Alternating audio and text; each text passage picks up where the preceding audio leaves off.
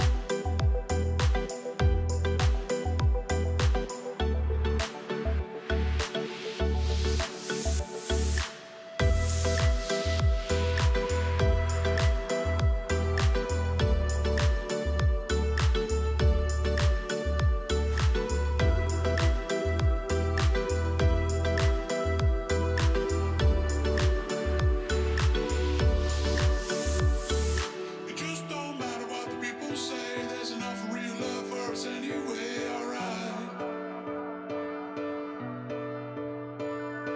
16 rhythms on a Malibu sky. Take it up to a level where it satisfies, alright. Well, alright. It just don't matter what the people say. There's enough real love for us anyway, alright. 16 rhythms on a Malibu sky. Take it up to a level where it satisfies, alright. Well, alright.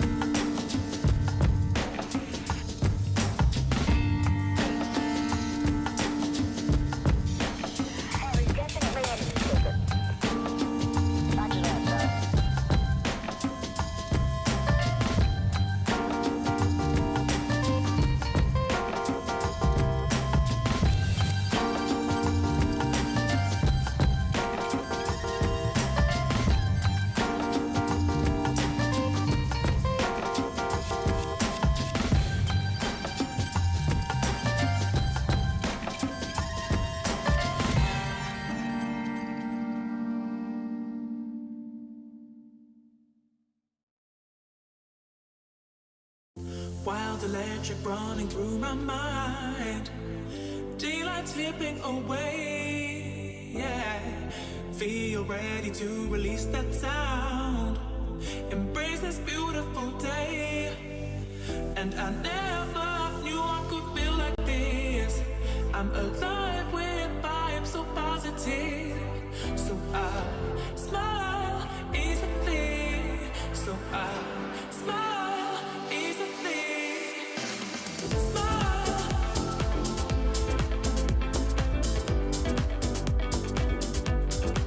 So I smile.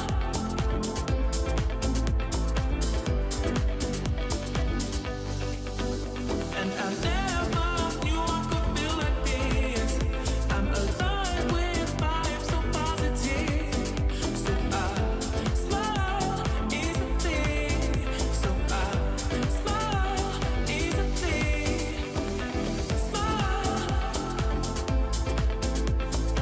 Smile. So I smile. Smile.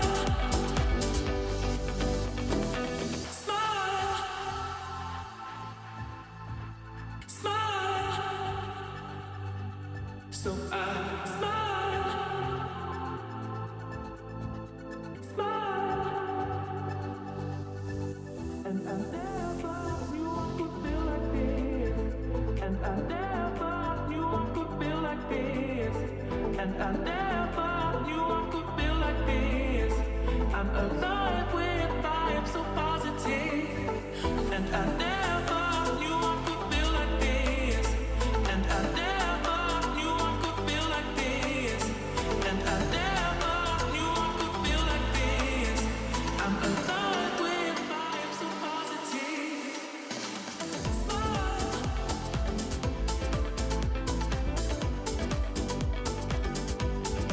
So I smile.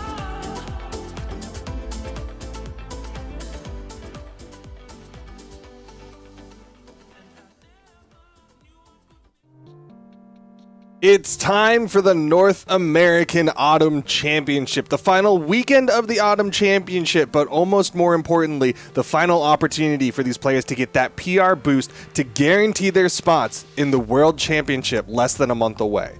A very important weekend. This is sort of the end of the Autumn Championship. We've had several weeks of competition. We just finished up Australia and Southeast Asia late last night for the 1v1 side of things. Now we're moving into North America. We're starting with the 2v2s today, then we're getting to the 1v1s tomorrow. So really important big things happening today, really important big things happening tomorrow as well. So overall, a really important weekend. Of course, every tournament weekend is extremely important, but specifically this one because of that close proximity to the World Championship, like you already said. Yeah, it's that last push, that final push to get everything that you need to get into that World Championship. And it's crazy because a lot of times, I mean, we've been doing this for multiple years now, and a lot of times when we're at this stage in the esports season, we kind of have a good idea of who are the favorites, who's going to come out on top. But that hasn't really been the case for the Autumn Championship. We've seen a lot of volatility, a lot of upsets happen across the board in a lot of the regions, and I don't think that's any different today in the North American region. We've got some favorites, of course, but there's still some people that are looking stronger this weekend. We're seeing some people that we thought were really strong looking to stumble a little bit. So it's going to be an interesting story this weekend. So let's go ahead and start talking about those teams that we will see this weekend. One of the first ones is sort of a question mark on a lot of people's minds going into this one. It is Snowy and Santi. Now, normally, if everyone at home is not aware, normally we'd be like, yeah, Santi, Snowy, they're going to do amazing. What a strong team. Both incredibly strong players, won the Summer Championship. Absolutely top of the pack right now. They're coming into this one at seed 1 based off of winning the Summer Championship. But in between summers and autumns, Santi was in a very rough car accident that messed up a lot of his arm. In fact, he didn't even think he was going to be able to play today until the cast was just recently taken off. I was talking to Santi last night about it. He said he's about at maybe 60 to 70% going into this weekend. Still feels pretty confident based on where he is. So that is going to be a big question mark once they get deeper into the bracket. If we want to look at exactly where they are right now, they're in winners round 1 of top 32, and Duke and I were talking about this, that if this was any other weekend, you take that car accident, that injury completely out of the picture, Snowy and Santi basically have a free bracket for themselves to make it all the way into the top 2. So we'll see how that injury affects Santi this tournament. Yeah, it's so insane, and it was such a crazy thing to follow. Like, I think you and I were following it on social media because that's where a lot of the news kind of broke, right? Is they won, they got together finally for the summer championship, and there was this insane thing. They won the summer championship. They were a team that people weren't really sure what was going to happen because it was a brand new team, and they destroyed so much. And then, like, almost immediately afterwards, Santi got into that accident, and it was so bad. Like, nobody knew what was going to happen. Santi was tweeting, like, are there any single, like, one-handed games I can play? Like, that's how bad it was looking. And then we saw that Santi signed up for the autumn championship, and people were like, oh snap, this might be big. A lot of eyes are going to be on this team to see, is Santi okay? Is he good to play? Is Snowy going to step up even harder with all of the pressure that's going on? Who knows what's going to happen, but it's going to be exciting either way because this is a really cool team. Everybody is certainly looking forward to the Santi comeback arc. Don't know if it's necessarily going to happen this weekend, but there is going to be some time for this team and for Santi specifically to sort of rehab that more. I believe he actually starts physical therapy, I think, this week based on what he was saying. So there is actually going to be some significant amount of time in between the World Championship and what we have right now. There is going to be the time for the last chance qualifiers, then all the way until the end. There's a nice amount of time there for Santi to rehab that a lot and get into pure fighting shape where he's at 100%. So that'll be an interesting one. That's kind of why we wanted to talk about Santi and Snowy during pre-show, because we've talked about the stats. Everybody knows the stats. Everybody saw them win the summer championship. Everybody knows they're good. They're highly PR'd, all that, so on and so forth. But it really was about that injury on Santi. How is Santi going to play this weekend, and how is Snowy going to play this weekend based off of that information? Yeah, it's going to be interesting, and of course one to look out for at the very least. The good news is that either way, they both have earned enough PR that they're basically guaranteed to get into the World Championship. The invitational portion is just a matter of where they're going to get seeded and how well they'll do this weekend to see how well they get seeded going into that World Championship. But there you're seeing already, Santi PR number 5, Snowy as well, also very highly PR'd. But any other things you want to say, Sparky, about this team before we move on to the next one? That's all I have on Santi and Snowy. Okay. Another team to look out for, another team that kind of blew up in the summer championship is this team, there you see in Snowy's PR, is this team of Luna and Pugsy. This was a team that, again, kind of a relatively new team in the year. I mean, we started off, Pugsy was teamed up with IThrow. They didn't do so hot in the winter championship. Pugsy started shopping around a little bit, teamed up with Luna, and they've been doing very well since, getting some pretty decent placements together, including a 7th at the spring championship, and then a 4th place finish at the summer championship. So this is definitely a really nice team. Interested to see how well they're going to do this weekend. Luna's a strong 2v2 player. If you look at just the ranked leaderboard going into this one, since you talked about the tournament placements, Luna has 4 teams in the top 28 of the ranked leaderboard right now going on. The highest one, of course, is going to be with his teammate, that is Pugsy. They're at number 6 right now in terms of ELO with 2263 and one of the better ratios of the top teams going on right now. Now, you can see those ratios sort of get more favorable as the season goes on because people kind of filter into the spots that they expect them to be at, whereas at the beginning of the season, you come in and you're ranked platinum at the beginning of the season, like you're going up against some of the absolute best players in the world. So the ratios at kind of the beginning of a new ranked season are a little bit different than the ratios once you get halfway through or towards the end of a season. But they still have one of the better win-loss ratios of the top teams in North America right now. That's also some really good news to hear. Going off of community turns as well, because they've been practicing, They participated in the Moose Wars and got 3rd place. They participated in the NSIG Trials, also got 3rd place. So they're a pretty strong team that's participating both in the PR tournaments as well as the community tournaments, and they're placing on those podiums, which is some good news to see. Also, something that is worthy to note, after Summer Championships, they came into that 4th place. They were kind of the gatekeepers, or the bouncer outside of New York's hottest new club, Top 3. If you look at that Top 3 spot, it's Boomi, Sandstorm, absolutely undisputed Top 3. Cody Faison, absolutely undisputed Top 3. Santi and Snowy, kind of an undisputed Top 3, except after the injury. And then you get down to Luna and Pugsy, and there's a gap. There's a big gap between that 4th place and those top 3 teams. Luna and Pugsy were able to take that in the Summer Championship. We'll see if they can sort of act like that gatekeeper again here during Autumns. I love their double axe play. I'm really liking their team composition. Pugsy on the Jala does a great job surviving. He does a great job taking players out as well. Then on the other side, Luna often playing that Taros. So they have the double axe team. They have the high KO potential team. They have some really meta picks going on, and they're incredible players. They work really well together. Yeah, I'm really excited to see how well this team is going to do.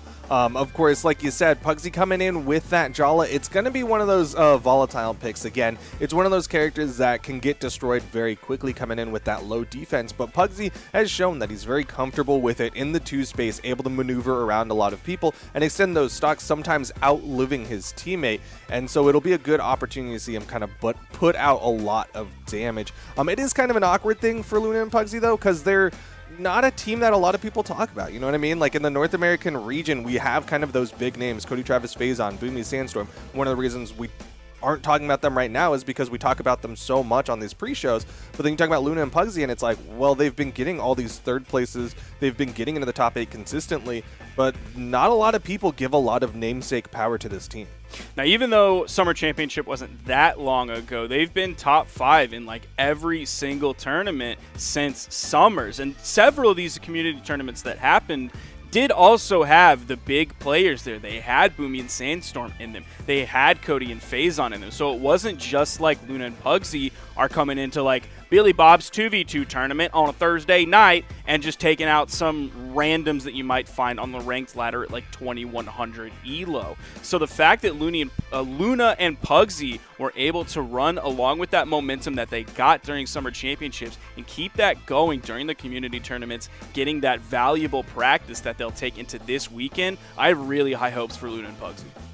Yeah, I'm excited to see how well they do this weekend. Any other things you want to say about them before we go on to the next team? That's what I got on them. All right, coming up next, another team that did very well in the Summer Championship, another team that kind of came together for the Summer Championship, this team of Simba and Walshy. We talked about Snowy and Santi, right? And a lot of people who know the North American region, who've been following the 2 space, know the team of Simba and Santi. It was a long-running team that did very well, but then they split up. Snowy and Santi got together, and Simba ended up finding a partner in Walshy. What are some other things people need to know about this team? Based on placements from Summer Championships, they both kind of came out smelling like roses after Simba and Santi kind of broke up their team. Obviously, Santi and Snowy winning the tournament is significantly better, but still, a top 8 placement from Simba and Walshy is fantastic. They both came out of this really, really strong. If you're looking at PRs, they have actually one of the largest differences in PRs between these 2 players, but they're still placing well above both of them. Simba coming in PR 7, Walshy coming in PR 17. So 10. That is a big difference when you're looking at the upper end of brackets compared to everyone else. They're coming into this one seed 5. If you look at them on the ranked leaderboard right now, they're number 13 with 2183 ELO. So even though Santi is playing with Snowy, one of the strongest 2v2 players we have going right now, Simba and Walshy are definitely an underrated team. If you just saw their names on their own, you might be like, maybe they're pretty good together, but they're outplacing where most people would put them and where their PR is currently.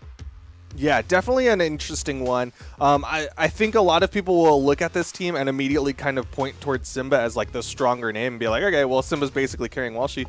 But no, that's not really the case. Walshy's able to hold his own. One thing that works really well for this team is that there wasn't this growing pain of trying to find what combination works together, right? Like Simba has his established combos with his character picks and things like that. And Walshy kind of just puzzle pieced right into that, is still playing the Val alongside Simba's Hattori, is still able to kind of fill that role that Santi was doing. Obviously, it's going to be a little bit different because you've got a different partner, but at the very least, it's nice that he's already coming in with something that they already have established and practiced. And they're a team that hasn't really played together that much when you look at the grand scheme of things compared to a lot of the other top placing teams. They, as far as I could tell, have really only played 3 tournaments together in their entire career. And this isn't going like winter championship is 1, a spring championship is 2, summer is 3, where that means they've played together for most of the year. This is including community tournaments as well. So if you look back at Cyber Showdown V2, they ended up coming out second in that. Look who they took out as well. They took out Kosalix and Megd, names everybody knows. They took out Java and Stingray, names everybody knows. They came in 5th in that summer championship, which we saw, and then they came out 9th in Siege of Giga War 8. But that was sort of at the beginning of when they got together. So even then, they were right on that precipice of getting into top 8. Then they pushed past it. Then they pushed past again and got even further into the bracket. So this is actually a really, really good team that everyone needs to keep an eye out for. It's one of the teams that's kind of vying for that 4th place or 5th place spot among some of the ones that we've been talking about today. I don't think the potential is there, at least at this point, for them to break into that top 3 with like the biggest names in Brawlhalla, but still, the fact that they're getting 4th place, 5th place coming out here, it's looking good for Simba and Walshy in the future of their careers. Yeah, definitely a cool team to see. Very real possibility of getting that top 8 spot. I mean, just the fact of the matter is, going back to that summer championship where they got the 5th place, they got into the top 8 on the winner's side, which is a really nice spot to be in. It's not a lot. I mean, there's only 4 teams that get to be in the top 8 winner's side, and very often it's filled by the kind of established names that we know, the Boomi Santi, Cody Travis Phazon, Snowy Simba, and then there was, Snowy Santi, and then there was this team of Simba Walshy that was able to fill out that final spot in the winner's side top 8, which is a really nice spot for them coming in as this really new team. If you're talking about sort of the big boys outside of the top 3, if you're talking about Luna and Pugsy, if you're talking about Java and Stingray, you're doing yourself a disservice by not also including Simba and Walshy in that conversation as well. An extremely important team. I look forward to this tournament and where they're going to place in it and how that will change things going into the World Championship. High hopes for this team. Yeah, will be a good team to watch. All right, you mentioned them. We might as well continue that conversation. Let's talk about this team of Java and Stingray.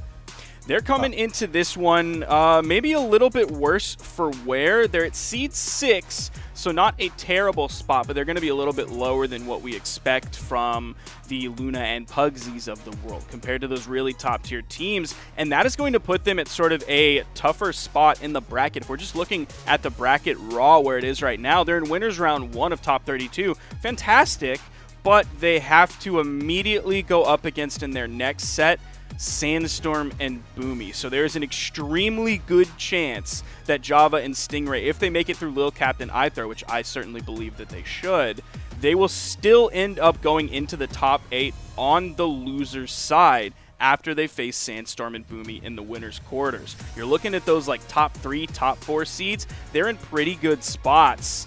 But then once you hit that like 5th or 6th seed, that's when it can get really rough for you very early in the bracket.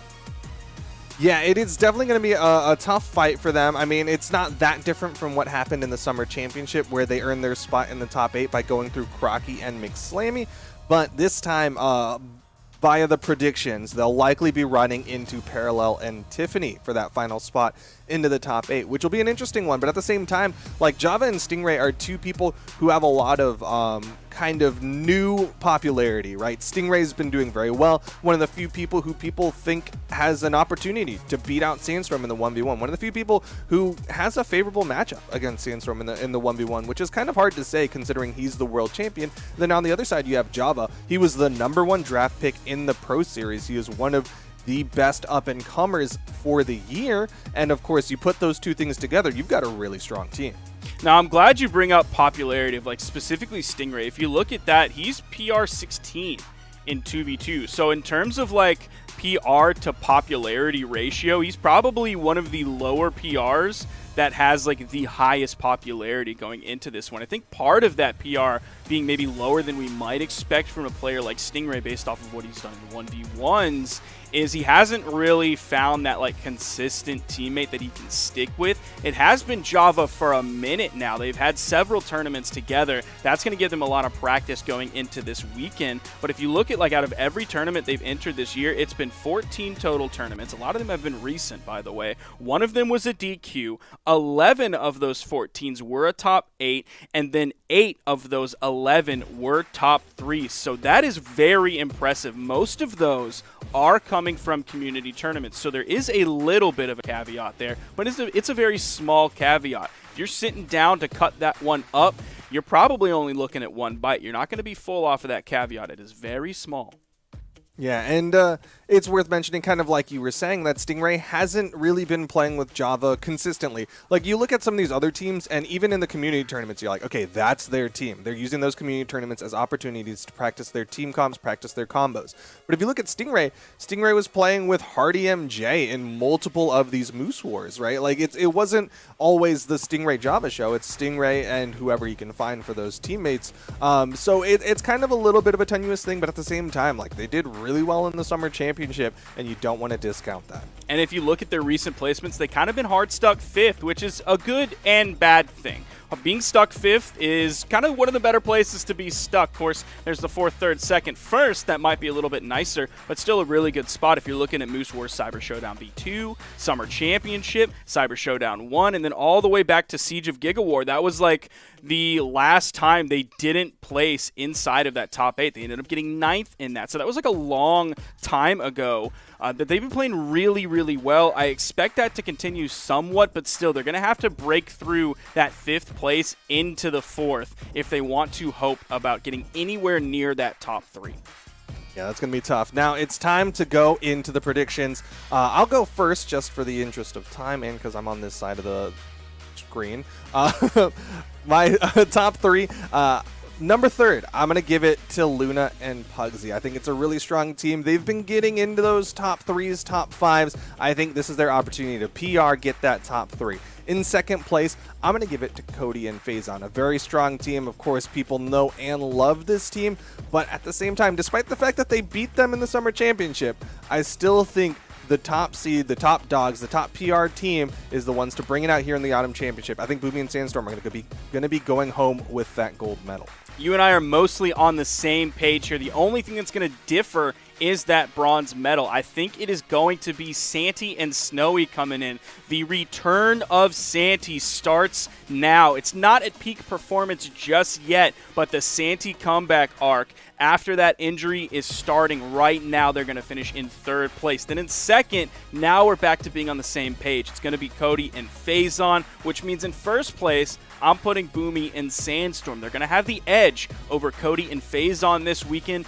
The season is starting to not necessarily wind down, but get to the end. I think the pressure is on for Boomi and Sandstorm after they lost Summer Championship. They can look at the bracket and notice that Snowy and Santi's spot coming in Seed 1, that's a really important spot to be because you have a significantly easier bracket. They want that top spot being like 1 is great, being 2 or 3 not so great for a team like Boomi and Sandstorm. Everything is looking for that gold medal for Boomi and Sandstorm.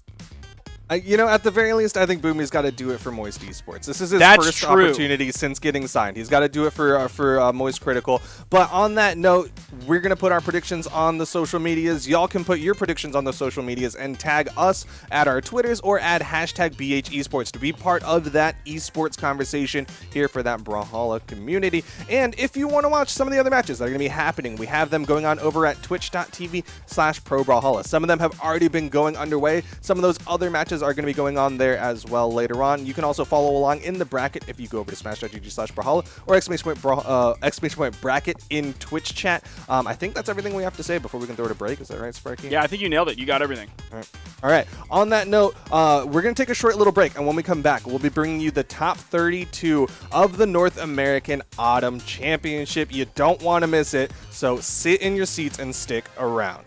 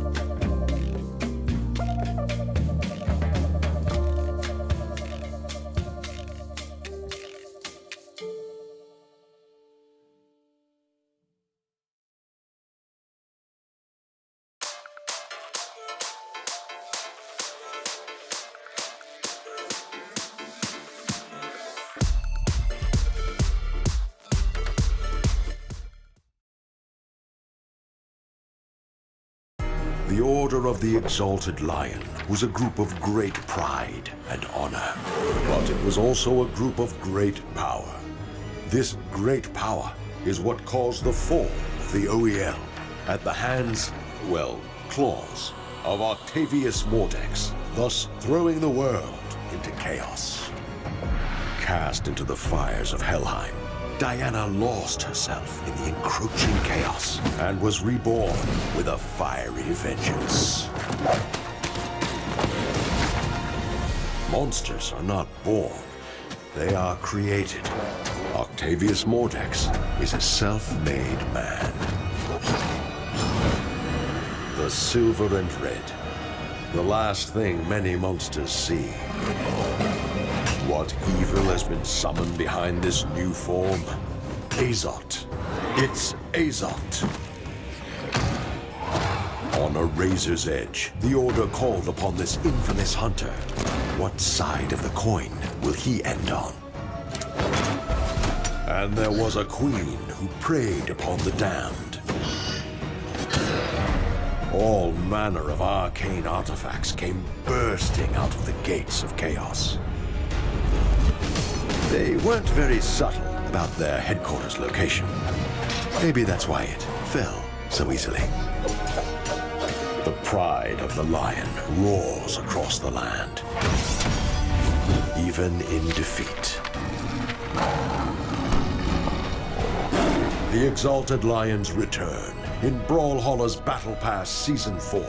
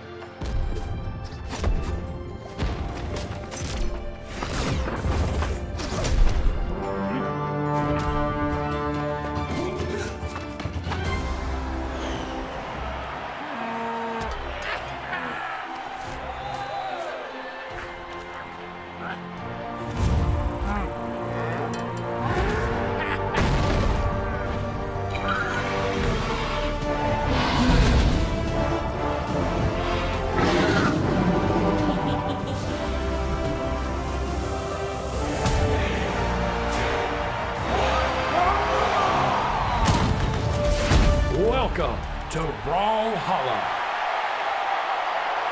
Welcome to Brawlhalla and welcome to the Autumn Championship. It's time for the North American Doubles Tournament, and my doubles partner on the mic is Taza, and I'm TWK. How you doing, Taza? How you feeling about this tournament? TWK, I am so excited about this tournament coming up. It's the last doubles tournament before BCX, and it's an interesting one because it's so... it's so unpredictable, to me at least, in terms of who's going to be really taking that first place spot. Of course, when it came to Duke and Sprite with the predictions, they're really confident in that Boomi, Sandstorm, Phazon, and Cody first and second. But as we were talking about in the Summer Championship, things were shaken up a little bit by Snowy and Santi, and since then, obviously, a lot of things have happened. But I am excited to see what teams are going to be contesting that podium going into today's event. Yeah, and that's, I'm cheating a little here. I'm looking at the bracket just because we are coming into this tournament in top 32. These competitors have been playing for a little bit. It's starting to whittle down into the upper echelon of these players as they're trying to figure out who's going to actually make it into that top 8. And we're seeing some names that we don't usually see in top 32. I know as we were waiting for this broadcast to go live, you were like, wait, Do and Sachi up in winners round 1. I don't think we've ever seen them up there. And if we have, it's been definitely the first time that I've been casting them. So I'm excited to see them as they're going to be actually our first matchup on stream, going against Snowy and Santi, who had such an amazing performance in the Summer Championship in the last seasonal. And as we go down throughout the bracket, we're going to be watching Walshy and Simba going up against Parallel and Tiffany, Sandstorm and Boomi versus Blazie and Pier, and then Java and Stingray versus Lookcap and IThrow. So lots of fan favorites, lots of really knowing names that are going to be going up against the bracket. But the first matchup of the day is going to be going up against the last seasonal championship versus a team that I'm excited to see what they've got pulled out against Snowy and Santi. Like, I already taking a look at the we get a little bit of a sneak peek at the lobby that we've got coming in. I see the Thor locked in, which is a classic 2's pick from basically a year ago, but I'm waiting to see what Sachi's going to be picking to play against these two players. That's a good question. I mean, especially because we already see Santi and Snowy's composition. Santi locking in the Koji, no really surprise there. Snowy on the Amethyst. This is kind of what we've come to know them for, and they've had such phenomenal performances in those recent tournaments. Yeah, we're seeing them right now with their PRs in that top 8, and now we're going into stage striking pretty soon for this first matchup. It's the Azoth actually locked in for the Sachi, so we got double heavy weapons. And this is it's interesting. Seeing this team composition going up against Santi and Snowy is really EU to me, right? Seeing the Thor and the Azoth, like I look at that, I'm like, we gotta. I know this is North America, but I feel like I'm watching two different regions go against each other right now, just because an Azoth Thor, that's so much more of a European style of doubles play when it comes to team comp. So let's see what these two have to offer in this matchup against Snowy and Santi in game number 1 of this best of 5. Yeah, nobody got caught out not having a weapon. They were all able to arm up pretty quickly, and now you see that damage start to build. If you pay attention to the top right, that's where you can see what health everybody's at. You see Sachi and Do entering the orange. They're getting primed for that knockout range. Oh, beautiful interruption. Snowy was going for that ground pound. That certainly would have knocked out Sachi. Yeah, you gotta take. There's a lot of spacing involved in making sure you get that nair to stop the ground pound before it actually connects with you. But still, lots of damage going around on all players except for Santi. Do and Sachi have been in this permanent edge guard scenario. The return of Thor's hammer actually ends up hitting Sachi and putting him in a position to get edge guarded there. And Snowy takes Do off the top shortly afterwards, and it's team combo time as that neutral light resets. Oh, the down sig, wrong direction, but still Sachi brought from white to red while Do was coming back from that earlier knockout. Yeah, I mean, that was just a massive damage lead that they were able to capitalize on. You see Sachi poised to go down to his final stock so early on. We're just about a minute into this game where Snowy and Santi are still sitting pretty on their first stocks. Yeah. Do has taken a decent amount of damage as well. Sachi's going to be careful because if he goes down and he's not careful, that's going to be 1 stock to the 6 of the blue team. That down air almost gets the double. He gets the third. And Do using that. What? How do you bottle lightning? He just caught it with that ground pound. I didn't even know that was possible, TWK. He timed the bow ground pound to become active at the end of Thor's neutral sig, a signature that we have constantly said is such a great recovery tool for Thor, and Santi made it look like it was a mistake to even think about using it. Now there goes Sachi with the D-Light recovery, takes down the first stock of Santi, but it's 3 stocks to 4, very soon to be double the stock lead for the blue team here if they can take down Sachi, and man, that neutral light looks like it's going to be taking him out at this point. He's so damaged. Yeah, I mean, and that's the trouble. All right, there's the knockout. He's down onto his final stock, and this is where they have the momentary power play. Beautiful handoff against Do. He's got the sweat drops. He's not able to do it. Sachi's left alone. Oh, and Sachi left alone on this stock, despite being the one that was in the team combo at the start. Well, it looks like he's getting team combo again. Oh, Snowy misses the downlight, and Santi's kind of like, come on, man. Hits him with the downlight afterwards. It's like, we're supposed to have a highlight here for game number 1. Recovery hits, and Sachi is, well, he's navigating a flurry of blows from his opponents here. This is a difficult position to be in for anybody. In between Yeah, Snowy I and mean, Santi he's at been 1 getting and his 2. hits in, but it's really just a race that he can't afford to go even on. You see, he's deep in the red. Snowy and Santi, they still have 4 stocks. They're looking to clean this up and move into game 2. Is it a signature or a light attack? Whoa, that was cool. I think so. Santi hits the downlight above. The Cider catches him. That was cool. It was the stacked vertical coverage. You know, they're covering the ground and the single jump height, and one would also combo into the other. Just phenomenal coverage. Without worrying about hitting each other. That's some team synergy right there. Wow, really well played from Snowy and Santi. And they're looking in good form going up against Du and Sachi. I want to take a look as we're going into the next matchup that we're seeing. Yeah, pretty huge damage differential. Look at the damage taken from Sachi, though. What a tank. Oof, almost 700. Whoa. Almost. Because I was wondering how he was the last one standing, because when Du went down on their first stock, Sachi got team comboed from white to red, and he held that stock longer than Du did. So I was like, how is this possible? So his survivability is looking good, but they're going to have to do a little bit more damage to be able to come out on top here. Yeah, it's really Santi with that 43% accuracy on his light attacks. He just don't miss. So Du and Sachi 2-1'd STTP Wilson and Dark Ghoul, and then 2-1'd Days and Blue Guys to get here. Ooh. So they had some really close best of 3s to make it into winner's side top 32. So those are some pretty significant upsets, in my opinion, coming from Du and Sachi going into this bracket here. So around Miami Dome, game 1 didn't look so hot, but then again, they're against the last seasonal champions, right? So let's see how they're able to adapt to this next game, as they are damaged and they're recovering. Oh, Du goes down. Sachi, Oh my gosh. he's trying to get his hits in, but man, Santi on point with those bow ground And pounds and sniped then down again. air. And he snipes it right outside the radial of the axe recovery, something that catches so many players off guard. I can't count the amount of times that I have just been knocked out by a person with axe recovery that I feel like they were just trying to recover and I just got hit by it on the way back, right? But there, Santi was perfect spacing with that down air, snipes him in the middle of it, takes him down, but Snowy goes down to Du's down Sig on Thor, and this is a closer game than game number 1. Ooh, almost had the handoff there on Santi, too. Yeah, they are keeping well more apace here. You see Santi the only one left on his first stock, and his damage is getting pretty high. There's the knockout, so we're even across the board. Du and Sachi putting in the adjustments. They aren't getting blown out as much as they did in the first minute and a half of last game. Yeah, and Sachi with some nice weapon throw. He drops the weapon, picks it back up, gets the nair afterwards. Du does get hit with a downlight neutral light from Santi, and Santi's getting the punishes in. But the red team's not down. That D-light slider to the alley-oop from the Sarah on Sachi means Sachi goes for that recovery, forces Santi's dodge, and the Siders are keeping Santi on his toes as that down air and recovery almost connects. Really great play from Sachi so far. Down stick misses, but the friendly fire from Santi could give the red team an advantage here. Oh, stop gets interrupted, but the scoop goes and Snowy down. A stock. Is Santi going to follow? Du goes in for the recovery. Santi narrowly avoids, and the return. Whether it's bow or unarmed, the ground pounds from Santi are looking amazing. And Sachi barely surviving as well. Manages to make it back. Who's going to go down first, Santi or Sachi? Weapon throw goes down. Santi goes in for the recovery. Cider hits, and that's the stock. Blue team barely secures the lead. Yeah, now they've got that momentary power play against Du. Santi getting knocked away. This is where you see they might not even necessarily go for the knockouts. They're just sending Santi wide so that way they can these power plays against Snowy. Santi down to final stock. Snowy bleeding out on red now.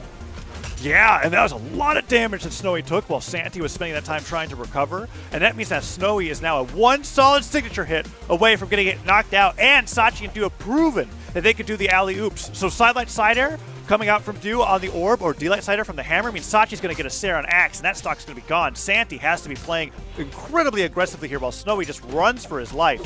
Side air hits. Oh, Snowy's low on the ground, gets the recovery. Sachi sent flying. Who's going to go down first? Santi gets that recovery, and Sachi goes for the hard read with the gravity cancel side stick, but nothing hits. And we can see all teams scrambling as Snowy just narrowly avoids a D-light side air. Doom! There's the down air. Wait a minute. It's a 1v2. Oh. All right, he just earned himself the 1v1. Santi has been so phenomenal at just sniping out these moments, whether it's the ground pounds off stage or those combo starters that he just slips into the fray on stage. but still both of them goes side light, side air, not yet enough to knock out. Santi making his way back to stage. Do going for the edge guard. Oh, the neutral stick catches the jump from Santi. If he stayed grounded, it wouldn't connect, but Santi jumping on reaction gets caught by the underswing of that attack, and Do wins the 1v1 against Santi in game number 2 and secure a win for their team as they're going to this best of 5, meaning that the scoreline is now 1-1. What a great play coming out from Do and Sachi, and really the win was secured off of the back of their ability to showcase those team combos in the middle of the 2v2, separating one opponent so they could put a ton of damage on the other. Wow, I'm actually looking back through Do and Sachi's record. You said they took down STTP Wilson and Darkcool, and then Daze and Blue Guys, and in both of those sets, Do and Sachi actually lost game 1. So this seems to just be a thread that runs through their sets where, hey, game 1, that's information time. They haven't had as many games against these top-level players. You know, we haven't really seen them up in top 32 here. Right. So they're just so good at adapting, taking in that information from game number 1 and turning it into meaningful action for game 2. Yeah, and it's very promising to me to see that in the midst of the adaptation against their opponents, when they're figuring out how their opponents play and how they want to play against them, they can turn that information and that learning very quickly into those team combos where whether it's as simple as getting a side air off of a teammate's side air or getting a whole team combo from white to orange, they're really showing that they can pull it out. And they're going to be going into game number 3 with a game under their belts. And as you said, if game 1's always a loss so that they can learn and download their opponents, well, then what's game 3 going to look like here now that we're in best of 5s instead of best of 3s? We're on Shipwreck Falls for game number 3, and Snowy and Santi are up against Do and Sachi in what is now a tie set. Yeah, I am just looking at Shipwreck and just getting flashbacks of Santi sniping things out with bow ground pound. Oh, and I'm getting a little bit nervous. I think this map favors the blue team right now. Indeed. And it's even unarmed ground pound from Santi was actually doing a lot of work in all of these matches so far. Do with the hammer, however, falls out that side air. Nice stop to interrupt the follow-up from Santi, but so far so good for both teams as Sachi's the one taking the most damage, Snowy on the other side. But Snowy has proven, at least to me, that they can't live quite as long as Sachi does when a lot of this damage is tacked on. But that down stick hitting with a friendly fire, and Santi going for the side stick on the Do is trying to wall him off so Snowy can recover. Oh! Ground pound doesn't quite hit. That good choice of where he gravity canceled that because that weapon throw was so close. Oh yeah, the uppercut even closer as Snowy gets knocked down to his second stock. And Sachi and Do, you know, they've had a little bit of a lead. It's certainly the momentum going in their favor, continuing from last game. It's just too bad there. Sachi had set up for the gravity cancel downlight to be able to get the team combo onto Santi, but instead he misses, gets hit by the bow recovery, and now the blue team has stolen the lead from Sachi and Do. Let's see how long they're able to hold on to that as he goes in for that weapon, avoids one downer, but man, did you see that Snowy and Santi the team coverage over that weapon? That was crazy. Yeah, they got the quick handoffs, they had the target swap, it's just a ton of damage, and they didn't let Sachi and Do gain their footing. Uh-oh, I thought Sachi was in trouble there, but still he decides to go over to help Santi with Do.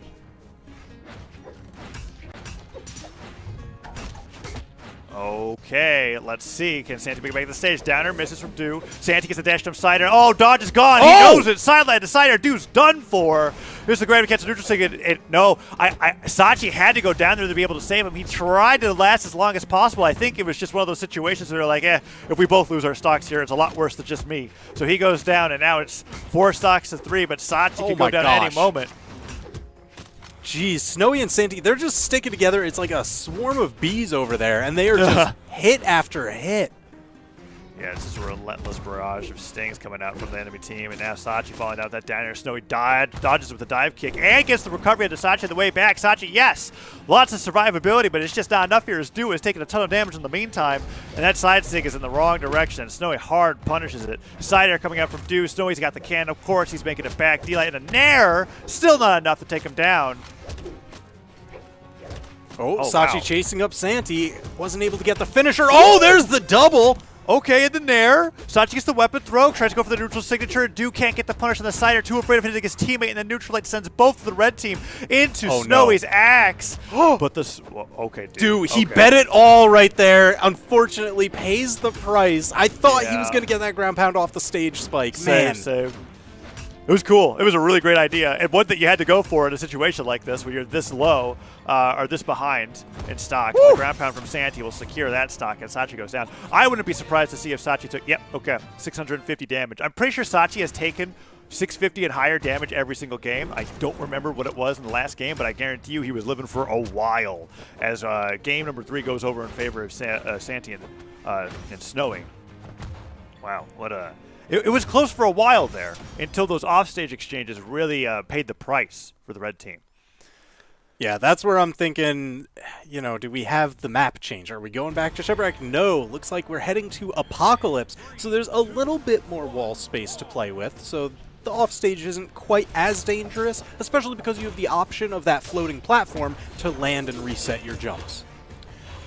Ooh, and now we're getting ourselves into a game 4 of this best of 5, and axe attacks are just flying around, gets the side of the Snowy, and unfortunately just puts him in a position to hit Do even more. It's so unfortunate when your neutral wins against an opponent, puts him in the right position to continue beating up your teammate who is at higher risk of losing a stock than you, and Do goes down to that side stick, and Santi just chases Sachi off stage. Dodge gone, but the ground pound covers his head as Do gets him with the side stick, and sideline side air makes them both in a recovery position. Santi, no dodge, gets side air, no alley-oop from Sachi, but they're still on that edge guard, and Do's doing a phenomenal job with the hammer so far as he is striking back with a vengeance after losing that first stock.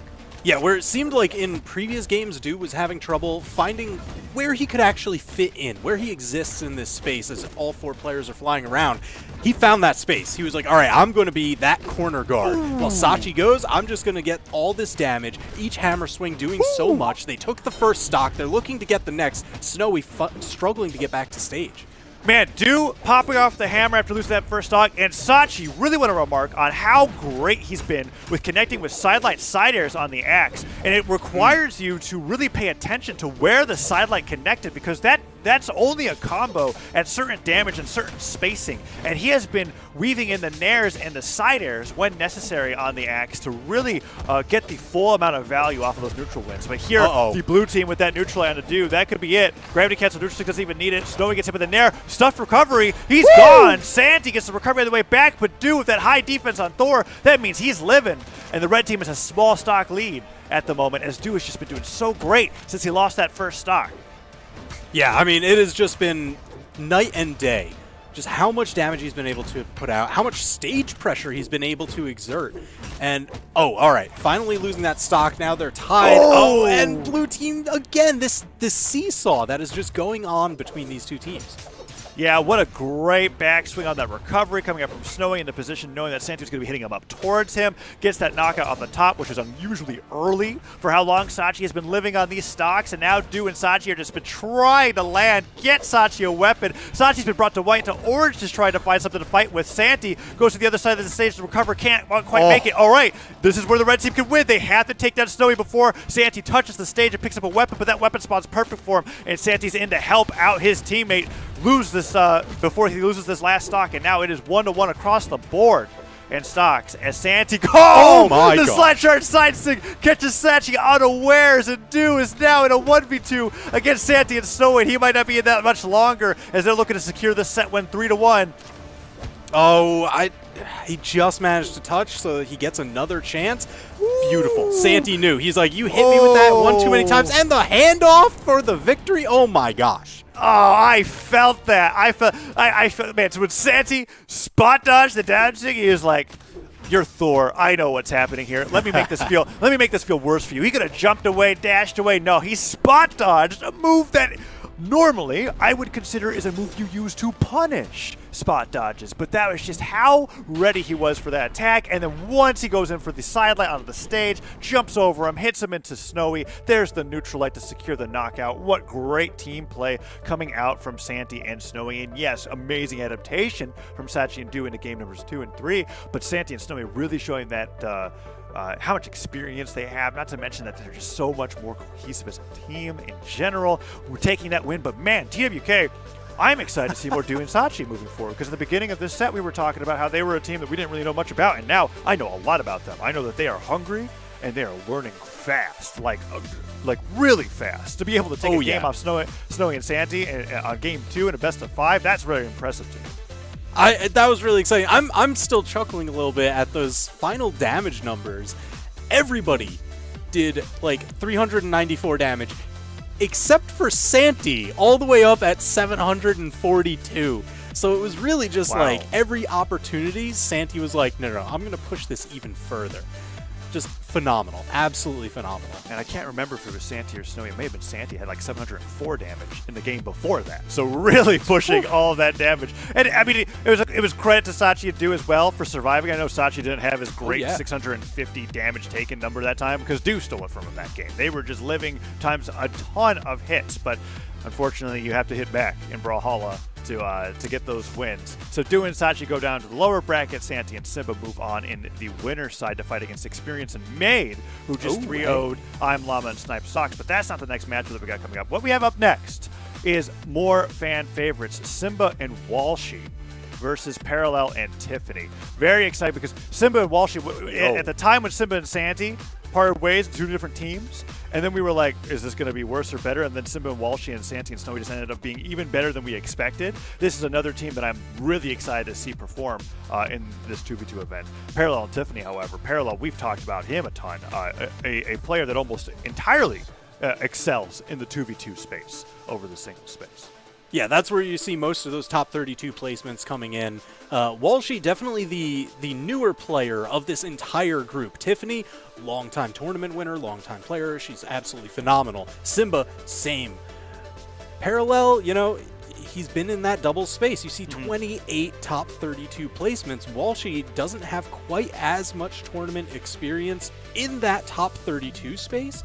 So it's really awesome just to see how quickly Walshy and Simba have coalesced into this powerhouse team. Yeah, and that one top 8 placement that we're seeing from Walshy was literally the last seasonal championship. Getting into the winner's side of top 8, no less. Losing 3-0 to Cody, Travis, and Faison. But there was a possibility that it was going to be Snowy and Santi versus Simba and Walshy in the last seasonal championship. They just weren't able to pull it out over one of the best teams in the business. But here we go in a game number 1 between these two teams. And I'm excited to see Tiffany and Parallel going up against Simba and Walshy as we're going to this best of 5. Oh, those down air snipes, absolutely devastating. Simba was able to get the wall touch, so it wasn't taken out, but the panic was there. A little bit of a clinch.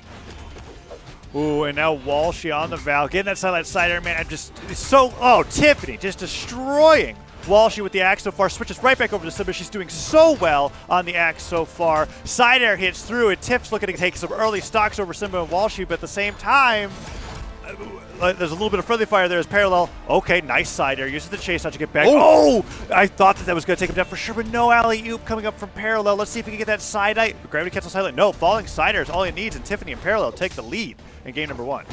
Yeah, that's a 2-stock lead. Tiffany and Parallel also on, we see the Undertaker in there. That's a decent chunk of defense, so it's going to be hard to knock out Parallel. You're going to need some serious heavy-hitting attacks, even in the red.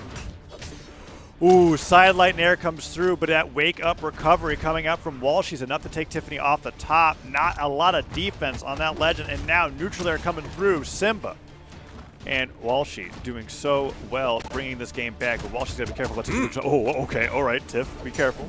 A little daring up there. Yeah. Oh, nicely done from Parallel. The neutral light into that box formation with the chase dodge, just chaining that one chase dodge all the way up to the left to get behind, get the side air, and the side stick from Walshy setting to flying. Weapon throw. They're doing the team combos off stage. Parallel just barely weaves through with the gravity cancel neutral stick, and Walshy goes down, but that could have been horrible for the blue team if Parallel went down there that early. Yeah, I mean, I was looking for it. Red team was definitely looking for it. Now, oh my gosh, damage is actually building up. That ground pound, the weapon toss just dodges goes for the save because ground pound, there's the double. I can't believe that. Parallel left alone in the blink of an eye. Oh, okay. That entire sequence is like 20 minutes on the esports dev stream next Monday. I'm telling you, that was such an amazing offstage edge guard coming out from Simba and Walshy. And the side too. stick catches Parallel the way down. Holy smokes, TWK. What was that? Simba and Walshy brought that back entirely off of the back of their team play, and the offstage team combos that looked as rehearsed as the team combos that you see from Boomi and Sandstorm, where they posture on either side of the stage and wait for their opponent to fall into it. What an amazing play coming out from them. We're seeing that right here. Down light down air into the ground pound, hits both of them.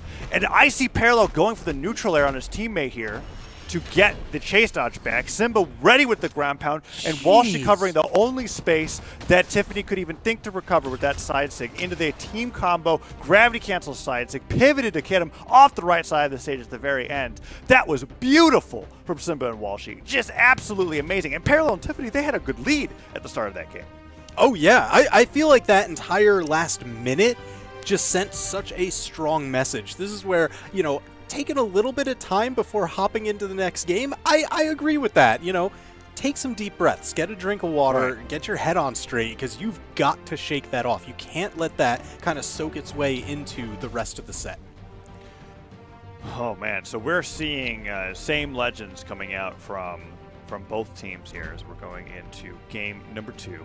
Tiffany on Maggie, epic crossover on Chala, meaning that low defense. And they're trying to mitigate that. They're dipping into that defense stance, getting out of dexterity, putting it up to 4. Meanwhile, Parallel just trying to survive as long as possible. That A defense didn't make a difference in that last team combo TWK. That side sig took Parallel off the top almost as quickly as they got back to the stage after losing their second stock. Like, that was amazing. Yeah, I feel like that read on the gravity cancel side signature was just kind of like to add insult to injury. It's like, yes, you got the knockout. You definitely didn't need to go for something like that, but the fact that you had that read on deck is just like, I live inside your head. So now we're on Miami Dome, game number 2.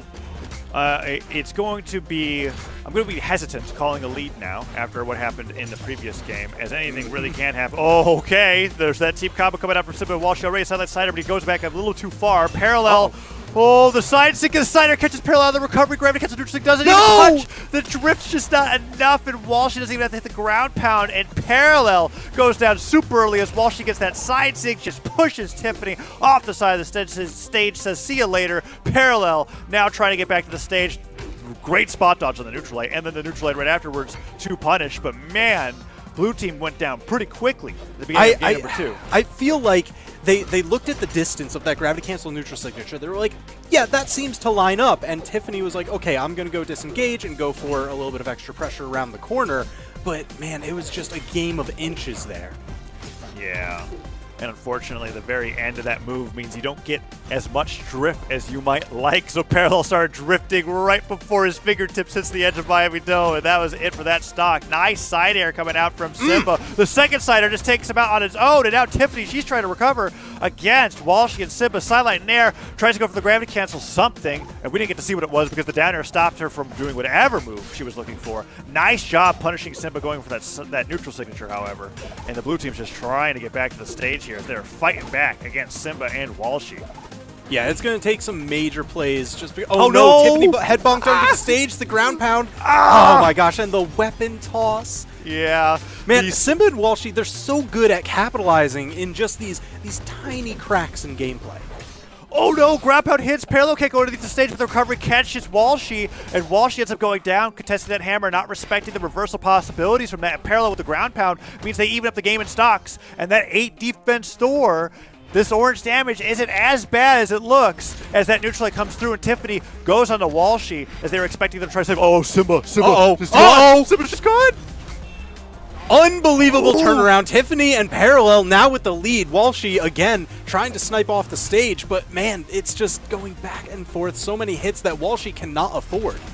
Neutral light disarms Walshy. Weapon throws coming down. Walshy gets through without a dodge, and now they make it back to the stage. Downlight avoided, but the hammer Nair is going to smack him away as they pick up that weapon spawn, and that means game number 2 is going over to Tiffany and Parallel after an amazing comeback there on the right side of the stage. It's Simba just not doing so hot with the spear off stage against the blue team there, and they went down. Yeah, I got to give huge props to Parallel for this game. It was off of a lot of that off-stage play that really turned this around. It was breaking the momentum of game number 1 where it didn't work out so well for Parallel and Tiffany, especially with how game number 2 started. Parallel going down so incredibly early where I feel like he really didn't need to. But then just so incredibly solid on the back half of that game that just catapulted the blue team to victory. Ooh, and already opening up with a nice team combo from Parallel and Tiff. They were really closely packed on the right side, but the neutral light from Tiffany hits. Parallel dodges back, gets the down air and the neutral lights to be able to tack on more damage. And now the red team is trying to strike back with their own team combos here as Tiff just narrowly avoids what looked like was certain doom. Nice job going underneath the stage to avoid any damage and make it back with the X recovery. Force Walshy to be careful about that. And now the blue team's got a pretty solid damage lead. Let's see if they can take that into a stock lead against the red team here, as that friendly fire from Walshy onto Simba doesn't look too hot. Yeah, everybody. Oh, it's heating up. Parallel not getting knocked out just yet. He was the healthiest one on the field, but I don't know how much more he can survive. He's trying to find his footing, gets caught in the gravity cancel, still hanging on. Weapon throw from Tiff to try to break up neutral there. Avoids. Okay, that was a lot of signature punishes all at once to the center of the stage, and Tiffany ends up drawing the short end of the stick there as she goes down. And now Parallel with that dive kick onto Simba. Is Simba going to go off stage again? No, okay. Parallel has to go all the way to the other side, and great dodge from Parallel. And the momentum afterwards to make it back, pick up the weapon, get the neutral sig, and Simba on the other side. Losing that stock to Tiffany on the ground pound means that the blue team has the stock lead, and somehow Parallel is alive still. Yeah, I can't believe he managed to cut that corner when he only had the dodge left and he had to dodge up diagonally away from the wall. I was like, how do you actually make that? If you're a moment too soon, you head bonk. If you're too late, you can't drift back to the wall. That was perfect. Yeah, it was very, very tough. And Parallel made the most out of it, too, because they got the stock when they made it back as well. So now Tiffany, she's recovering against Walshy. Ground pound. Oh, I thought she was going to go to the down air, but Walshy, the wake-up recovery goes right away. Simba gets the D-Light Sider. Nair doesn't get the recovery, but that's a lot of damage coming up from Simba on the spear.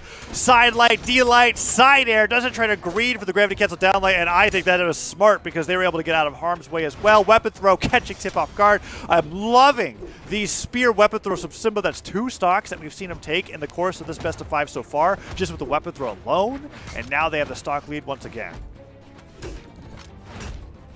Yeah, Walshy looking to put that extra pressure. Parallel trying to give some pressure relief for Tiffany to get back up on stage, but man, it is tough to get footing. Walshy and Simba don't give you a lot of room to play. Yeah, Simba gets that side air over onto Parallel, and instead of chasing him off stage, they just switch right over to focus on the Tiffany, who's closer to hit. Parallel goes real deep with that ground pound and gets punished by Walshy's very own as they diagonal dodge back to the stage, and they're still surviving. 4 stocks to 2, and Tiff, well, she's pretty hurt. She could go down any moment here. Oh, beneficial friendly fire for the blue team there, but Walshy still has another stock to play with. Oh no, the friendly fire taking her out there. Parallel left alone, caught, not in the combo just yet, has a second chance. Simba really dropped down through the platform to get that gravity cancel downlight sider to continue that team combo. How smart of a player is Simba? I can't believe it. D-light sider disarms Parallel. It's weapon throw edge guard time here. Oh, wow, just big ground pound, hugging that corner, spiking them down, and that's Simba and Walshy going up 2-1 in the set. 750 damage from Simba.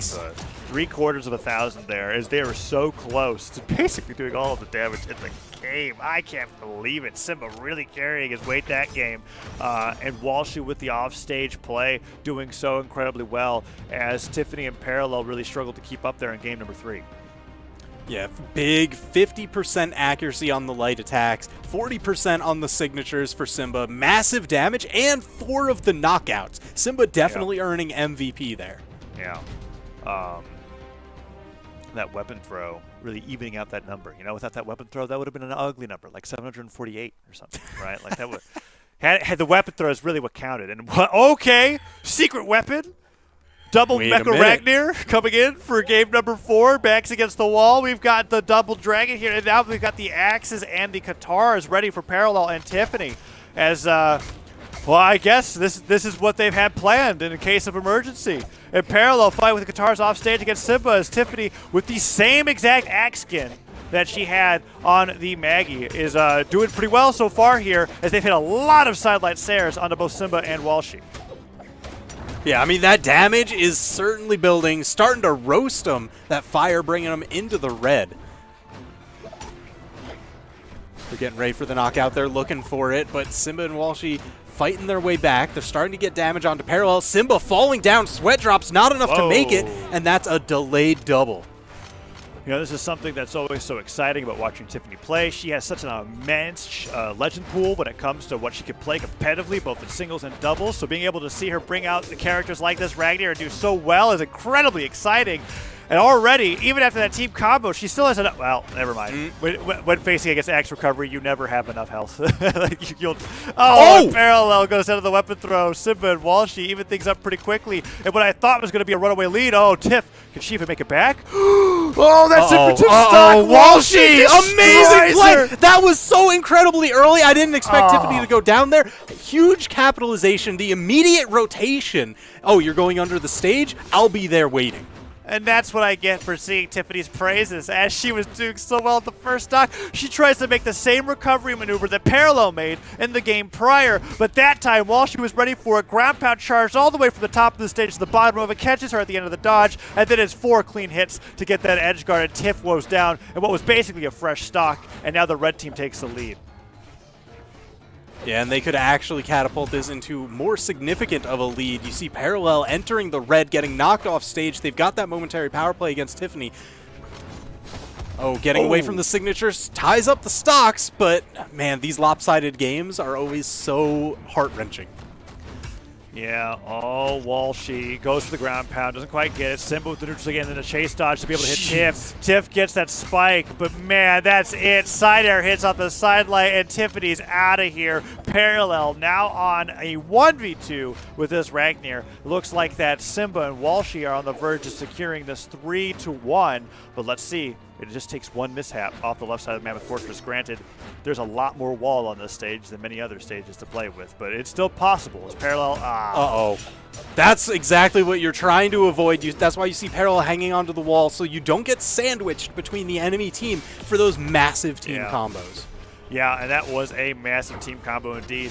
Luckily to be have their stock here as Parallel is trying to get back to the stage, falls down, goes for the dive kick, hits the recovery, but Simba's just been basically practice swings until finally the ball shows up and they're able to hit the home run at the end there because, man, one of those neutral sticks were going to hit, and gosh, I am afraid to see what Simba did to their signature accuracy at the end of the stat screen here. So that was a great game coming out from Simba and Walshy.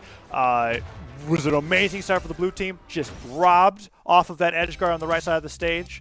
And after that, it was just curtains for the red team. Simba has just been carrying the damage time and time again, every single one of these games, just way above the rest of the players on the screen. Jeez, and you see, lower accuracy, sure, I get it on the signatures, but the count, both in the double digits, Walshy and Simba, so any of those that are hitting, that's so much more damage, and you see that coming out in the damage dealt, Simba catapulting himself way above the rest of the field. Yeah, really well played from Simba and Walshy, and that means that they'll be moving on in the winner bracket to fight against Luna and Pugsy, which is, much to my surprise, the third place pick for Duke in the predictions. So I'm excited to see how that matchup plays out because I believe Simba and Walshy are going to be doing very well throughout the rest of this bracket, but Luna and Pugsy have been practicing and doing well themselves. When it comes to North American 2v2s, it's hard to say who's going to be contesting those top two teams of Boomi and Sandstorm, or Phazon and Cody Travis. Speaking of TWK, the next matchup that we got coming up is Boomi and Sandstorm, and they're going to be fighting against Pier and Blazie. All right, yeah, this one is going to be absolutely crazy. I know Duke and Sparky, they're both given their top picks, Boomi and Sandstorm, especially Boomi, recently picked up by Moist Esports, so he's definitely juiced up, he's jazzed up, he's looking to get that extra energy in there. You always want to give a really good show, especially when you just join a new team. Right. And, man, against Pier and Blazie, I've got to kind of agree, historically speaking, Boomi and Sandstorm, they've got the advantage here, but Pier and Blazie, they've had flashes of brilliance in previous tournaments where they've had massive upsets, taken down teams that you didn't expect them to, and it's just a matter of can they get that consistency into this set. I mean, this is definitely doable. Yeah, Pier and Blazie both have been players that have shown that they can take down any player within the competitive 1v1 and 2v2 space. Putting them together on a team just makes them just ready for upset potential. But that's the thing. Most of the time, it's upset potential. We're not talking about Pier and Blazie as the team that's going to go get top 3, take it all. They weren't even in Duke and Sparky's predictions for many reasons. But when it comes to this matchup here, I don't know. Anything's possible. Am I absolutely thinking that Boomi and Sandstorm are going to be winning the set? Yes, but what's the match number going to be, TWK? I'm not really certain. I don't know. Could be a 3-1. It could be a 3-0. So this is where, when you get inside these top 32s and you start doing the best 3 out of 5 for the set, you got to win 3 games to take the set and move on versus, down in the pools, you got to move through a little bit quicker. It's, just first to 2, best 2 out of 3. Here you have the chance for the adaptation, and it's just, are you going to adapt quicker than your opponents? Boomi and Sandstorm definitely have shown that year over year they are masters of adaptation. So Pier and Blazie, I'm looking to see them just take this quick out of the gate. If they are going to take the set, it's gotta be a quick 3-0 or 3-1. If you get an extended set, that's going to heavily favor Boomi and Sandstorm. Yeah, absolutely. And it also depends on when it comes to teams that experiment or try new team compositions or legend picks in competitive play. Sandstorm and Boomi are both those kind of players where I feel like from seasonal to seasonal or from official tournament to official tournament, they'll bring out a new legend or a combination or a strategy that's specific to that tournament. And sometimes we see a lot of success with it, and sometimes that could also mean that they get an earlier lower bracket run than you might expect.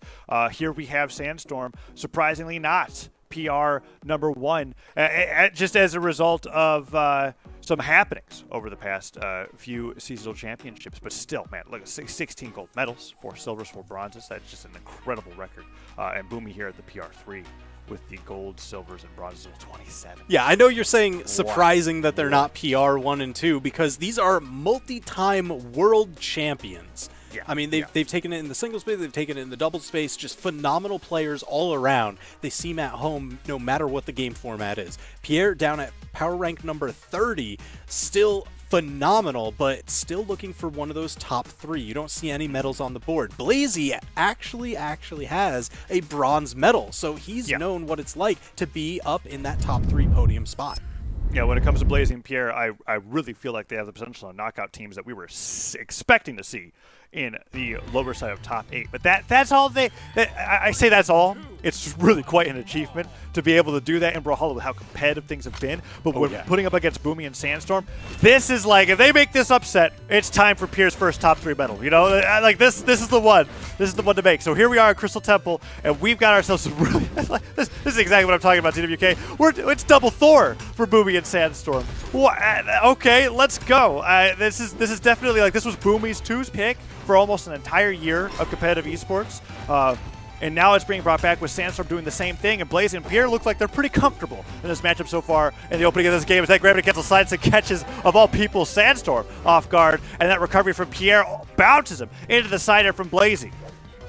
Yeah, I mean, I personally just get a real big laugh out of just seeing multiple Undertakers in a match. This feels very on brand for those of you who are familiar with WWE. Yeah. Oh, Blazie, though, getting the damage in onto Sandstorm. Pier goes down, Boomi falls afterwards. Blue team with the small lead. Blazie doing a great job surviving on the Azoth. Blazie basically the resident Azoth main of North America, except for Wubs, I guess. Now that I think about it, Azoth is actually a little bit more popular in NA than I thought. But anyways, going back to this matchup, Azoth goes flying off the top. Boomi and Sandstorm focus their orbs onto Pier as they're over here on the Daros, trying to run for their life as Blazie gets hit with the neutral light into the down air from Boomi, and Boomi starts really doing some work on the orb here. But those hits from Pier will put some good damage onto Boomi's Thor. Yeah, you see both teams kind of positioning, looking for those alley-oops, the handoffs, trying to get team combos started, but it seems like they always trade, all right, our team will win the left interaction, your team wins the right side interaction. So it's just been this, wait a minute, Sandstorm getting knocked out, Boomi left alone, there's another knockout. They're keeping this power play rolling, Sandstorm arming up with the hammer, Boomi just trying to get back in.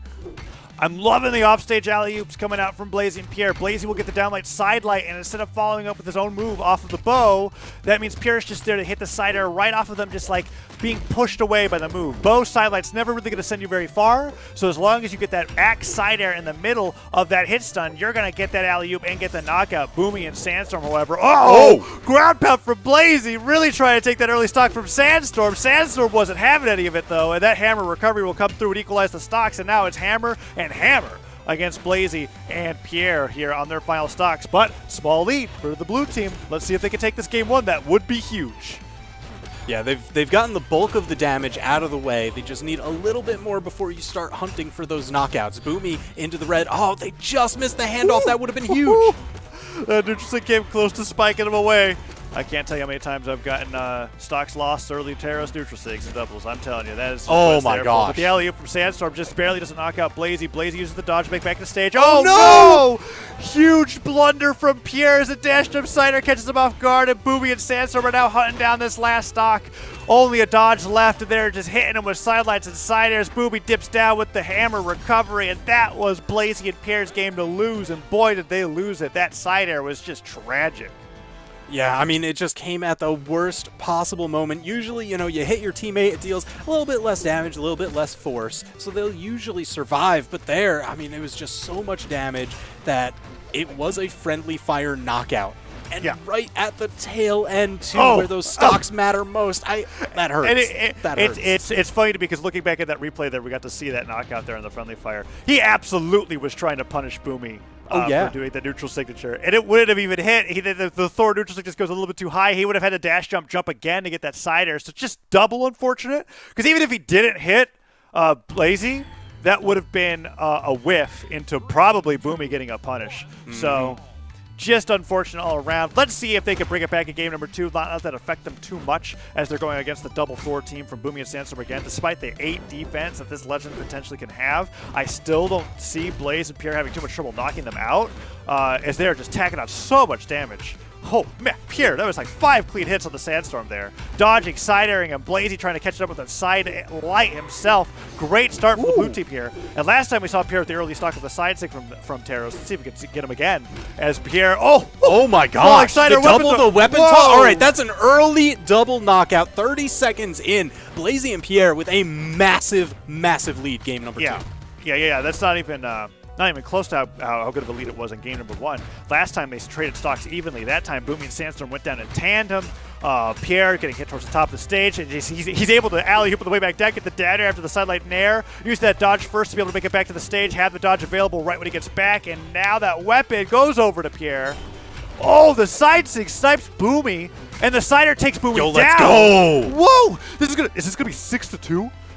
Oh, Pier just barely avoids the ground pound. Oh, no. Sandstorm misses that D-Light ground pound as well. Pier getting so much damage, and he's still not down, TWK. He's still living.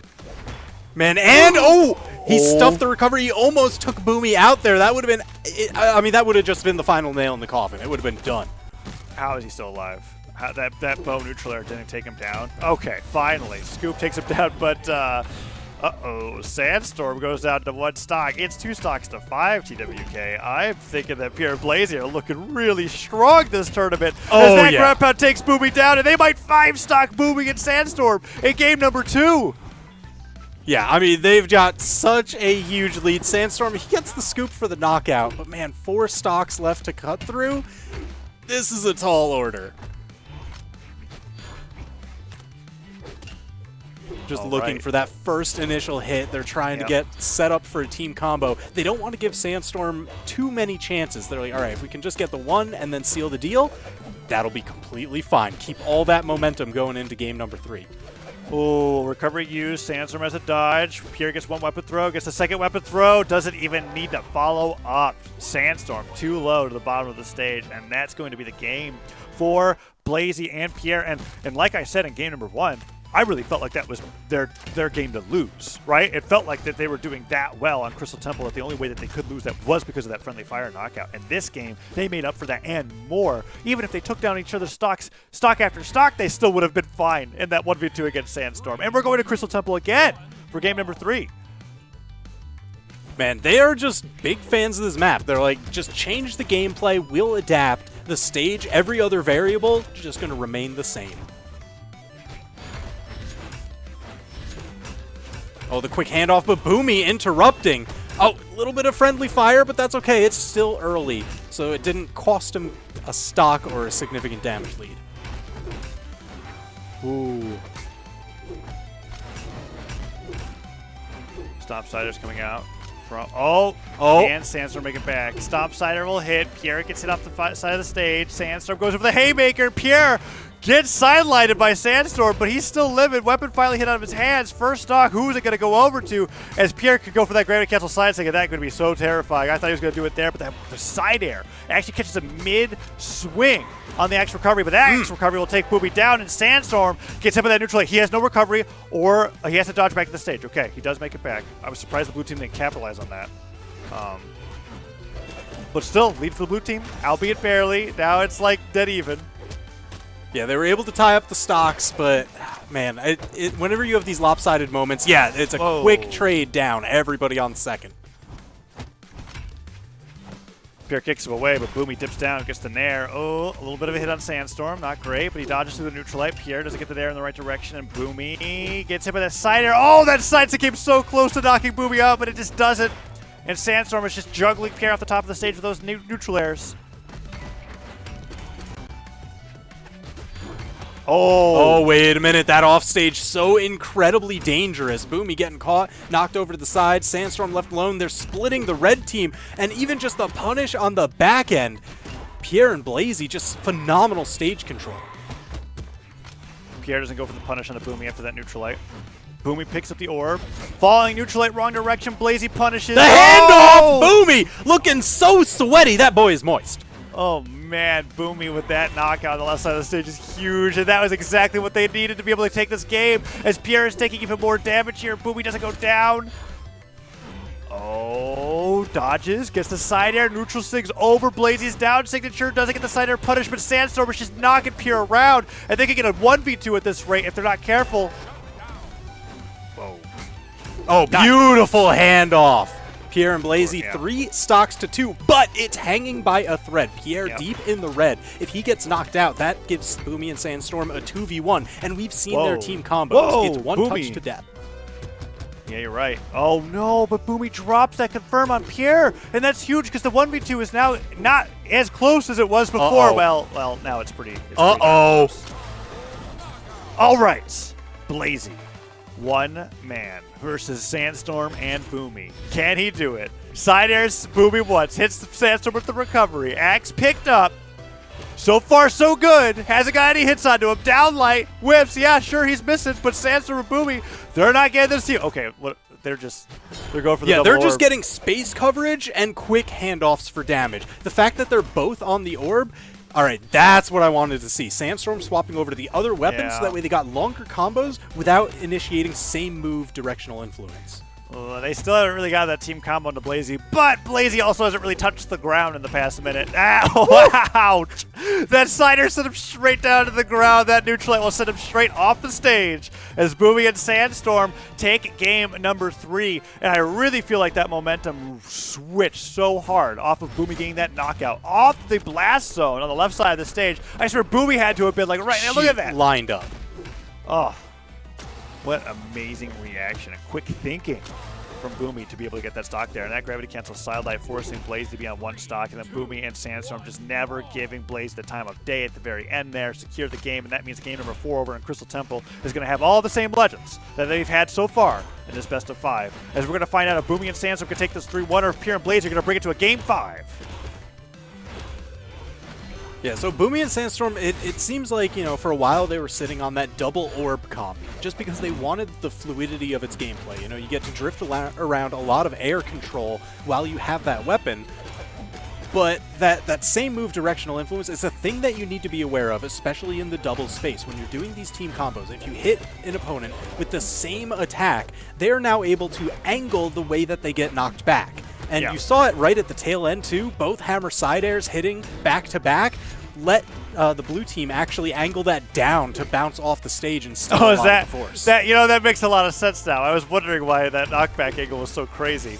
And that was just how powerful his directional influence was there after the same hit move effect applies there. But oh my gosh. Man. Oh my gosh. Just shoving them off stage. Boomi and Sandstorm, feet planted firmly in the ground. Oh! I spoke too soon. Yeah, that's what happens when your feet are planted firmly in the ground and his side stick lingers for an hour and a half and it goes straight off the top of the stage. Blazie with that recovery takes Boomi down as well. Sandstorm trying to get some orb neutral air hits in. Ooh, unfortunate friendly fire. That might be the stock. Pier no dodge. Whoa. Makes it back. huge. Went for the quick handoff. Boomi knocking Pier off stage. Again, the lightning strikes twice. Oh, Sandstorm gets the jump read.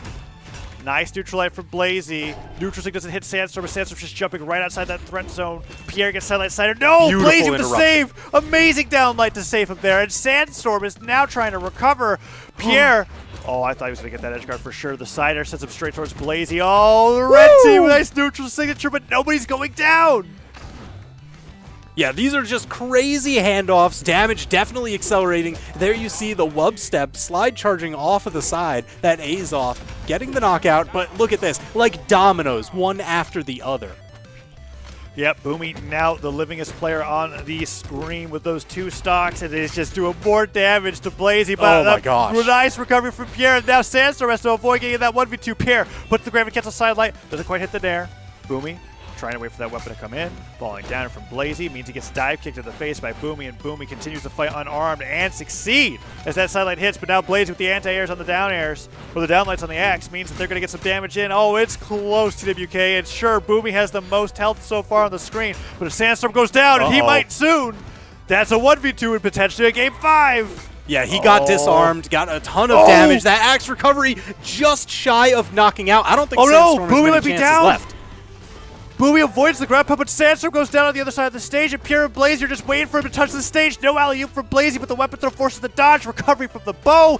Boomi off the top, and Blazie and Pier bring it to a game 5. As we were just talking about how we thought there was one, either Boomi and Sandstorm were going to sweep this, or if Pier and Blazie had any chance, they were going to have to 3-0 it. No, TWK, it was neither or. They're going to game number 5, where both games are going back and forth, and anybody could take this, as Boomi and Sandstorm's double Thor composition just seem to be struggling a little bit against the Taros and Azoth of Blazie and Pier. Yeah, very high damage numbers across the board, but you see they limited Sandstorm to under 300 damage. Oh, that's pretty sad. uncharacteristic. What?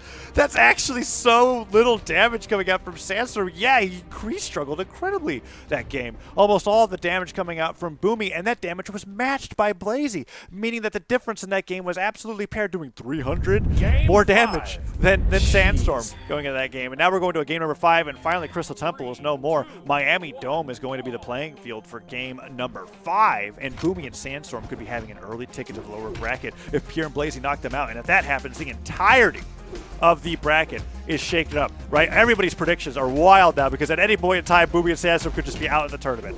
And Pier and Blazie, well, they could be making their way into the winner's side top 3 at this rate if they're able to play this well. Yeah, I mean, they've been doing absolutely phenomenally. I thought that was going to be the earliest knockout.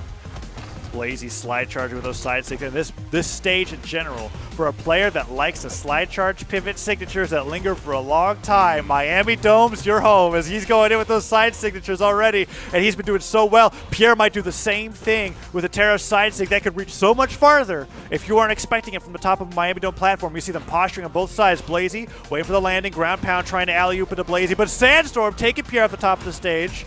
Who's going down first? Is it the red team or the blue team? As they are just hitting each other off the side of the stage with side airs, and Sandstorm takes Pier down, but Blazie returns back with one axe recovery. Second one misses, but the catches Sandstorm dashing off the platform, and Blazie covers that entire gap in between on Miami Dome.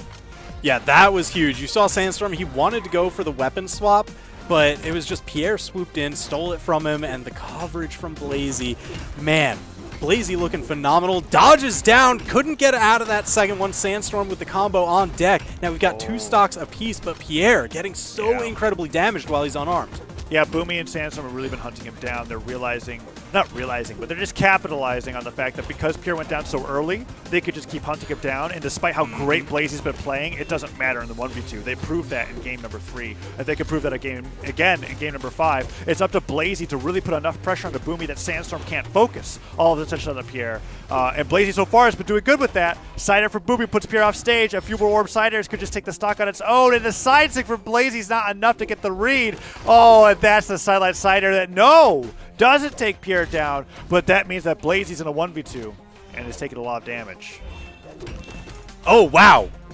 What a save. Sandstorm, he was definitely trying to hit Blazie, but it worked well as a break to save Boomi from getting sent too far off stage. Oh, Pier goes down.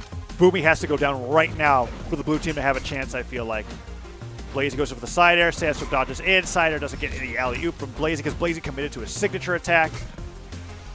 Oh, and the neutralizer coming through. Downsig's not catching him. He's hoping that Pierre's going to be able to down air him in one of those attacks. Blazie with the axe. Okay, the recovery actually takes Sandstorm off first, and then recovery from the boat. Does he get him with the nair? Does, and now the blue team, ever so slightly, has a lead over the red team, and they have to focus on either Boomi or Sandstorm or both. And Pierre gets a great start with that side light nair as Boomi goes over that dashed up side air, and he just can't quite get the damage in. They're looking for Pierre right now, but Blazie still has 2 stocks, and he has hunted Sandstorm off the left side of the stage. Oh my gosh, Snipe. Sandstorm, did he ever touch? He did.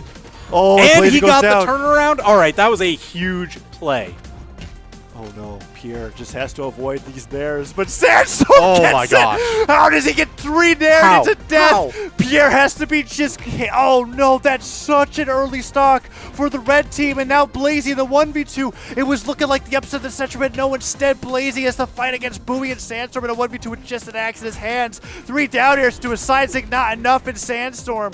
Now knowing that he's unarmed, gets the recovery, and Boomi with that dagger off stage beats. That might be it. TWK, it is Boomi and Sandstorm avoid what nearly was an incredible upset for Pier and Blazie, but no, instead it's a 3-2 for Boomi and Sandstorm, and they survive in the winner's bracket. Wow, what a set. Yeah, I honestly thought, hey, it's going to be massively in Boomi and Sandstorm's favor if it went the distance. You know, they're better at, they historically are better at adaptation. I thought, yeah, by game 5, if it goes that far, they'll just have such a huge lead. But it took a last-second turnaround from Sandstorm off the top there for Boomi and Sandstorm to actually end up with the advantage in that game. Pier and Blazie were playing so phenomenally well, but it was just that one little hinge. I can't believe that Sandstorm survived that bow ground pound off the left side of the stage. I thought he was done. I thought he didn't touch the stage. He must have just barely touched the stage, like a frame before it connected, and he makes it back. And not only does he make it back, but 3 hammer nairs take out a Taros off the top of the stage in orange. That had to have been so tragic for Pierre, but man, with how Pierre and Blazie are playing, I almost certainly expect to see them in the lower side of the bracket in top 8 because, man, they were looking amazing with that Azoth Taros combo. Jeez. Oh, man. So that actually puts them up sitting in winner's quarterfinal now, Sandstorm and Boomi. A couple of the others that have filled out, Cody Travis and Phazon are going to be going up against Wubs and Kosalix, Luna and Pugsy against Simba and Walshy, Snowy and Santi versus Experience and Maid. Some of those matches you might be like, hey, wait a minute, we didn't see those people on stream just yet. That's because we actually have 2 streams going on. There's twitch.tv/pro-Brawlhalla for a lot of the other matches that are happening, and then this main page right here, twitch.tv/Brawlhalla. So feel free, dual box, multi-tab, get them multi-Twitch going, just that way you don't miss any of the action. We've got more of it coming up here because this next match for the final team going into winners quarterfinals, it's Java and Stingray versus Lil Capt and IThrow. Yes, Java and Stingray versus Lil Captain IThrow. The teams that are going to be going in a head-to-head in this best of 5 and winners round 1. Winner of this will fight Sandstorm and Boomi in the winners bracket. And I'm not after that last matchup, I'm not sure when you were rooting for the team that you're going to be facing in the next round, right? Were you rooting for Sandstorm or Boomi, or were you rooting for Pier and Blazie? Like, I feel like everybody has been thinking, okay, we have to prepare for the inevitable Boomi and Sandstorm matchup, but the Pier and Blazie matchup in there, I wasn't really sure. This matchup that we got coming up is going to be a fun one. I love the battle of the Bodvar mains. And that is what we have here between Java and Little Capt. Little Capt has been repping Bodvar since the beginning of time. I'm going to say the beginning of time. That sounds about right, yeah. But Java really showing up, I say recently in regards to how long Little Capt has been playing, right? And has kind of taken the throne of that Bodvar main. When it comes to North American esports. So let's see how this plays out here. Stingray has definitely been more of a Wilson or a Tiffany type when it comes to the legend that he picks. He just picks literally whatever he feels like playing at the time and does well with it in tournament. So here we go to game number 1. IThrow and Little Cap versus Stingray and Java for game number 1 of this best of 5 on Mammoth Fortress. Ooh. And look at that, the classic Little Cap. D-like gravity cancel down, saying it ain't true, it doesn't matter. Little Cap hits those, and he gets the stocks off of them as well as the first stock goes over to the blue team. And you see Lil Captain IThrow, they're players for consistency and longevity. I mean, it even came out in that edge guard there. They're like, wait, do we actually have to pursue Java off stage here, or is it fine if we let him sit on the red and we just restabilize back on stage? And that's the option that they went for. Yeah.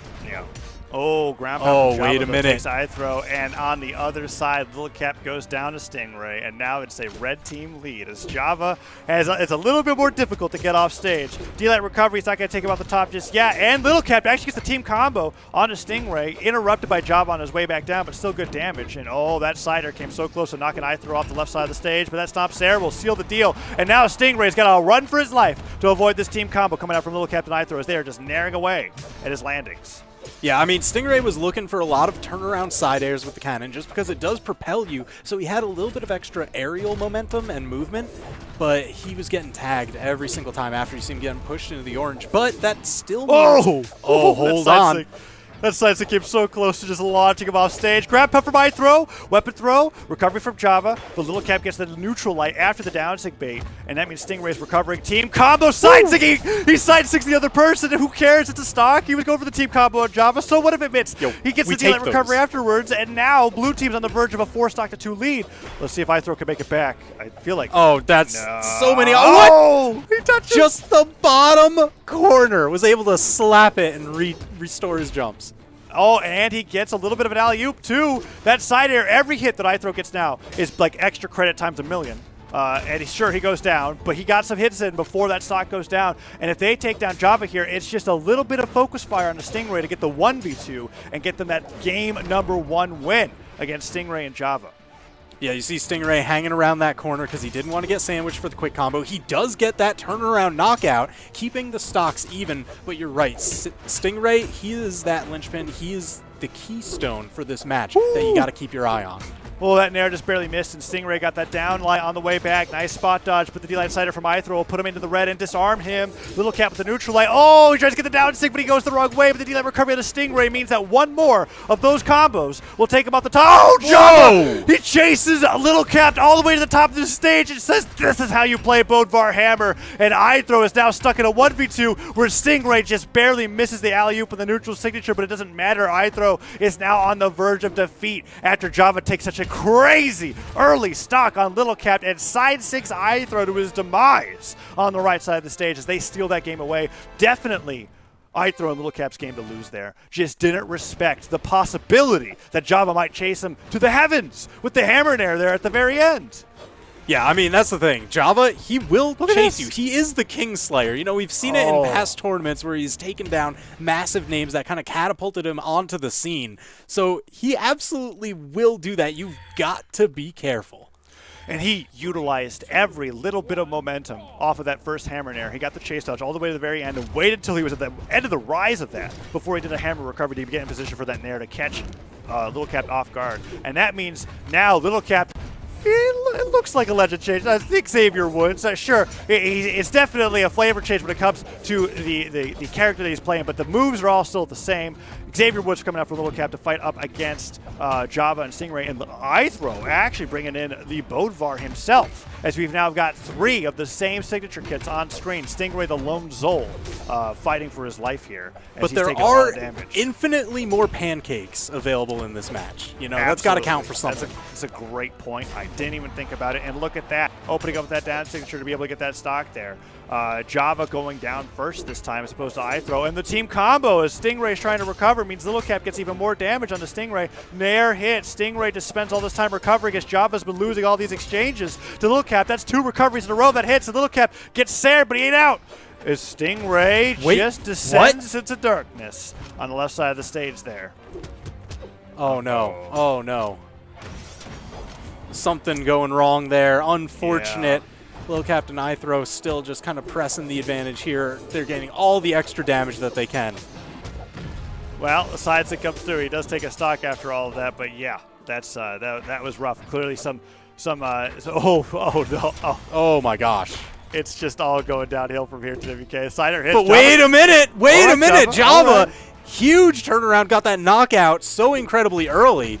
And yeah, he's down on his final stock. 3 stocks to 1. It's not going to be great, but he's going to try for it. All right, weapons here. Yeah. Being in a 3-stock to 1 situation is definitely rough. Oh, a little cap's got to be a little bit more damage than that before he bounces into that side sig.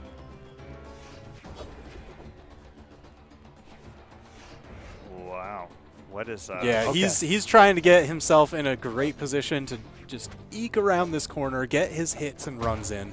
But man, oh, here we go. That's what we usually see. Java doing crazy chase dodges off of hammer recovery for follow-ups that most hammer players don't go for and can actually steal stocks at white or yellow. Here, blue team's just waiting for the wall slip to activate. Yep. Because after we saw what happened last time they went off stage against Java, it's that hammer recovery stuff that you were talking about. They don't want to give him to that. So Java's trying to extend it as long as possible. He touches, takes some damage for it. Yeah, Nice just spot punishing dodge. time and again. And every single weapon spawn that happens on stage is just giving them more and more ammo to toss over at Java if he's hanging around on the wall. And there's the D-Light recovery to take it. Game 2 goes over to Little Captain IThrow. Stingray losing some stocks a little early there, but we'll see if that gets corrected moving forward, as Java and Stingray did have the Game 1 victory, meaning the set is now tied up 1-1. All right, and this is still its best 3 out of 5 territory, so we've got a little bit more to go. Each team needs to win 2 more to move on into those top 8 qualifier matches. Yeah, taking a little look at the damage dealt there. Little Captain IThrow well over the 400, and Stingray still getting a good amount of damage in before those stocks were lost. Yeah, interested to see if we'll have 4 Bodvars. I doubt it. But, I mean, Stingray has historically locked in a Bodvar at some point in time in competitive play. But I imagine they'll be sticking with the Zol.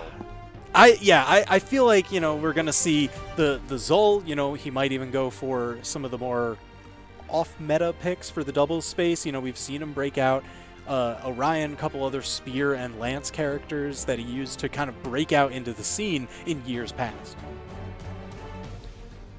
Oh, yeah. And Java versus Little Cap has been a little bit closer in terms of like a head-to-head matchup than I was expecting.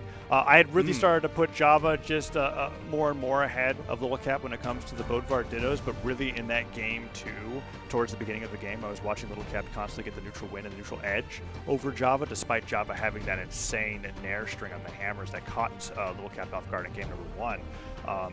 Watching that rivalry really develop going throughout the rest of the set is going to be very exciting indeed. Yeah, so I'm just kind of like looking ahead, just glancing at the bracket while they get that sorted out. So Java and Stingray versus Little Captain IThrow. Winner of this is going to move on to face Sandstorm and Boomi. What kind of preparations do you think you'd have to go for against either of these teams? What is this going to shake out for the tournament as a whole? I'll tell you what, any preparations that you were going to make against Sandstorm or Boomi, you had to have been making the months prior to the tournament, because that is a team that you were expecting to watch. And when it comes to VOD review, they also have the most tournament content of any other team when it comes to being on stream, because they have been on there a lot. So I guess to more point my question, which of these teams between Java and Stingray or Little Captain IThrow do you think would be more disruptive to the future bracket? Java and Stingray, for certain. I think if Little Captain IThrow went up against Boomi and Sandstorm, it would be a quick 3-0 and a handshake, whereas Java and Stingray might be able to have a chance. That's interesting. That's just how I've been seeing it from the games that I've watched a little bit. And also historically, Little Captain IThrow have challenged Boomi and Sandstorm and Cody Travis and Phazon in the past, but just not so much in the present. And I don't expect it to change anytime soon, but man, I have been so happy to be wrong in the past. I was happy to be wrong about Blazie and Pier, because whenever I'm making these calls, I'm thinking that I know better, but it's nice to see when teams can prove me wrong with their performances. But as to your question, Java and Stingray in particular, I think have both individually shown that they have a lot to challenge Boomi and Sandstorm with. And after how Boomi and Sandstorm looked with the double Thor against Pier and Blazie, I think they're particularly vulnerable to the kind of playstyle that Java and Stingray can bring out. Yeah, they definitely strike me as the more volatile of the teams, just because when they have those crazy moments, they're crazy highlights. Little Captain IThrow, I said it before and I'll say it again, they are a team for longevity and consistency. More often than not, they go for the safe play. If they've got a crazy offstage situation, they're like, no, how can we get this into some sort of stable aggression? Whereas Java and Stingray, even in singles, they're players that will just go for it. If there's something crazy that has like a potential insane reward, they get tempted. Oh, looks like we're going into the stage bands. They're checking things out. Stingray still locking in the Zul, so he's keeping it with the cannon and the axe. I was surprised by the cannon in the double space, personally.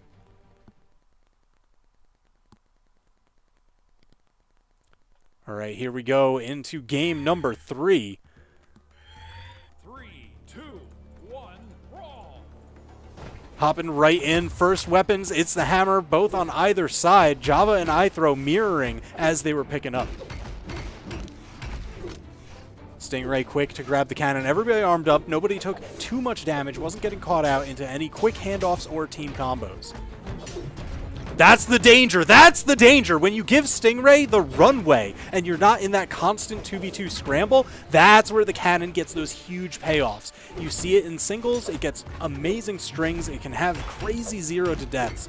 But man, if you get those in the doubles, that just catapults your team to a massive damage lead.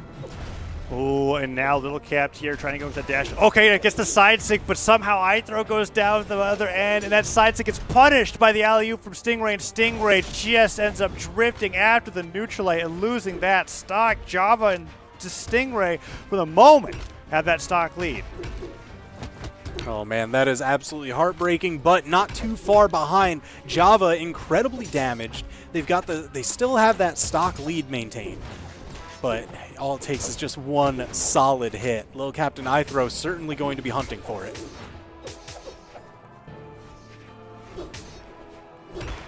Oh, that ground pound from Java could have been huge. IThrow and Java end up clashing. Side stick from Little Capped hits, and Java goes flying, and now stocks even across the board as they get that team combo. We saw IThrow it was so ingrained in his memory to expect the sider coming his way that they're just like with the other direction, even though Little Capped ends up hitting up the other direction. Oh, went for the quick handoff, but Lil Capped able to dodge out in between. See Stingray and IThrow, the more damaged ones on the field, looking again to trade down stock for stock across both teams. Oh. Sider's hits. Sider goes through. Lil Capped, he's got the sweat beads. Java sniping out with that hammer recovery for the 2-stock lead. Java and Stingray, they're maintaining momentum straight through this match. Oh, neutralite hit. Side stick comes through. Stingray goes flying. Java. He's trying to hit those nairs on the way back to the stage. Java does still have the lead for the red team, but if he goes down here and they focus on the Stingray, that could be huge for Little Captain IThrow. We'll just have to see how this plays out as that Sider whiffs. Oh, but it hits Java, bounces off the stage, still survives, but the damage on the Stingray can't be ignored. Yeah, that's the thing. Java in the red, they haven't really been looking for the knockouts. They finally score it there, but each hit sent him wide for so long that they had like 3, 4, 5 uninterrupted seconds each time to get all that damage onto Stingray, and that's why you see him catapulted into the red, poised to get knocked out.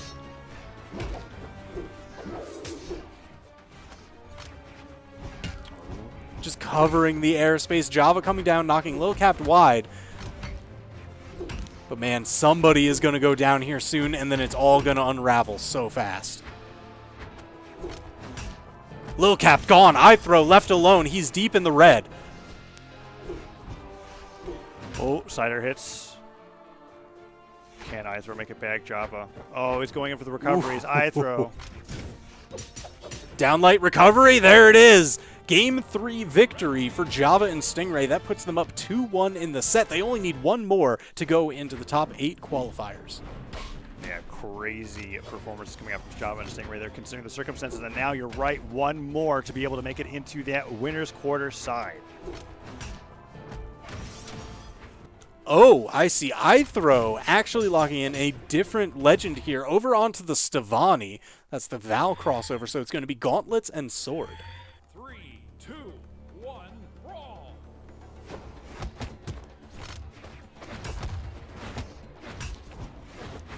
Uh-oh, big hammer recovery interrupted.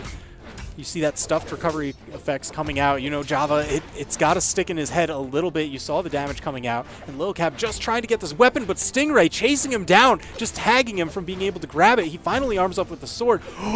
Beautiful edge guard. Java now down to his second stock. Lil Captain IThrow with an early lead. Ooh. Side air hits. Stingray hits IThrow off the left side of the stage. And Java gets him with the grab pound as he goes for the recovery, but IThrow, is that going to be it for IThrow? Okay, no, the drift from the side air on the gauntlets manages to make it back. Ooh, and there you see again, IThrow knocked so incredibly far wide, but the gauntlet side are able to get him back to stage. So Stingray this time makes sure, gets that wide edge guard with the neutral light, knocked out IThrow. They're looking to get Lil Cap. Oh my gosh, What? wait a minute! What? How did he manage to get that neutral air and still get around the corner? Unbelievable. I mean, that was it. That was curtains for Little Cap if that neutral air didn't hit. And he got the ground pound right afterwards, so that means even more damage on the Java. Little Cap still surviving on this first stock. Sider finally goes through. If IThrow goes down here, that's very bad for the blue team, but he manages to hold on, and Little Cap could take the stock off of Java. That's a great situation for Little Cap and IThrow to be for a potential game number 5. Yeah, they are setting themselves up so incredibly well. But man, I'm just looking at IThrow. I'm seeing second stock, so much damage. Stingray still on his first stock. Blue team has a little bit of an uphill climb. Yeah, Stingray definitely not going down early in this game. Recovery hits, he goes down, but like you said, that was his first stock, and everybody else is super red and damaged. Java surviving as long as he possibly can, uses every single jump and dodge in his kit to avoid getting hit. And Stingray goes for that weapon, picks it up, cannon is in his hands, and Java's just waiting for the next sword or hammer that's going to fall into his hands, and there it is. Hammer picked up.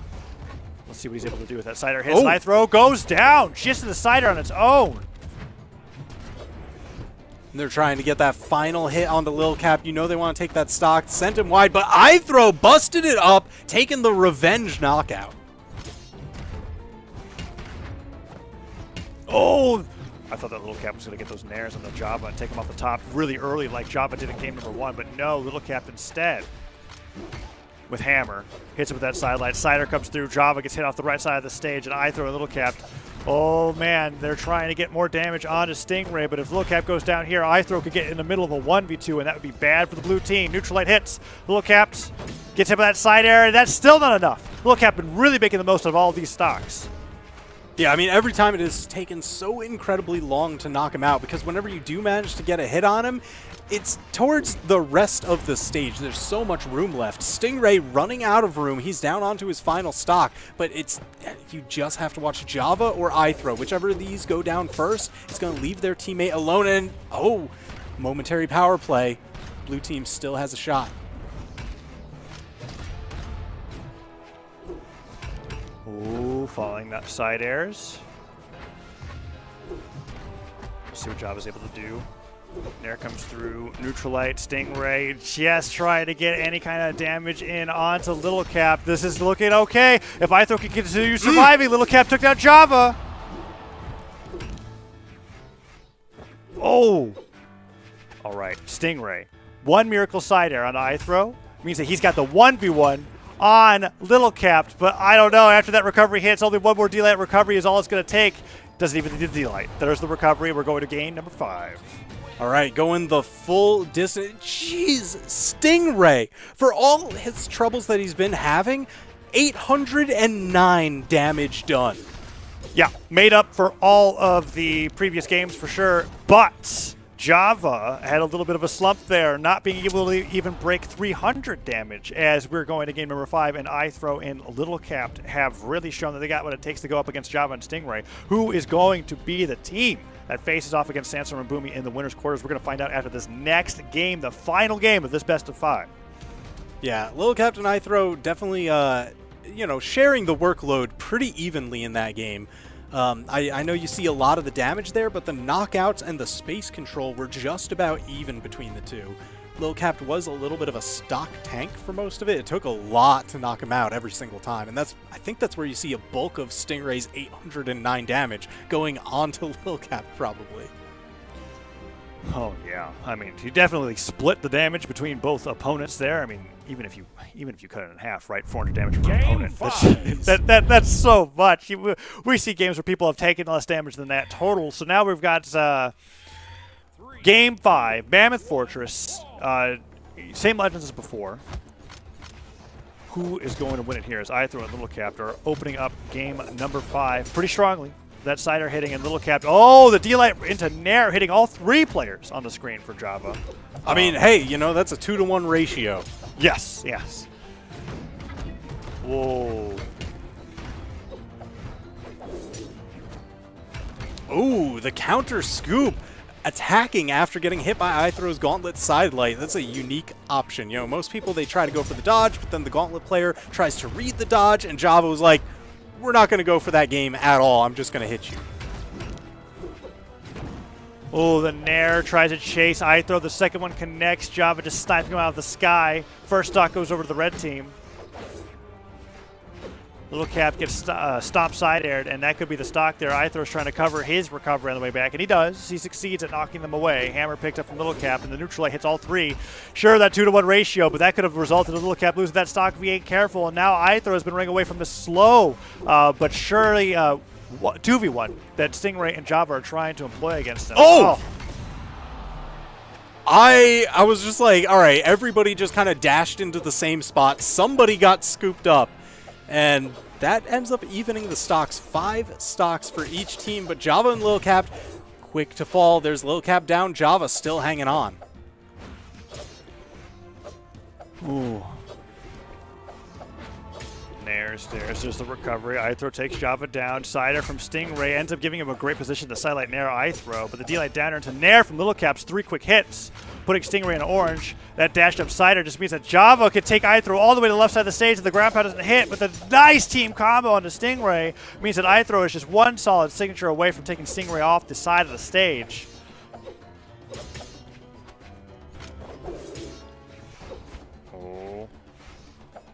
This is where you see them just jockeying for position because nobody wants to be the first one to go down onto their final stock. Stingray and IThrow split wide, almost the trade, but IThrow with those gauntlets able to go. He did it again! Oh my He gosh. did it again! How is Java that good at punishing Little Cap? Little Cap, you've got to respect those That's nairs huge. from Java. He hits one nair and he's just chase dodging up. He's going to nair you again. He doesn't care. And that's Little Cap straight up the top of the stage while he was still healthy and IThrow was recovering. Huge comeback potential from coming out for the red team there, because if that didn't happen, I would have given this solidly in the blue team's favor, even with IThrow going down there.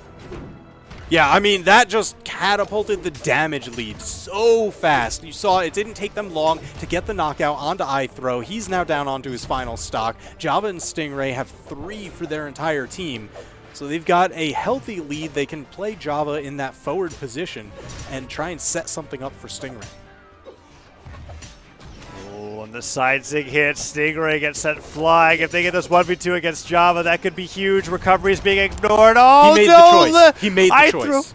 IThrow missed the side zig, and you're right. He made the choice so they could get back to stage faster to help out Stingray. He knows if he goes to the 1v2, they're down in the lower bracket, and IThrow and Little Cap will move on to face against Boomi and Sandstorm, but the team combo's happening while Stingray is just holding the wall, and Java can't find any openings. Yeah, Java's trying to give enough pressure relief for Stingray to come in, but Lil Cap was there to guard the corner. Knocked him wide. Sweat drops coming out. You know he's thinking about it in the back of his mind. Oh, the downer hits. Java takes even more damage. Sider hits me. Chain dodges all the way through. He gets punished for it. Stingray gets 1 hit through. Recovery hits. Java on the verge of losing the stock before Stingray at this point. He keeps getting hit with these recoveries. The siders from Stingray are coming through with the dealer recovery. Oh my gosh. 1 more and Java's gone. So And now now they're Java both- and Stingray are both there. Oh, it wasn't a delay recovery though, so he survives. He's hit by like 7 recoveries from Sword right now, but still, they could do it. Ah, that's it for Java and Stingray. Now alone in this 1v2 against Little Captain IThrow. He is the last stock. He has to get one of these stocks to have a chance, and it's hard with Zol. It's so committal every single attack that you do. It looks like IThrow and Little Cap are going to take this 3-2 at this rate. All that wall slip activated. Oh my Delay recovery gosh. drops, but the side air hits and Stingray goes down as IThrow gets the last hit, and Little Captain IThrow win the set 3-2. Man, that went the full distance, game number 5. But consistency won out. Lil Captain IThrow moving on, and they're going to be the ones that are fighting against Boomi and Sandstorm in that winner's quarterfinal match. Man, what a set coming out from Little Captain IThrow. You know what? I said that before when it came to these two teams going up against Boomi and Sandstorm. I thought Little Captain IThrow didn't have what it takes, but maybe they're going to be able to bring that consistency and really do something about this double Thor composition that Sandstorm and Boomi have prepared for this doubles bracket, because they took down Java and Stingray, and in my mind, they were the favorites to win that set. Yeah, I thought so as well, but I'm with you. I want to see that lower bracket run because this is a double elimination tournament. We've been watching all these winners side matches. Everybody who has lost isn't out of the tournament just yet. They've got a second chance to make that run back through everybody else that has lost a match throughout the tournament.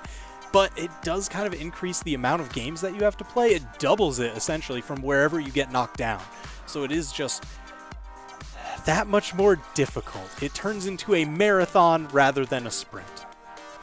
Yeah, and that means, TWK, that while those players on those teams are in the lower bracket, we have now gotten the winner quarterfinal matches situated. Let's take a look at some of those bracket matchups that are going to be coming up in the next block. We've got Snowy and Santi versus Experience and Maid. Luna and Pugsy versus Simba and Walshy. That's a matchup where Duke's expecting Luna and Pugsy to make it in the top 3. Cody Travis and Phazon versus Wubs and Kostelix. And Sandstorm and Boomi versus Little Cap and IThrow. A matchup that I used to be saying Sandstorm and Boomi versus Little Captain IThrow almost like every tournament, right? And now we're going to be able to see them again in that winner's quarterfinal match. It's going to be a lot of fun.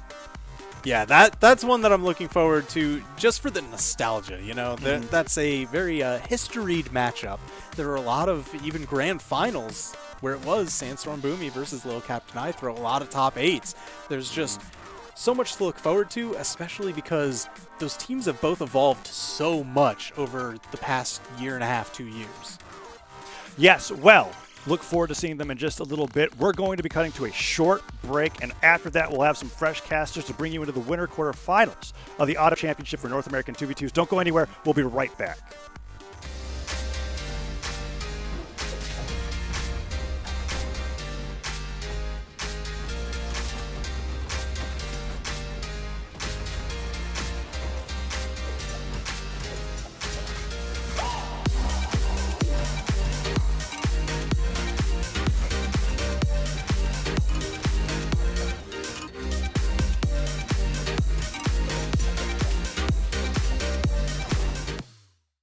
Dodge. Brawlhalla has no block, but it does have a dodge. Dodging gives you invulnerability frames, which makes it the best defensive resources you have. There are many types of dodges, but for now, we're going to divide them into 2 categories: aerial dodges and grounded dodges. Dodges in the air can be performed in any direction, as well as in place. Dubbed spot dodges, in-place dodges last longer than directional dodges and can be cancelled into grounded attacks. Dodges on the ground, however, can only be performed on the spot, but they can carry over your momentum when used together with a dash. Grounded dodges have about 1 second of cooldown.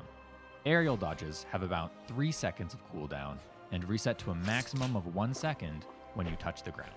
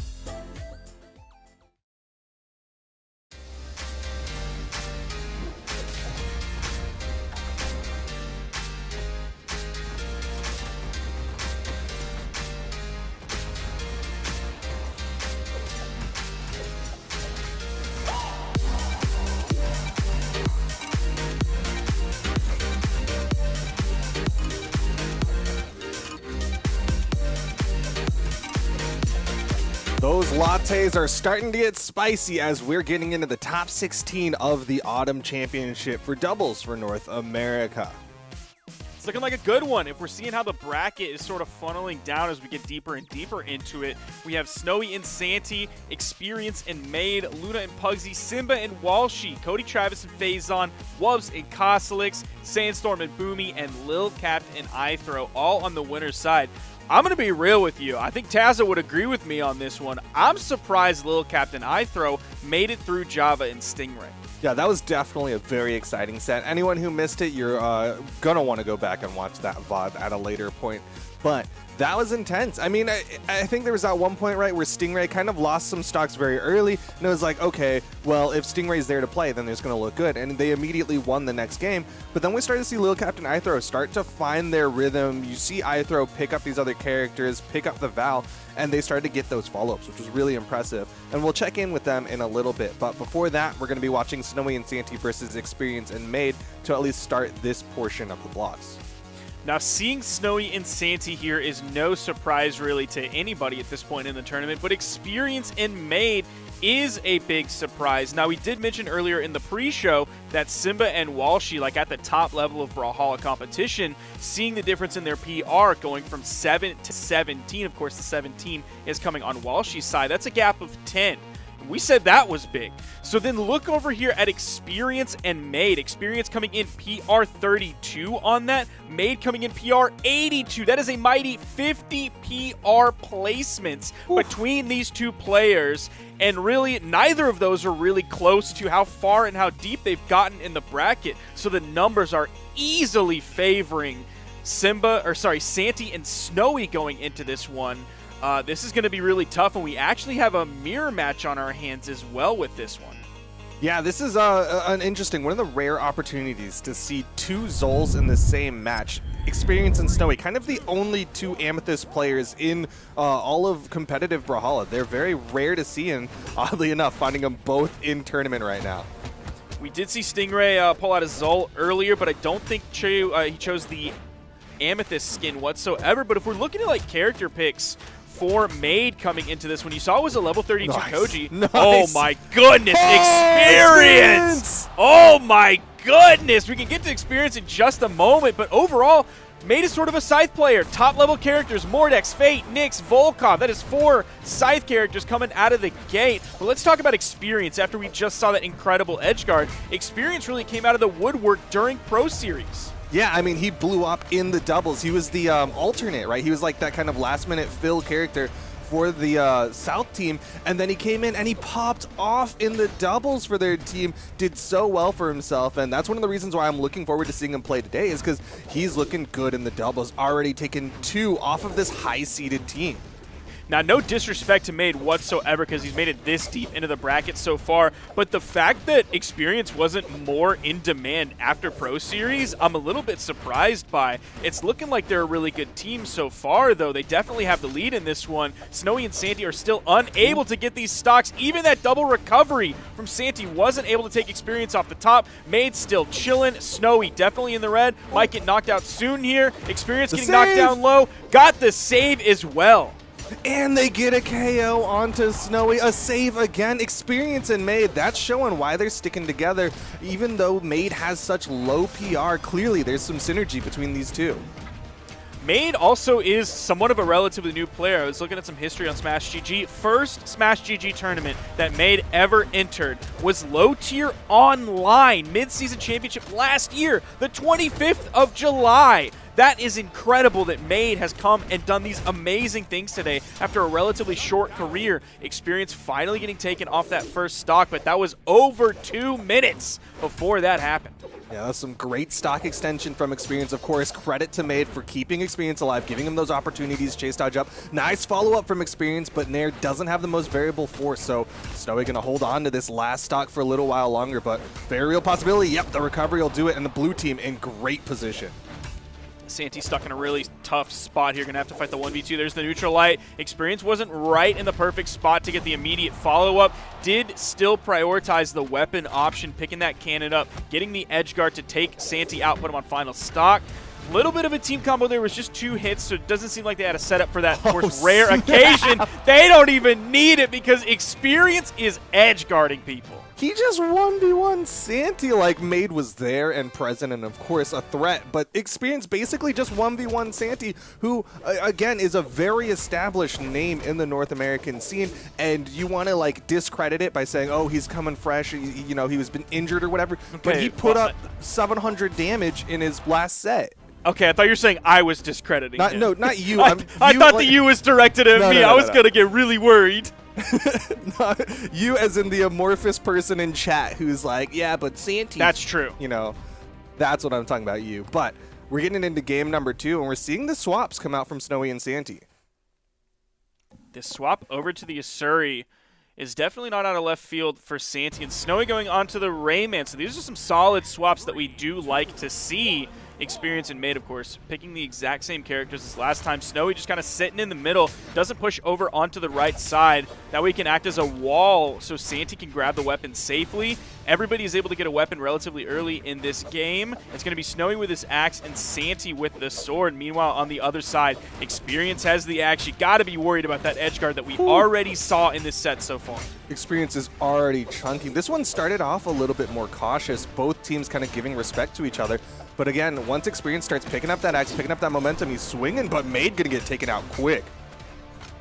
Snowy opening this up, getting that KO in about 35 seconds to open this one up. Maid was taking a lot of damage very early on. So we'll see if that is sort of a thread that continues throughout the rest of this set. Experience now, even though he's not super damaged, is the most damage left in this game on their first stock. There's the desig, immediate punish from Snowy though, and Santi wasn't too damaged, so it's not going to split him up from his teammate for too long. Santi may be hoping to take Experience out, get him off that first stock. That would be a 6 stock to 4 situation, or it might happen without even taking out Experience. Maid, so much damage on the second stock. Yeah, Maid's been taking a lot of damage. A lot of it has been kind of this 1v1. Snowy's just been staying on top of Maid. Opportunity to punish here, D-Light Nair. They're going to get that brief stock lead, but it's such a fake stock lead. Like, they're both deep red. Full team wipe is a good way to start. Experience is going to have to continue his survivability, and definitely Maid is going to have to continue the survivability as well. The recovery, that's going to take Experience off the top. Maid immediately retreats over to the wall on the right side. The red team doesn't actually push too much. They don't want to get caught with anything. They know it's not going to take too much more to actually take Maid out, and it is that axe neutral light from Snowy going to get that one real easy. Now we have 4 stocks to 3 situation. Santi changing out his weapon. That's going to keep Maid unarmed at least for a little bit longer until the next weapon spawn comes in. And you just see the way that Snowy is sticking on to Maid. He backed up for a moment, and then once he saw Maid come up, went over, hit another side light in there. Like, Maid cannot get away from Snowy. Oh, nice follow-up from Santi. There's the side light Nair. Finish it up with the recovery. Going to be a KO move, but not quite in KO damage just Maid. yet, where it's going to get the stock. Nice ground pound from Experience. Could be setting up the edge guard situation. Nice dare as well. Santi in the sweat beats. Didn't get the touch there. Santi might be dead, and yes, he is. Snowy with a nice turnaround, almost made that a trade, almost took out Experience, but really eyes are on Maid. Deep red, final stock here. I'm not sure if Experience can do this 1v2 against such a high powerhouse team. Now, we haven't seen too much of Santi and Snowy's 1v2 combo potential. We've seen them attempt to start it a couple times, but it seems like Snowy has been the one maybe out of position or not ready to finish it up just yet. So we really haven't seen that potential come out to where they're going to clean this one up with a 0 to death right away, but it certainly is still possible. You're seeing those punching gloves coming over the corner. Experience is able to get back on. Might take out Snowy here. Still does have 1 stock in Experience. Trying to put a little bit of pressure on a Santi. Nothing really comes out from it. Santi did find the neutral air. Another neutral air as well. Now, you're talking about how this red team doesn't really have team combos, but what they do have is coverage. They're so good at making sure Experience doesn't get any damage for free. And Experience is taking a lot of damage just trying to find any landing, any ground that he can get. Already in the orange, taking another nair from Santi. That's going to send Experience over to the left wall. Neutral light gets the nair. That's going to turn Experience red. They're going to be looking for the KO option here to clean this one up. They might get it without turning either player orange. That would be great for them. Sidelight, he waited for a long amount of time on that one. Santi is going to clean it up with the recovery. That's the KO. Santi and Snowy take that. Man, Maid did not get to play Brawlhalla. 194 damage, was on the run for the entirety of that one. And it really just goes to show that that's the red team's game plan. They swap to these characters that are kind of their 1v1 characters, right? They're better at those 1v1s with these characters, and that's what they did. They just 1v1'd both of the blue team members. Maid took 646 as well. I know you see on the screen right there that it's 647. That is rounding up. Creed did promise that he floored the numbers earlier, which I'm beginning to believe is a lie. So the game actually said 646. The stats say 647, but it doesn't really matter. That shows that like Maid didn't even just get like edge guarded and dying in orange. That meant that Maid was watching a cutscene for an extended period of time, stuck in hit stun while he was being demolished. He was just doing QTEs, trying to survive, but now we're seeing Maid make the swap over to this Cassidy. We'll see how well it'll work. A high dex character means a lot of opportunities, but she's still getting caught by the side 6 from Snowy. Cassidy is going to be a higher leveled legend for Maid, but not much. The Koji was level 32. This Cassidy is level 37. So a little bit more, but it seems like ultimately it doesn't matter. Experience. Too much damage taken. Experience over down low on the wall. Santi punishing the recover back to the stage. Yeah, and Maid, first one to fall. Experience going for the big gimp on the left side. Santi still has plenty of movement, but he's got to fly all the way back. Took some damage there. Experience still can't get a KO. They might find the edge guard situation onto Santi. They have the numbers advantage. That nice neutral light is going to keep Santi away from the weapon spawn, force him down over onto the wall. Trying to hold that for as long as he can. He pulled out of it. Santi completely steeled his nerves, waited for the right time. Then he got the recovery, able to get back on the wall without losing his first stock. Seeing the neutral 6 come out from Snowy's Rayman. Yeah, that's some great composure from Santi, making sure that he didn't panic into that ground pound, fought his way back up, extending this first stock. Meanwhile, Maid taking a lot of damage on the second stock.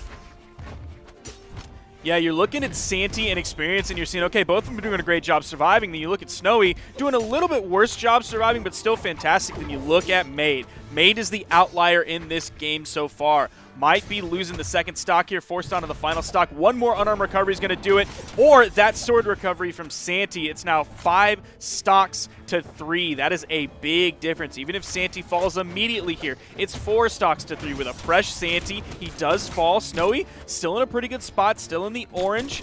The blue team isn't able to totally capitalize, turn anything directly into a stock. A little bit of team damage, pushing Snowy a little bit deeper. Still not in the red, though. Maid already getting caught a little bit, though. Getting closer and closer to that orange on that final stock. Experience has the opportunity to potentially take off the stock from Snowy. Yep, the recovery from Maid will do it.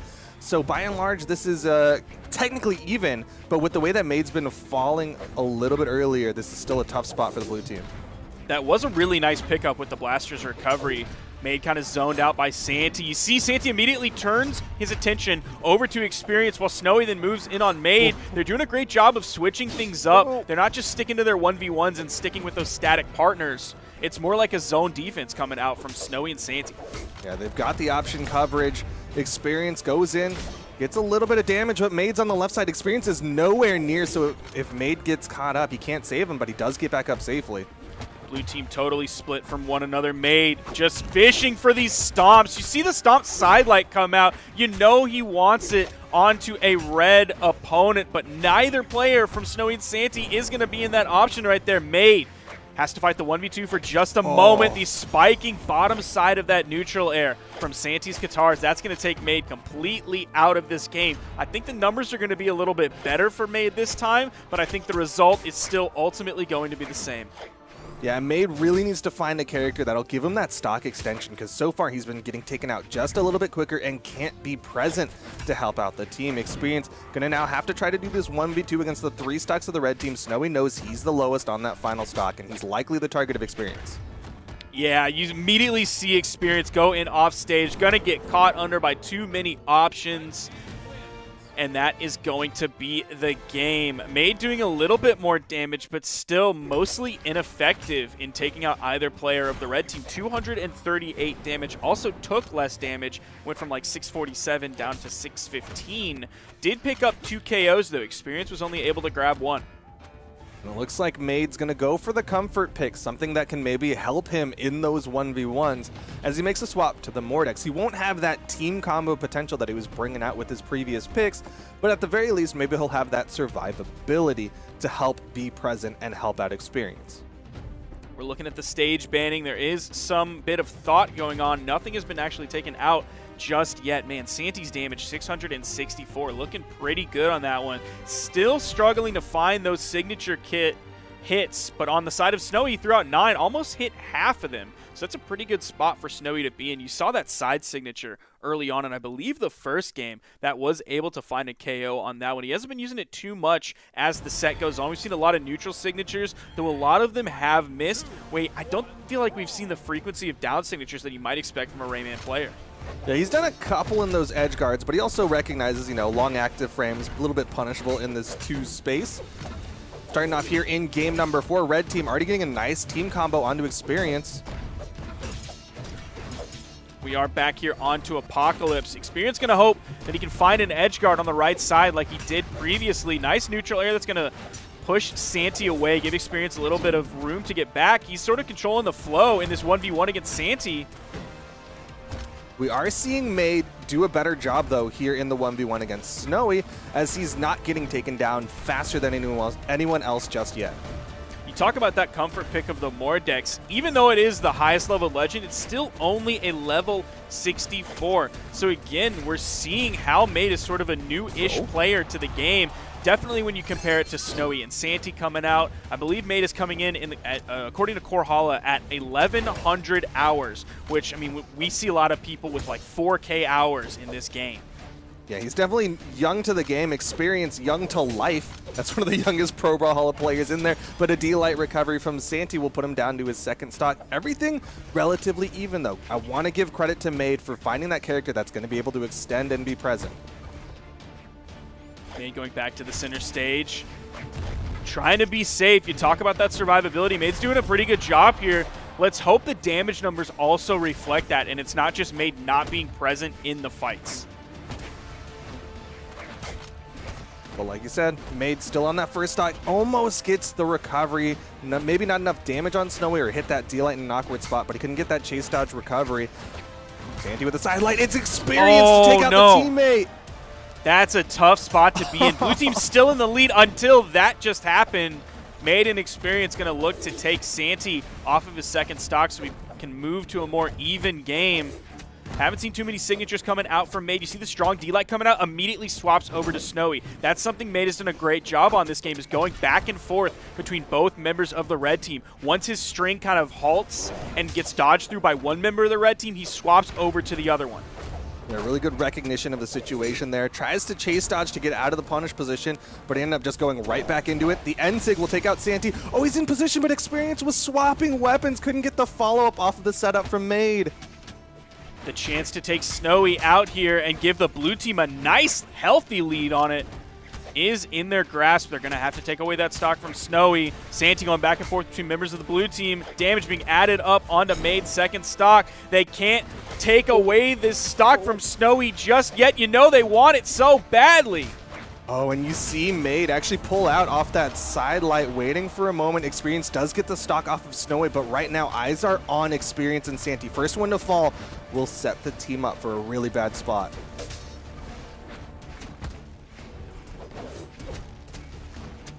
Seeing Maid with an extended string. Both members of the red team getting caught eventually in that string.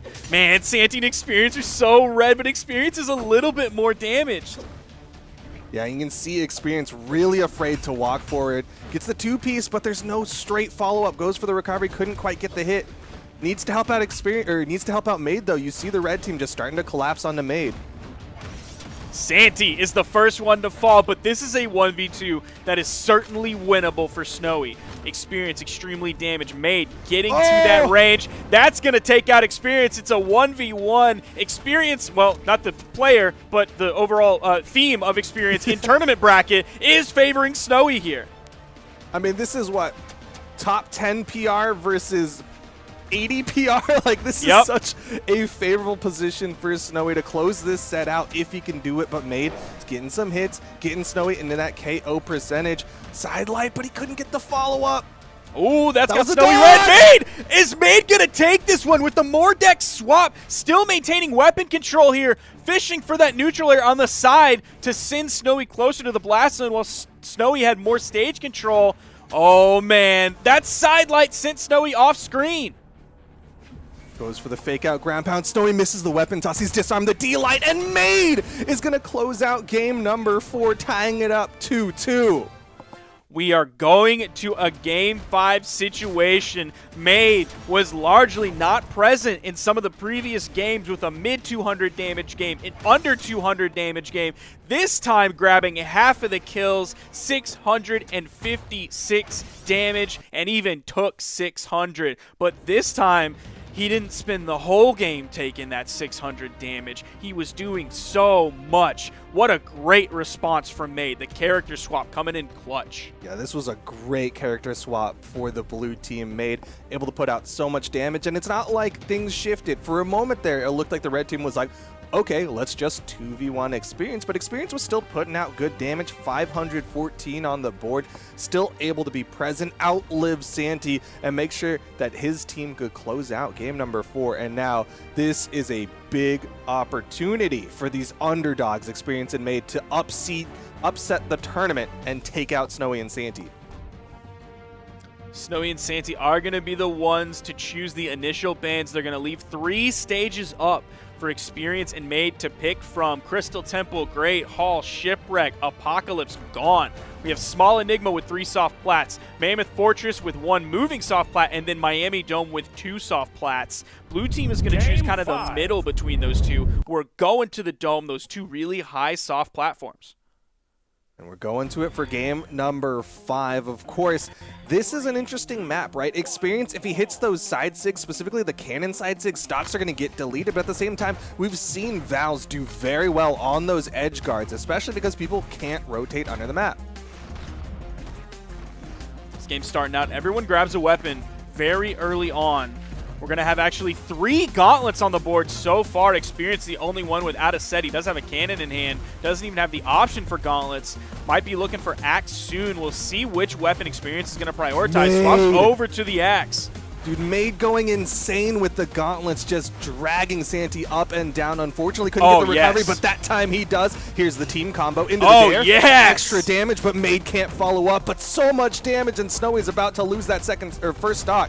They're doing it again, Duke! Oh my goodness! This blue team ability, Santi is so lucky that that ground pound bounced him off the stage. He's dead anyway. It's 6 stocks to 3. Game 5 Experience and Maid. Oh my goodness. If you looked at the power rank leaderboard and saw Experience and Maid, you might scoff at that. But Santi and Snowy, they got to put some respect on Experience and Maid. In less than a minute, these underdogs, Experience and Maid, took 3 stocks off of the red team. Can the red team come back? Santi's on his last stock already. Neutral Sig, Maid's looking for those KO options. Even that recovery from Snowy still didn't take out the down air from Santi again. Maid is just getting hit by moves, but none of them are KO options. He's either bounced off the stage or it's a low variable force move. Maid, survivability off the meter. That, again, not a KO move that's going to take out Maid here. Oh my goodness, Santi's going to fall. Snowy has to get through 5 stocks. This is insane. They can play this one as fast and loose as they want. Oh my god! Dude, Experience just totally shut down and soloed Snowy on the edge. I'm getting a flashback to game 1 on Apocalypse when Experience did basically the same thing. What an upset. Experience and Maid 3-2ing Snowy and Santi. They earned their spot in the top 8. His name is Maid, but he's definitely doing more than just serving things up to Experience. So much work was done by both of these players. The swap to Mordex came at the exact perfect time. Dude, Santi was literally a non-issue that game. 77 damage. Absolutely taken out. That was insane. I mean, like, it looked, right? If you just like look at the overarching concept of their team comp, it looked like they had this thing in mind with their earlier comp, with experience, of course, sticking with the Amethyst, but Maid shopping around a little bit. He had the Koji to start it off, and you're like, okay, they clearly have a practice team combo. Switches over to the Cassidy, and you're like, okay, well, Cassidy's got a lot of really great setup, long active frame tools in it, so it's like, okay, there's a lot of logic behind this. And then he switches over to the Mordex, and we're like, okay, well, he just wants to not die. He wants to be able to play in 1v1, but he also was getting those follow-ups, like some really good team combos on Miami Dome to just shut down the blue team. Like, that was insane. You saw them pick up, especially in the Miami Dome game. They picked up those team combos like boom 1, boom 2, boom 3. Picked them up so quickly, right in the moment. Had it, did amazing damage. Play a Scythe character. You're a Scythe player, Maid. Once we saw that him was move gauntlets, on to bro. that was a lot of gauntlets. Gauntlets. We also saw some Scythe stuff as well. Mordex is his #1 leveled legend, way higher than some of the other ones. The next 3 legends are Scythe legends. I'm glad we saw that Mordex swap. Fantastic work from Maid. Fantastic work from Experience. Yeah, that was absolutely insane. And they now get to take a little bit of a break. They're going to be sitting in the winner side of top 8. And we're going to go on into our next set. It's going to be Luna and Pugsy versus Simba and Walshy. This is going to be a very interesting set between these two, because when they met at the Summer Championships, we mentioned it in the pre-show, Luna and Pugsy were the gatekeepers into the top 3. They were sitting right at that 4th place position. The bouncer outside the club. The bouncer doesn't get to go in, but if you show up and you don't have enough girls in your party, you're gone. They're not letting you into that club. So we'll see if that happens with Luna and Pugsy. We've seen some great stuff from Walshy and Simba today. Obviously, they're still on the winner's side of the bracket. They took it out 3-1 over Parallel and Tiffany. But first, you're going to see these stats from Luna. Still humble stats, definitely compared to his teammate of Pugsy. There is Simba's stats. You're going to see that right away. Also, some very solid stats from this regular Hattori player, but we're already seeing Simba lock in the Bryn today. It's been a fantastic Bryn as well. Yeah, the Bryn's been looking really good. Some really good team combos, of course, retaining that spear from the Hattori. One thing that's really cool about these two teams, in my opinion, is that you've got this kind of old head, new head style, right? Like, you saw Luna's, of course, he's PR 8, but he doesn't have that many top 8s. He doesn't have that much history under the belt. And then you're teaming him up with someone who's very established like Pugsy. On the other side, similar story, right? Walshy, relatively new to the game, but then you've got this old head in Simba. Coming into this one on Apocalypse, we're going to see 3 axes ultimately in this game. 1 from the Bryn, 1 from the Rayman, 1 from Pugsy. Nice little team combo to open this one up. That's going to put some good damage onto Luna early on. We aren't seeing the Luna Teros just yet. That was what we saw in Summer Championships. I really like that team combo. We'll see if that's sort of something that Luna might switch to, or whether it's all in on the Rayman. There's the downstig I was expecting to see more of last game from Snowy. Yeah, it's a really good edge guard tool, both with the axe and with the gauntlets. Saw it a lot more with the gauntlets than we did with the axe, but all things considered, here in game number 1, things looking relatively even. Luna might get edge guarded here. Simba lets that ground pound rip a little bit too early, way above Luna, so he's able to get back to the main platform. Nice. Nice follow-up from Luna. They might get the full wipe here onto the red team. That recovery was unarmed, so it's not going to immediately lead to the KO. Luna does have an axe. Almost found that down air. Pugsy is going to zone out Walshy on the left side, or the right side, now sending to the left. And then you see immediate conversion onto Walshy after launching Simba. This blue team knows how strong this red team can be with the team combos, so they try to keep them split as long as possible. Red team has not been able to converge. These double axes are doing such a great job of chunking away at the health bar of Walshy and Simba. They'll get one member of the red team in the middle, and they'll both just go to town, swapping back and forth. At the end of it all, though, Walshy down to the final stock, trying to get that follow-up off of Simba, and Pugsy's already in there trying to break things up. Doesn't get the follow-up off of Luna's neutral light, though. It does have a little bit of a vertical component to it. Luna, Ooh, look big at the edge guard situation. He's just going to fall there. That Sayre sent him way too far. And Pugsy and Luna with 4 stocks to their name. The sidelight side air puts Simba down to his final stock. Things are looking great for this blue team. Simba fighting the 1v2 here. Going to have to go up against the mighty 4 stocks of Pugsy and Luna. Luna is the more damaged of everybody in the game, but even then, not even close to red. It's going to take a lot, especially if they keep Simba unarmed, unless Luna just dips down. Oh, no. Oh, it was all a bait! Oh, He's no, so he gets smart. back They didn't up. actually get the KO off of it. So I don't really know if that was super worth. But it was a nice attempt. From There was a Luna hole in the Bootsy. trap. There was a hole in the trap. You know what? They baited it, but there was just they got out. They got out, and then like Luna tried to reach in there, and Luna actually got caught in the trap. Simba, though, did take quite a bit of damage here. Blue team could very easily go for the obvious KO options soon enough. The side air, Simba running out of movement, Pugsy with the weapon toss, and yeah, that's going to be game number 1. Blue team playing a little bit with fire towards the tail end of that, but they still had so many stocks. There was a moment in there right at the end that we saw Pugsy follow up with a sword recovery off of Luna. I have no idea why a sword recovery was the option that Pugsy went for there. Obviously, Pugsy is an extremely experienced 2v2 player, so choosing that follow-up when they were all the way on the right side, closest to the right blast zone compared to the top, I think he was in perfect position to punish that with a side air. You would think that's what he would go for. He ended up dropping the recovery as well. Yeah, I think a lot of players would have gone for the side air there. That's where you see that kind of handoff that we've seen from other teams. But I can't blame Pugsy for going for the longer active frame kind of idea, right? Like, he's like, I'm just going to put up something that will stay active and they'll fly into it. Unfortunately, he did kind of drift out of it, so he dropped it. But I can't blame him for the idea too much.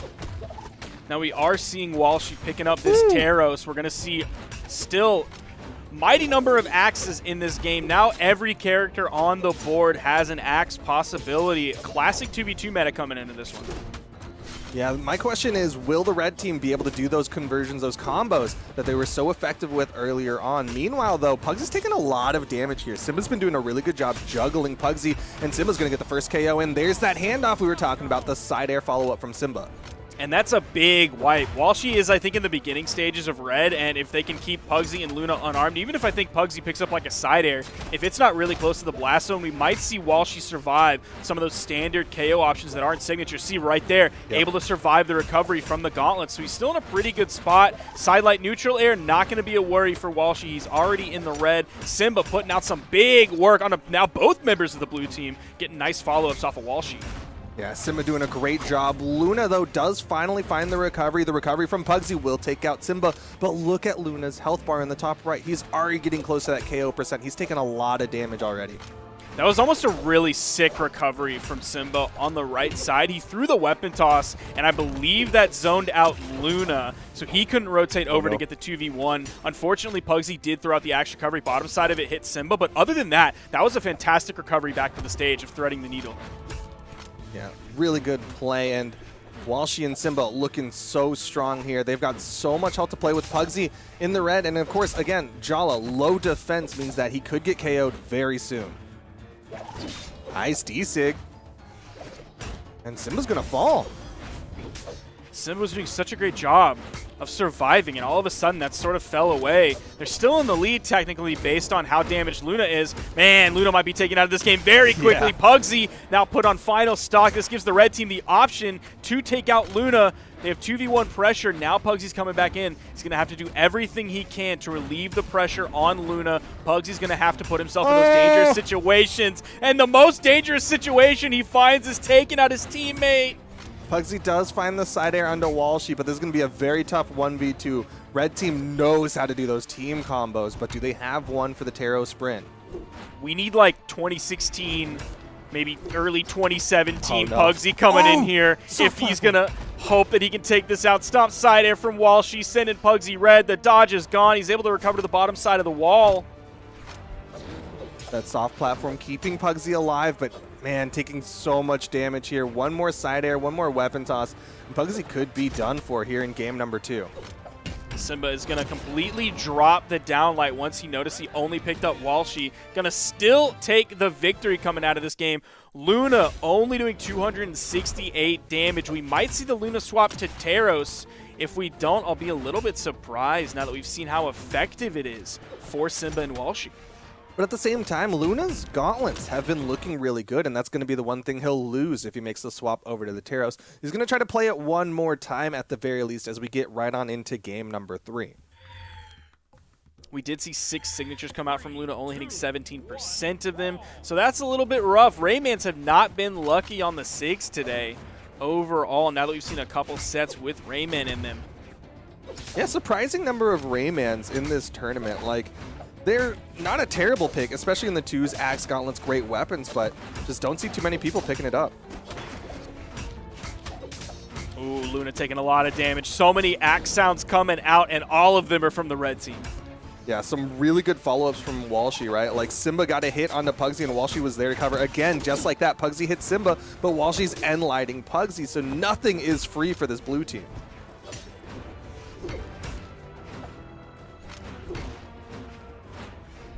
Oh, what a side sig. Walshy gonna get the first KO.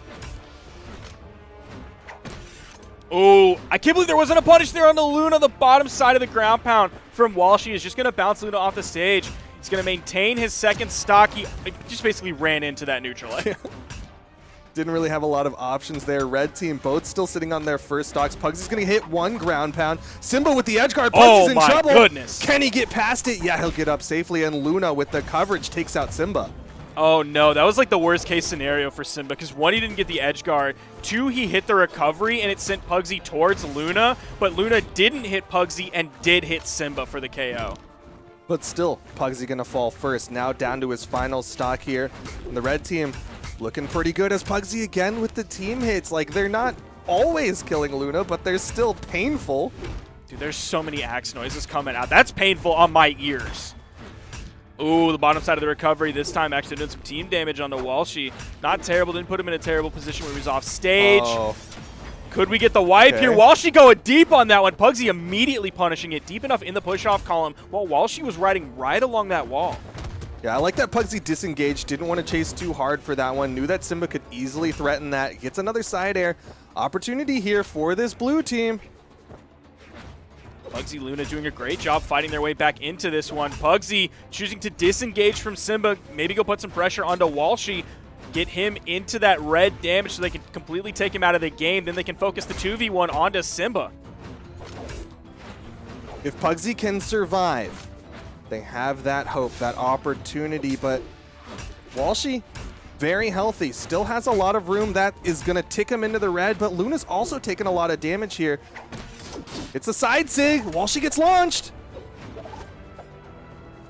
Walshy down over on the wall. No one's going to put too much pressure until he moves to the top of the wall. In comes Pugsy. Is Simba going to get the edge guard here? Does hit the dare. It is a 1v1. Luna is so far behind. Definitely in the red. Simba is looking for the KO options. You saw the D-Light that would lead into a side air or recovery. Already saw the recovery come out. You see side airs coming out as well. Hoping that spear can poke right over the corner. Luna at weapon disadvantage. Simba just got to sit in there, running along the floor. Knows all he needs is that one recovery to take it out.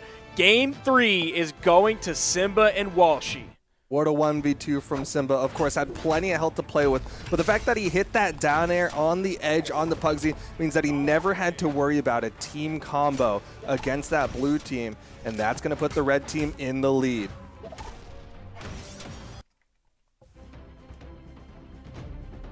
Now, as we get into the stage banning, you still have these stats right there in front of your screen, man. Simba, we talked about the 1v2, praised him for that one, but it was the whole game that he was doing work. 664 damage. Threw out 4 SIGs, hit half of them, but then look at Luna. 6 SIGs, hit 2/3 of them. Fantastic work from Luna coming out here, really stepping up that signature game. We saw several of them hit in really important moments in that last game. Yeah, the stat that I'm looking at the most, though, is Pugsy's damage taken. 528 to completely KO. He was not finding the extension that he needed, especially considering, again, on this low defense Val, like his job is to take little damage and out-survive his teammates. Now Luna swapping over to the Taros here. While Walshy and Simba are up 2-1 in the set, we're here in Game 4, back to Apocalypse. Now we're going to have some more hammer sounds. We're still going to have a lot of axe sounds. 4 axe characters on the screen, 2 hammer characters on the screen. We're messing around with heavy weapons today. It's going to be 1 for 1. Yeah, a nice trade, but Walshy hits the D-Sig. Luna getting into that KO percent. Walshy again with the D-Sigs. Starting to go full Taro, spraying a nice D-Light side air, puts Walshy off stage. Oh, but Luna, he's putting up a lot of damage on his teammate. Team combo. Nice follow-up from Luna. That's putting big damage onto Simba. That's like a full color change. Now deep in the yellow. Now actually into the orange. All it took was like that second hit. Oh, Simba Luna going didn't deep. touch! Luna's gonna fall there. Blue team's still in the lead, but it just stinks when that happens and it didn't need to. Yeah, that stock was definitely extendable. He thought he touched with that ground pound. Pugsy with the edge guard, hitting Walshy on the top of the head. Simba tries to save. Simba can't do it. Yo, they might get the KO on Simba here. Beautiful weapon toss coming out from Luna. He actually gets credit for that kill, but we're going to give Pugsy credit for a lot of that as well. Yeah, Pugsy definitely set that one up. Simba went down there to save, and of course, Luna finishing it off. Pugsy needs to find this extension, though. Again, can't risk putting Luna into that 1v2.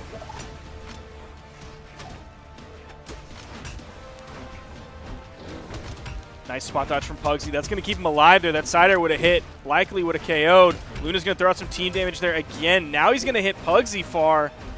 It's an axe fight on the side. That weapon toss hitting Walshy. Yeah, that one actually helping out the red team a little bit there. While she was getting launched. Final stocks here for this red team, though. The scoop up. Pugsy's going to fall. Everybody going to their final stocks, but Simba is one sig away from getting taken out of game number 4. Very real possibility of a Game 5 situation here. Simba extremely damaged. That D-Light recovery was on Walshy, getting him closer to red. Simba has to be very careful. You're looking at a D-Light recovery there from Pugsy. Now all Luna has to find, he wants the side light into the side air, but it's a D-Light side air from Pugsy. I feel like Pugsy got like almost every kill. No, he only picked up 3. Yeah. I mean, Luna had that weapon toss, and then, of course, 2 other ones that I don't remember off the top of my head. But I was going to say, that's why I said like all of the kills, because I was expecting a 5-1. Yeah. But that's going to take it to game number 5. And the thing that makes me a little bit nervous for this blue team is that, like, one of the big standout moments of that game was Pugsy getting the edge guard on Walshy. And that's not a thing you can really count on, right? Like, that's not the same as getting a bunch of neutral wins and saying, I'll outplay you in neutral. Instead, it's like Pugsy's going to have to force a situation where he can get Walshy off the edge. We're seeing the character picks stay the exact same going into this one. Simba's going to hope he can do a little bit more damage before he gets taken out. Did under 300 there. Simba, actually not going to get the first weapon that spawns to their side. Blue team grabbing their side weapon and the red team side weapon. Simba now finally getting a weapon 10 seconds into the game. Snap. The bottom Pugsy gets side caught. of that. Yeah, and that was his recovery, too. You saw the stars come out, so that was a dangerous position. You saw Luna immediately rotate, hits the side sig. Nice start for the blue team. Follow-up from Luna. There's a pound. punish. That was a good Walshy's punish, there. too. Oh, the ground pound. It's Save! Simba. Luna's still going in on it. Simba's dead because of that quick response from Luna to completely stuff the save that Walshy hit onto Simba. Yeah, what a play from Luna. Heads up, staying aware of what's going on. Saw Walshy coming in and made sure he finished that stock. The side sig will connect, trying to keep the stock count even. Pugsy in the red. Down sig will even it up. That one went straight off the top, too. That was right in the middle of that cone that comes out from Walshy's D-Sig. Simba over on the edge. Luna completely disengaging. That side is actually going to do a little bit of team damage, but it's going to send Walshy flying. He's definitely the most damaged on this red team and overall in the game so far. Going to have to be careful. He avoids the down sig from Luna, but the damage is being added up. Ooh, Simba just comes in swinging. Luna swapping over to the hammer, knows that he has the red team in that KO percent. Going to hit the ground pound again, Walshy falling a little bit before everyone else. Things are starting to slip away from this red team. That ground pound kind of took out that stock earlier than you might expect. The side air isn't quite enough. Luna is going to have that dodge segment to the last moment. Hits a nice downer on a Simba. Going to give him some space, but Walshy comes in, scooping down with that air, send it off the top. That is going to be a complete team wipe. And Simba still living on that second stock means that the red team has some hope here. Maybe putting some eggs in the Simba 1v2 basket. Blue team likely looking to take out Walshy, but it's not going to be easy just yet. They do take out Simba, though, on the right side. 1v2 possibility. You saw how far that recovery from Walshy sent. Nice job from Luna to get away and then hit the side air to punish that one, sending Walshy over to the left wall. Pugsy having a little bit of trouble on that right side against Simba in the edge guard. Luna does hit the stomp side air. Walshy getting the help from Simba. That pressure relief. Luna just kind of acting as that wall, that buffer for Pugsy to go to work on Simba. Ooh, Luna trying to follow up. There's the scoop up. It's all left to Simba in the 1v2. Luna with plenty of health going to play that front man.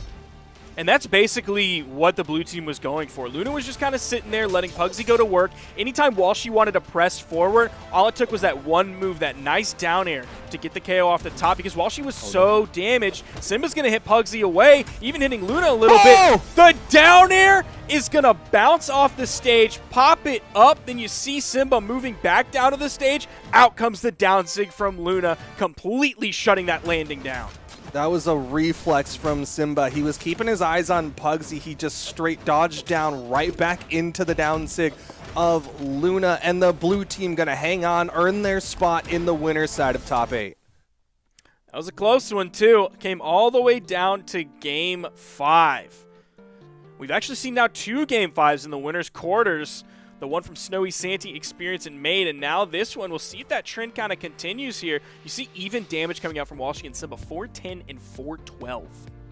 Yeah, that was definitely a close one. Had to dig deep to finish that one out. There's a real possibility. We've seen Simba, I mean, even in that set, Simba was able to 1v2, and so there was that real possibility that he could do it again, but at the end of the day, it was Pugsy and Luna to hold on and win that fight. Pugsy Luna move on to the winner's side of top 8, and the bracket moves on to our next set. In front of us, we have Cody Travis and Faison versus Wubs and Costlix. Cody Travis and Faison largely a favorite to come out top 3, if not win this tournament. Definitely kind of after what we saw from Boomi and Sandstorm earlier. Pier and Blazie took them all the way to Game 5, so now I'm more confident in Cody and Faison's ability to come out on top in this tournament. Yeah, Cody and Faison, of course, have done better in this tournament, but also did better in the Summer Championship, which is the thing that affected the seeding for this tournament the most. Cody Travis currently PR'd number 1. Of course, a very strong, a dominant 2v2 team overall, but they're coming in with some odd picks. You're seeing, of course, the Barraza, the classic Barraza, but over on the other side, Faison, known for like the Hattori, the Kaya, the Val, sort of those lower strength legends, and then all of a sudden, we see him with these big old horns on his head, that big old axe in his hand, that big old chest coming out, and it's a Zul pick. Chussie. But on the other side, Costlix picking up a new teammate. I think most people in the North American region are familiar with the team of Wrenched and Costlix, but unfortunately Wrenched not teaming up with Costlix for this one. It's going to be Wubs as the teammate. That's an interesting pickup. We've seen some good Wubs gameplay in the past. We know he has a very solid axe. We'll see what his Azoth brings to the board here and how he's able to play alongside Costlix's Olga. I mean, he's definitely known for his SIG usage, which is something that the blue team is going to have to respect. Of course, some big swinging SIGs coming out from Wubs, but at the same time, Faison swings pretty big with that Zul. Wubs kind of going back and forth, while Costlix maybe focusing on Faison a little bit. You see him actually hitting Wubs out of the way there. Neutral light comes through. Costlix just really focusing. Ooh, team damage coming back and forth from both members of the red team onto one another.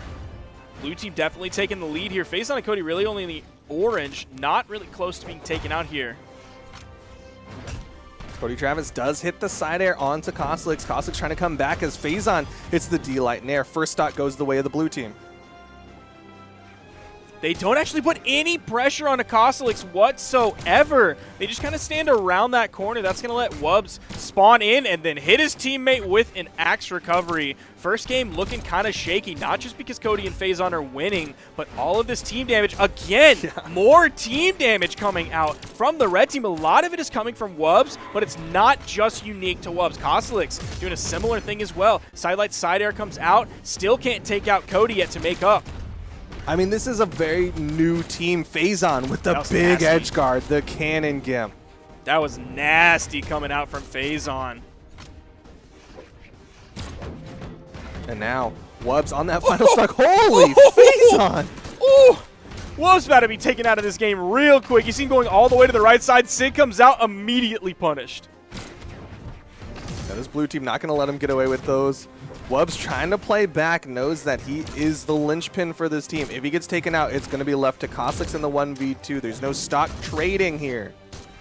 Wubbs almost seems like he has no clue what to do. I don't know if he's like shaken from all the team damage that he dealt, that now he's like playing back because he doesn't want to hit Kostelix anymore, or if he's like, I have to survive, and his way to survive is just kind of staying away from everything. I'm not sure. Kostelix is going to have to do kind of most of the work here. Yeah, Wubbs is just completely disengaging. Kostelix is going to have to do everything. Wubbs does find a KO there. That was just Phazon's first stock, though. You just hear the SIGs coming out from Cody. Lots of big swings. Wubbs eats the down air from his teammate. He's still going to get the wall touch. Kostelix with the Lance Gimp, known for his Lance plays as Wubbs picks up the side air. Suddenly the stock counts even, but Wubbs, again, deep red final stock. Like, he's got to find a way to hold on. Wubbs just retreating over to the wall. Cody and Phazon focused on Kostelix. More team damage coming out from Kostelix. More damage coming out. It's just going back and forth. I swear. Wubbs might get caught under the stage. He's able to get back. Kostelix going to have to be careful. Oh, man. He was so close to getting caught by those teeth from Phazon's trap. He still falls anyway. Wubbs is able to get a KO. He's going to knock out Cody. That's at least a good way to go out if you have to go out. Yeah, he definitely went out swinging, was able to get some good damage on that final stock, but Kostelix is going to have a tough 1v2 as Cody is fresh as a daisy and he hits double sidelight. Team combo, recovery, and he's done. Very clean ending. It was looking maybe a little bit rough in that 1v2 for just a second. Look at all those sunglasses on Azot. They look so weird. I'm so glad that y'all do that. And you actually like tailor the sunglasses taunt to how the skin is designed. You see it with Rax as well. He has one eye, so he has one big sunglass. Yeah, that is that one of the animators has to custom do that for each of those skins. But man, Wubbs got taken down in the final stock very quickly. Still was able to put out like 200 plus damage. Took 3 stocks off this blue team. I'm hoping if Wubbs can live longer, might see him do very well for himself. But at the same time, blue team is it's a really strong team.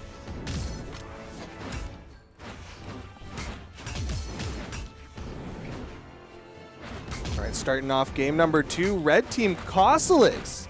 Doing a good job surviving, not really taking too much damage. You see the way the red team's playing. Wants to have that central stage control, but they also want to stay close to each other. Kostelix kind of babysitting Wubbs a little bit in this one. Wubbs putting out some good damage so far. Already has Phazon in the orange. Almost picked that one up. The bottom side of that recovery could have been a spiking option, putting Phazon in a really tough spot. Cody is going to have an easy time getting back, but that's because Phazon... Oh, no! Not only is that going to hit his teammate doing a little bit of team damage, but it's also going to lead to a KO. See if they can clean this one up on Cody. Nice follow-up from Cody, getting some damage onto Wubbs, but unfortunately not going to lead to a KO on either of the red team members. Wubbs Kostelix really coming together here on this second game. They needed that first one to maybe get through the kinks, but we actually do have a calculation. Phazon's going to get that KO with the ground pound. We do have a calculation from production. It was 246 total team damage for the red team. That's not good. Yeah, a lot of that was Wubbs swinging in on the Kostelix, and Kostelix just kind of ate a lot of that damage. Of course, he's on the Ulgrim. He's a very tanky boy, but at the same time, you don't want to be putting out a stock and a half worth of team damage. Wubbs in the 1v2 for just a second. You see him staying really high. Cody was hoping Wubbs might fast fall down. He could pick up that axe recovery, but Wubbs was just playing the runaway game, waiting for Kostelix to spawn back in. Red team going to have the lead here. Phazon might have to be a little bit careful where he's playing on the stage. A lot of KO potential coming out from both Kostelix and Wubbs. There you see it. All it was that side air after that little dash dancing that Kostelix threw out to kind of put Phazon on his toes, maybe not know exactly when Kostelix is going to throw out an attack. Yeah, and you see the way that Kostelix is trying to stay around. Saw that Wubbs was in that edge guard, but forced to disengage. Phazon hits the ground pound. Kostelix tries to punish him for it, but Phazon going to get back up safely. Stacking up some team damage from both members of the blue team onto Kostelix. There was like a nice little 3-hit, 4-hit, modest team combo, but the damage is good. We're basically even in this game. Actually, Cody and Phazon are kind of ahead here just because Kostelix is more damaged than Cody, and he's more damaged in an area where he could be KO'd very quickly. We would have 3 stocks to 2. Phazon's starting to take more damage than Wubbs, though both of them actually now in the orange. Yeah, everything very even, but the pressure is on the red team. As Cody hits the ground pound, Kostelix going to fall. He's left to the 1v2. Cody and Faison definitely have one more experience overall in 2v2s, definitely more experience with one another as a team as well. So they have the 2v2 combo set up. They don't have to worry about same weapon, same move DI coming out. It's a cannon, it's blasters. Cody may just opt for the solo here while Faison plays back a little bit. Faison actually dipped. Didn't feel comfortable enough to punish that. Ended up eating a side air in the process, getting him deeper into the orange on his final stock. Koslik's looking for a safe way to land. Cody actually backing up too, giving a lot of respect to Koslik's. Yeah, and you see the way that Koslik's is really trying to hunt down Faison. Faison trying to just dance around it, goes over to the left side, has plenty of horizontal movement, and Cody Travis right on Koslik's tail. Can he get the edge guard? Here comes the recovery. Faison eats it, but there's no follow-up from Cody Travis. Nice down air. That's going to take Faison out of the game. Cody in the 1v1. Koslik's is going to fall there right after Faison did. Cody still had 2 stocks to his name. And you see the damage numbers. That was largely on the back of Cody. I believe he did 638 damage. Also got 4 of the 6 KOs. Yeah, really good play from Cody Travis. You saw the red team try to put that pressure onto Faison, but at the end of the day, Faison kind of started to recognize it, run around a little bit more, and Cody Travis was able to stay on top of him and help him out get that damage done. We're also having Great Hall. 3 times in a row. What an interesting choice for these teams so far. Wubs and Koslik's, of course, because they've lost both games now as we head into Game 3, they get to band down to the 3 maps, and Faison and Cody have just picked this map every time. Yeah, it's interesting, especially because, like, in the past, we've seen Koslik's lean more towards, like, the shipwrecks, towards the Demon Islands, those flat maps, but maybe something about Wubs. I know Wubs does like to use those soft platforms for those slide charge signatures. 2 axes now. Koslik's immediately swapping over to the Lance once there's a weapon spawn on the field. That sidelight has Koslik's in the red. Cody's not able to follow up off of it with anything. Still looking for those KOs. You see the GC light coming out from Faison, hoping he can somehow find a neutral air after it for the classic axe KO bread and butter. But Faison's actually the first one taken out, even though both members of the red team are deep in the red.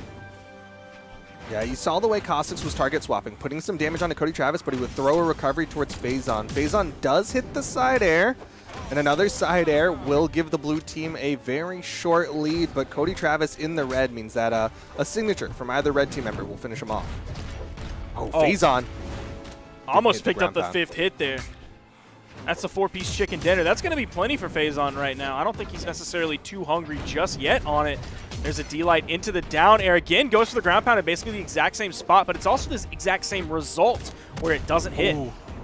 A nice follow-up from Wubs, though, or a kind of a wake-up from Wubs to hit that nair on Cody Travis high in the sky. Will even up this stock count, but Faison, again, he's starting to find this momentum. You're seeing him get longer and longer cannon strings onto this red team. Koslik's and Wubs kind of on top of one another, but you don't see any of that team damage coming out anymore. That is a good sight to see. Cody's actually going to grab both players of the red team in that down air. Ooh, Cody with a rare drop. He was going for the dash jump recovery, but he didn't get the follow-up. And Wub's going to hold on to this stock for a little while longer. But the side air comes out. The down air from Cody Travis couldn't follow up on the Koslik's. He's going to extend the second stock for a little while.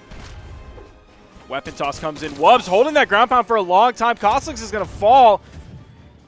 They now have Wubs over, stuck on the wall as Koslik spawns in. You see him actually land. Then Wubs comes up onto the platform. That ground pound almost hit Koslik. He got really damaged at all, so it wouldn't have been the worst thing in the world. Wouldn't have even really sent him that far. But still, the team damage is a lot better now from Wubs and Koslik's. Yeah, we got word from production that it was a 68 in that last game versus the 200 plus that was in the game before. So red team trying to tighten up, but they're still behind here. Cody Travis with plenty of health on the second stock.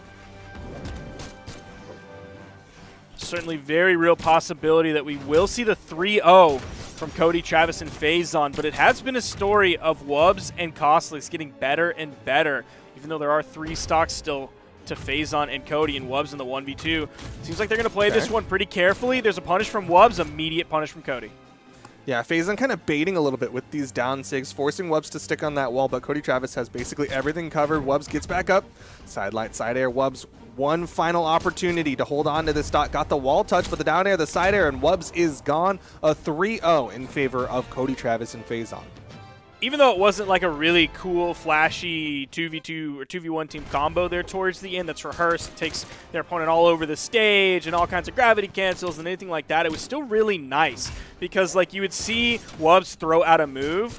If he hit one of the blue team members that didn't get hit, punishes that. Then you see them kind of following up off of one another on the edge. So some good actual team play, even though it's not the standard 2v1 combos there. At the end, definitely expected from Cody, Travis, and Phazon. Yeah, that's one thing that team is bringing in particular is just really good follow-ups, really good coverage, making sure, again, that the opponents don't get anything for free. And that's one of the reasons why they were able to 3-0 and walk their way into the top 8. And now we're going to find out who they're going to be fighting as we're getting into the next matchup. Is it going to be Sandstorm and Moist Boomi versus IThrow and Lilcat? This is definitely going to be an interesting one. I didn't expect Lil Captain IThrow to get this far. On the other side, I absolutely expected Boomi and Sandstorm to make it this far. They're coming in with a little bit different team comp than we're necessarily used to seeing from Boomi and Sandstorm. I feel like they aren't really hardly ever a team that does too much of the same character groove. We used to see Boomi and Remy do that towards the end of their career. We saw some double Hattori coming out from them. We've seen it from time to time from Sandstorm and Boomi, but overall we haven't seen it too much. Now we're getting it with the Undertaker, which is of course a crossover for Thor. Yeah, that's one thing that this team of Sandstorm and Boomi, you got to give them a lot of credit for really trying to push the twos meta in the way that they do. They really kind of define their own meta, and then you start to see other people bring that in. And this double Undertaker, it's very interesting, especially because it didn't look as dominating as it has in the past when Sandstorm and Boomi come out with something new and hot. They went 3-2 against Pier and Blazie, and it wasn't like they threw stocks as much as Pier and Blazie played really, really well. So I'm wondering if they're going to be able to tighten up and get this W over IThrow and Lilcat, who definitely got the upset over Java and Stingray. That does worry me a little bit. You bringing up that set, and Pier and Blazie are kind of a new team, at least in official Brawlhalla esports events. It was recently Hardy MJ and Blazie. It was Pier and several other people. Pier's actually played with a lot of different teammates throughout. Even though they're both incredible players, we really haven't seen them together that much. So the fact that they took Boomi and Sandstorm all the way to Game 5, I was actually watching Moist Critical watch it while he was supporting his, what do you call it? I guess his player? Yeah, I guess. His player, Boomi, who has just recently joined Moist Esports into this one, and he was a little bit worried. Once we started getting towards the end, he was a little bit worried they might not end up on the winning side of that. So we'll see if Boomi and Sandstorm have kind of brought it back together, giving us that old gameplay that we're used to from them. Yeah, that was definitely a nail-biter of a set. At the same time, like, I think a lot of people are familiar with this team of Sandstorm and Boomi, and they're like, yeah, Sandstorm and Boomi, they're guaranteed to win. They're such a dominant team, yada, yada, yada. But that one went down to the wire. We'll see how well they do here. Sandstorm, you're seeing his PR 4, which is a little bit of a surprise considering, like, again, world champion players, world champion team. And you're seeing Boomi right in front of him, actually, PR3 coming out with this one. And that's because guess who's like 1 and 2? That is going to be Cody and Phazon. They're sitting up there How are they not in a both really three? good wait. I'm looking at the I'm looking at Power 1v1. I need to look at 2v2. Oh, they're actually tied for first. Okay, that's why I wanted to look it up. They're actually tied. Cody Phazon are tied for first. I'm surprised Boomi and Sandstorm aren't tied for third, but Boomi does have a little bit more history in the 2 space, so maybe some of that legacy affecting that a little bit. But here we go. Game number 1, Lil Captain IThrow, and we're seeing IThrow again swap it up. We saw the Val towards the tail end of his last set, and now he's starting it off with the Zol. Yeah, we're back to another Zol. We just saw Phazon's Zol. They ended up coming out on top there. We'll see if this Zol has a similar result. They're going to have to fight into this double Thor. It's going to be really tough. We'll see what these orbs have coming out from Boomi and Sandstorm now that they have kind of more games against higher tier players under their belt, and it's not just warming up off of like your pools players. Yeah, Boomi went for a big read there with that signature, and Lilcat had the perfect punish opportunity for Sandstorm. Yeah, he's going to catch IThrow running, and he goes for the follow-up. They've been missing that, though. Just a little bit maybe too high, or maybe he let that side signature rip a little bit too early. But you did see at least a little bit of synchronization between Boomi and Sandstorm. Boomi hit the side light side air on orb on the right, then Sandstorm hit the side light side air on the left. So they do have definitely that, Okay, that similar okay. timings. Yo, the neutral signature is actually also going to hit Boomi, but it still added some decent damage, I believe, on the IThrow there. Yeah, that was IThrow who got caught. He DI'd up out of that second end light, and Sandstorm was able to get that follow-up. Boomi going to be the first one to fall for the red team. Nice stomp, side air. Will even up the stock count, but the red team maintains a health lead. That down air, Boomi picked it up pretty high. It did send IThrow off screen, even though he's just in the orange. Seen the side signature as well Sandstorm. coming out from Boomi. He's going in unarmed onto Lil Cap, maybe hoping to get a nice unarmed gimp on the right side. Now IThrow and Lil Cap deep in the nice red. They interrupt. got to be very careful with all of these hammers that are out from the red team. I think Sandstorm was playing with his food a little bit. He went for the double D light here on Great Hall. You can get that ledge cancel for the extra. And just there, he went for the D light into the recovery to try to get that KO. Left side, though, opportunity. Sandstorm misses the recovery. IThrow trying to go for the edge guard. Boomi gets the KO onto Little Cap, though, and Sandstorm's going to get back up safely. Now, you mentioned Sandstorm trying to style a little bit. We saw that happen in the Mammoth Invitational just a few weeks ago. We also kind of saw that in their previous set. You saw them maybe hoping to get that clip that's going to show up on the Monday Esports dev stream, maybe find Nice. something cool and flashy. That's beautiful. We'd love to see that follow-up. Didn't lead to a KO, but fantastic. Foda loves those left to right or right to left team combos. Yeah, the same direction. Instead of the team combo sandwiches, the one where you kind of float underneath your teammate or around them, those things can be so incredibly sick. Red team still holding on to their second stocks. That's one thing that's nice for this comp is that they have one of the tankiest legends in the game under both of them. Doing a great job surviving so far. IThrow and Lil Cap both on their final stocks. Sandstorm and Boomi, they are in the red, but they're a Thor in the red on their second stock. So who knows? If they're in the right spot at the right time, even some KO moves aren't going to be able to take them out. Like you see, Sandstorm's still living. They might be able to finish Nice. this one out here, and they do. Still had 4 stocks on the board. I swear, they were on those 4 stocks for the longest time. Yeah, they really extended those second stocks on both sides, and you got to give them a lot of credit for those follow-ups. They were so good. Like, I criticized one side sig, and then from then on, they were hitting their follow-ups. Boomi and Sandstorm are some of the best in the entire game at those 2v1 situations. We used to talk about it all the time back in the day until we were blue in the face that if you go into the 1v2 against Boomi and Sandstorm, 99 times out of 100, you're not winning that. Yeah. I mean, like, rounding error, you're not winning that. Like, they just always were so good at those team combos, and of course, still retaining that playability. But here we go, game number 2 on Miami Dome. IThrow going to make the swap over to the Bode Bar. We do have the double Bode Bar versus double Thor, so same character, separate character on both teams, but both players on that team on the same page on this one. Blue team kind of split. That weapon toss actually bonking on the head, going to interrupt how that neutral sig came out. Boomi still might get the KO here on IThrow. Has the hammer. Neutral air just barely missing. Sandstorm with the neutral sig. They want to take out IThrow. They're really hunting for it. IThrow the most damage, and of course the only non-WWE player on the field right now. So clearly he's the target, but Lil Cap going to eat that scoop up from Boomi. Ooh, IThrow and Lil Cap doing actually a great job coming back into this one. Sandstorm isn't taking too much damage. He's close to red. Oh, Boomi isn't able to find the side air follow-up off of that stomp. Yeah, that's unfortunate. He was sliding into that stomp, so the jump just wasn't high enough. Downlight side air. Lil Cap with the follow-up. Going to even up the stock count, and he gets the lead for his team. Lil Cap playing very well right now. Nice clean options coming out from Lil Cap and IThrow. Again, this time you see Lil Cap actually going for that recovery that we talked about Pugsy going for earlier. So maybe that's just the play over there on the corner. Who knows? They're the ones in the game. I'm actually the one sitting on the desk. So now that we've seen Lil Cap do it, and Lil Cap can do no wrong in my eyes, that's the play. He's never done wrong in his life. Great interrupt there from IThrow. You saw the chase down towards Lil Cap. Blue team doing a lot better in this one. There's the follow-up. Sandstorm a little early on the gravity cancel side sig. He actually goes for the GC sidelight there as the follow-up option. They still get a stock on IThrow. Now we're seeing Sandstorm and Boomi get to kind of the point where they were before, except they kept their second stocks last game. We'll see if they're able to do that here on the Dome. A lot of SIGs coming out from Lil Cap. He's hoping to hit that side signature and take an Undertaker off the right side. Yeah, he's really reaching for that one. Here comes IThrow, though. Again, making sure that Sandstorm can't just 1v1 his teammate. Stomp side air. Sandstorm going to get taken out. Boomi again with the drops. The D-Light say Lil Cap was a little too low when that stomp hit.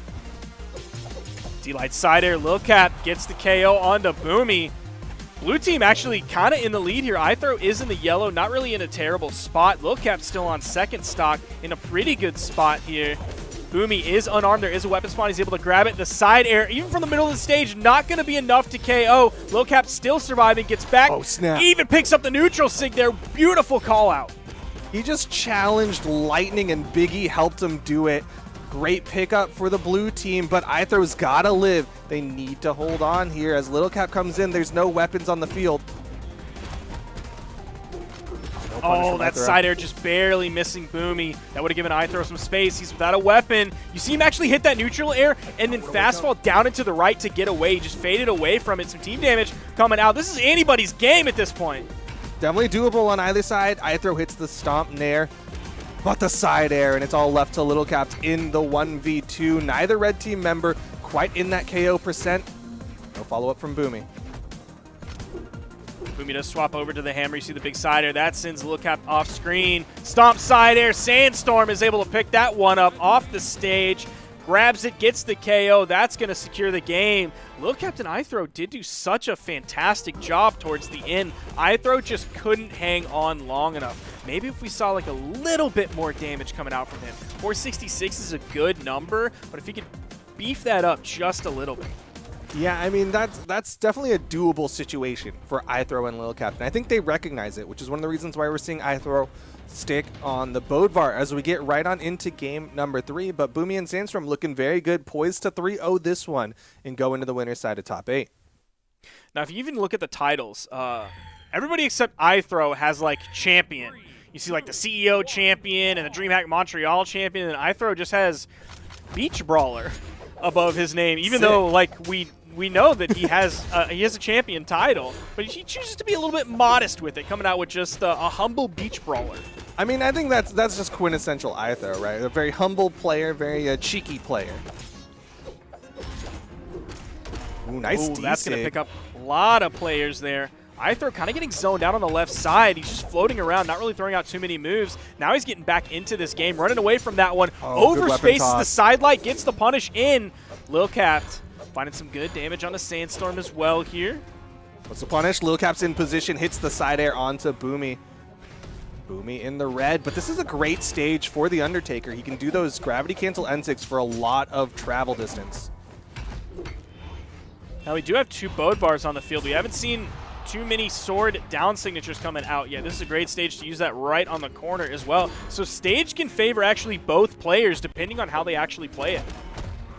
Yeah, we're already seeing first stock goes the way of the blue team, but Boomi able to pick up that scoop up, keep this one even. IThrow fighting to get back onto the stage, but the nair from Sandstorm will give his team the stock advantage. It is up 2-0 in favor of Sandstorm and Boomi. Lil Captain IThrow had a close game last game, but at the end of it, they ended up coming out on the losing side. Man, that sent Boomi flying. If they can get Boomi out here onto his final stock, then they can turn their sights onto Sandstorm, put him on his second stock as he's very deep in the red here. Yeah, that scoop up is likely a wake up call for this blue team to say, okay, maybe we can take out Boomi, but right side, IThrow gets launched. Sandstorm playing the edge guard, hits the nair. IThrow's got to be careful. He might fall first. It's like they want to knock out Boomi, but they can't. They want to knock out Sandstorm, but they can't. IThrow gets knocked out. They finally get Boomi, but it's 4 stocks to 3. Lil Cap might be right behind. Yeah, Sandstorm's still living on this first stock. He is so good at surviving. Lil Cap trying to play this edge guard against Boomi. Hits the recovery, just good damage. IThrow finally takes out Sandstorm. Can they collapse onto Boomi? But no, IThrow doesn't hit the sidelight. Boomi's able to get away from basically all of the damage when they had the numbers advantage on him. He's searching for a weapon, doesn't immediately tunnel vision onto that one, gives some time. IThrow's just floating around, basically doing nothing right here. Then he eats a stomp side air, not going to be good. Lil Cap gets taken off of his second stock. They have the 1v2. Oh man, that hammer just swinging, floating there right above IThrow's head. Forced him grounded, stomp side air. Boomi turns his attention on Lil Cap. Look at what they're able to do with this. The weapon toss was unable to interrupt. They put out so much damage onto Lil Cap. And just like that, IThrow gets taken out by the N-Sig. He did his best. He was trying. Boomi with the slide charge N-Sig. Lil Cap does get the wall touch, but man, there's 3 stocks against 2 world champions, and Lil Cap is fighting to get back onto the stage. He hits the side air. Can he get back the D-Sig? Oh, the burst out! Oh, he hit that one too. You know that they were trying to get cheeky on the end there. You know Boomi was as well. He could have hit the perfect side light side air for the option to get the KO and in the game, but he's like, nah, I'm going to throw a neutral light. That's going to send him close to the blast zone, but it's not going to end the game so that I can go in and end with that signature exactly where Lil Cap is going to be. Tried to punish with the dare. No, sir. Boomi took him off the top. What a cheeky finish from the boys. Sandstorm and Boomi going to 3-0 and earn their spot in the winner's side of top 8. Things looking good for Moist, but now we've got 4 of our top 8. We've got Experience and Maid, Luna and Pugsy, Cody Travis and Phazon, and Sandstorm and Boomi. That was an interesting end. Based off of what we saw from Boomi and Sandstorm earlier against Pier and Blazie, I was a little bit worried. But now that we've seen that, now that we saw that dominant 3-0, especially the cheeky way they ended that final game, I was wondering if it was going to be the sponsor curse. We've seen it in the past. A player gets sponsored, the very next tournament they run into some trouble. You know Boomi wanted to come out big for Moist Esports. He's keeping that going. Moist Esports has a very busy day today. All kinds of players across all kinds of games. We'll see if Boomi can do it big. Come out on top with that gold medal. Going to be moving on into that top 8. And that's where we're going, Duke. Yeah, that's where we're going. You know what it probably was? He probably put on the headband. Between the first set and the second one, put on the headband. The one that looks like it basically is a Naruto headband, but it's got the Moist Esports symbol on it. That's probably what happened, and it really helped level him up for that second set. So let's talk about this top 8 on the winner's side. Let's talk about some of these teams that we have coming into this one. I do actually, before we do that, give a quick bracket update on the bottom side of things. Java and Stingray actually got knocked out by Hardy MJ and Meg D in losers round 3. That was before the top 8 qualifier match. Simba and Walshy then took out Hardy MJ and Meg D to make it in bottom side of top 8. Snowy and Santi came out 3-1 over Istru and Silly Gobi to make it on the bottom side of top 8. Lil Captain IThrow and Parallel and Tiffany are set to play on the other stream, twitch.tv/pro Brawlhalla, and Wubs and Kosalix versus Teak and Dog is currently going on, I believe, on the other stream, twitch.tv/pro Brawlhalla. Yeah, some good matches happening over there to see who's going to fill out the top 8, the lower side. But like you said, we've got 6 of that top 8, and we mentioned 4 of them, but Snowy and Santi, Simba and Walshy, of course, filling it out a little bit more. There you can see visually in case you're a visual learner instead of an audio learner. But we're going to be starting off with that upper side match, Experience and Maid versus Luna and Pugsy.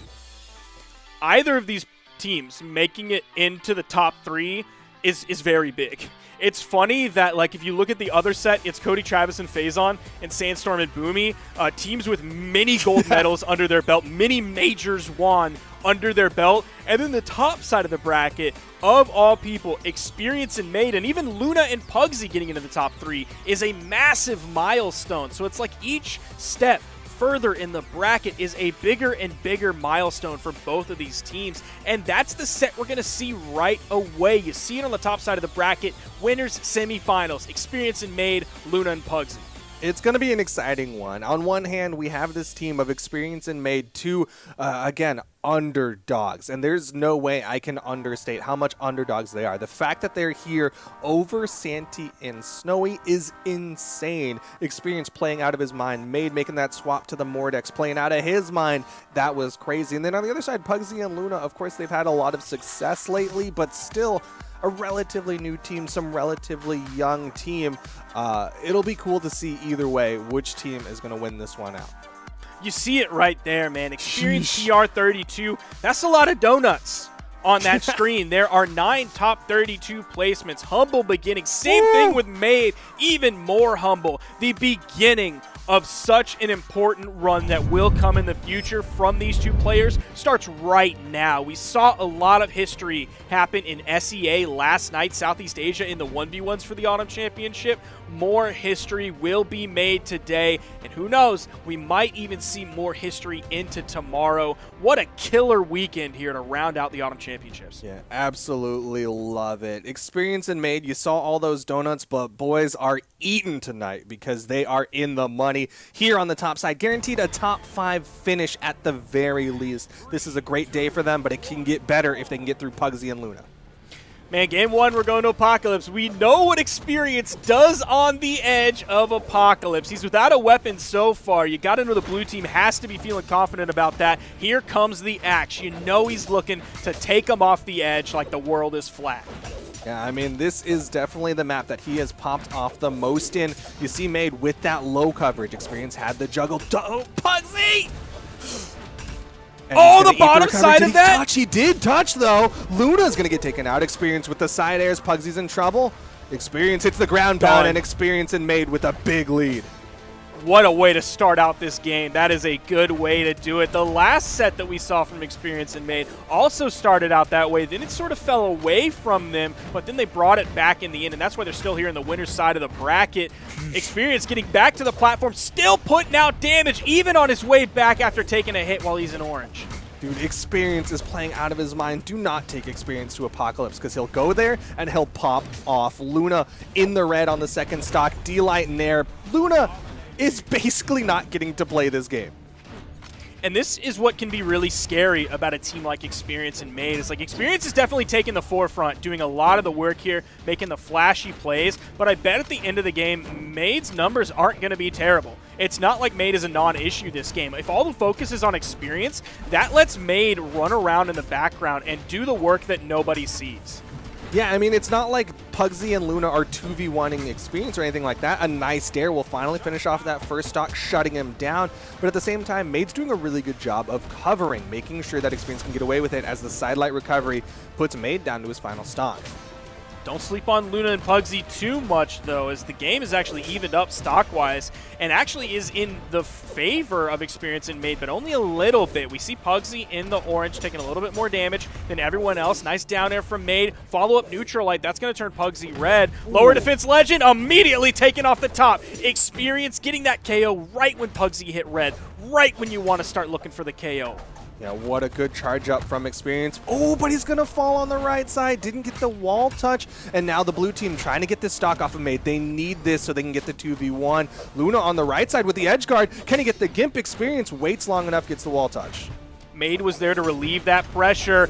Beautiful follow-up. Again, Experience off of Maid for the KO. Again, a beautiful follow-up there as well. Well, I was still praising the first one. Just some fantastic follow-ups coming out from this red team. Pugsy still has the opportunity, can get this 1v2 if he plays it right. Good dodges, gets past all of it in the sweat beads, and that will guarantee it. Yeah, the down air does it. Experience finishes off game number 1. All right, never mind. Maid actually kind of has some really humble numbers. 324 damage, 0 KOs. That definitely was the Experience show. But, okay. Humble, but still better than he did when he was getting taken out, right? He was still able to put out some damage, be present. And like you said, those follow-ups, what is the startup, right? How does he get those follow-ups? It's because Maid was setting it up. Maid actually is acting like the Maid for Experience here. Really really serving that up. Experience rings the little bell. Maid hits a side light or a D light or anything, and Experience is there to finish that one. Nice and clean from the red team, going back to Apocalypse. Except Pugsy and Luna, they're the ones that are really in the Apocalypse. Maybe even the end times for them, at least here in the winner's side of the bracket, based on how Experience and Maid are playing. Well, unfortunately for Pugsy, it's not quite 2012 just yet because there's still plenty more to go. But Experience going for the recovery. Burned a lot of movement there, but he hits the nair to chase dodge he up. still picked up the nair goodness. And got back. Experience's ability to get back when there's no way that he should be able to get Good back save. is incredible. And see, there you're going to go. There he falls. Maid hasn't taken any damage yet, but I think his damage output probably also hasn't been that huge at this point either. Hasn't really done a lot, but Luna did take a lot of damage there. Stuck on the right side. Luna with a nice punish. Pugsy with the save from deep to keep Luna alive. Pugsy's going to fall. Luna's going to fall. Maid untouched. You think that was a save? Or just recovery back to the platform? I mean, maybe a little of both. Porque no los dos. Okay.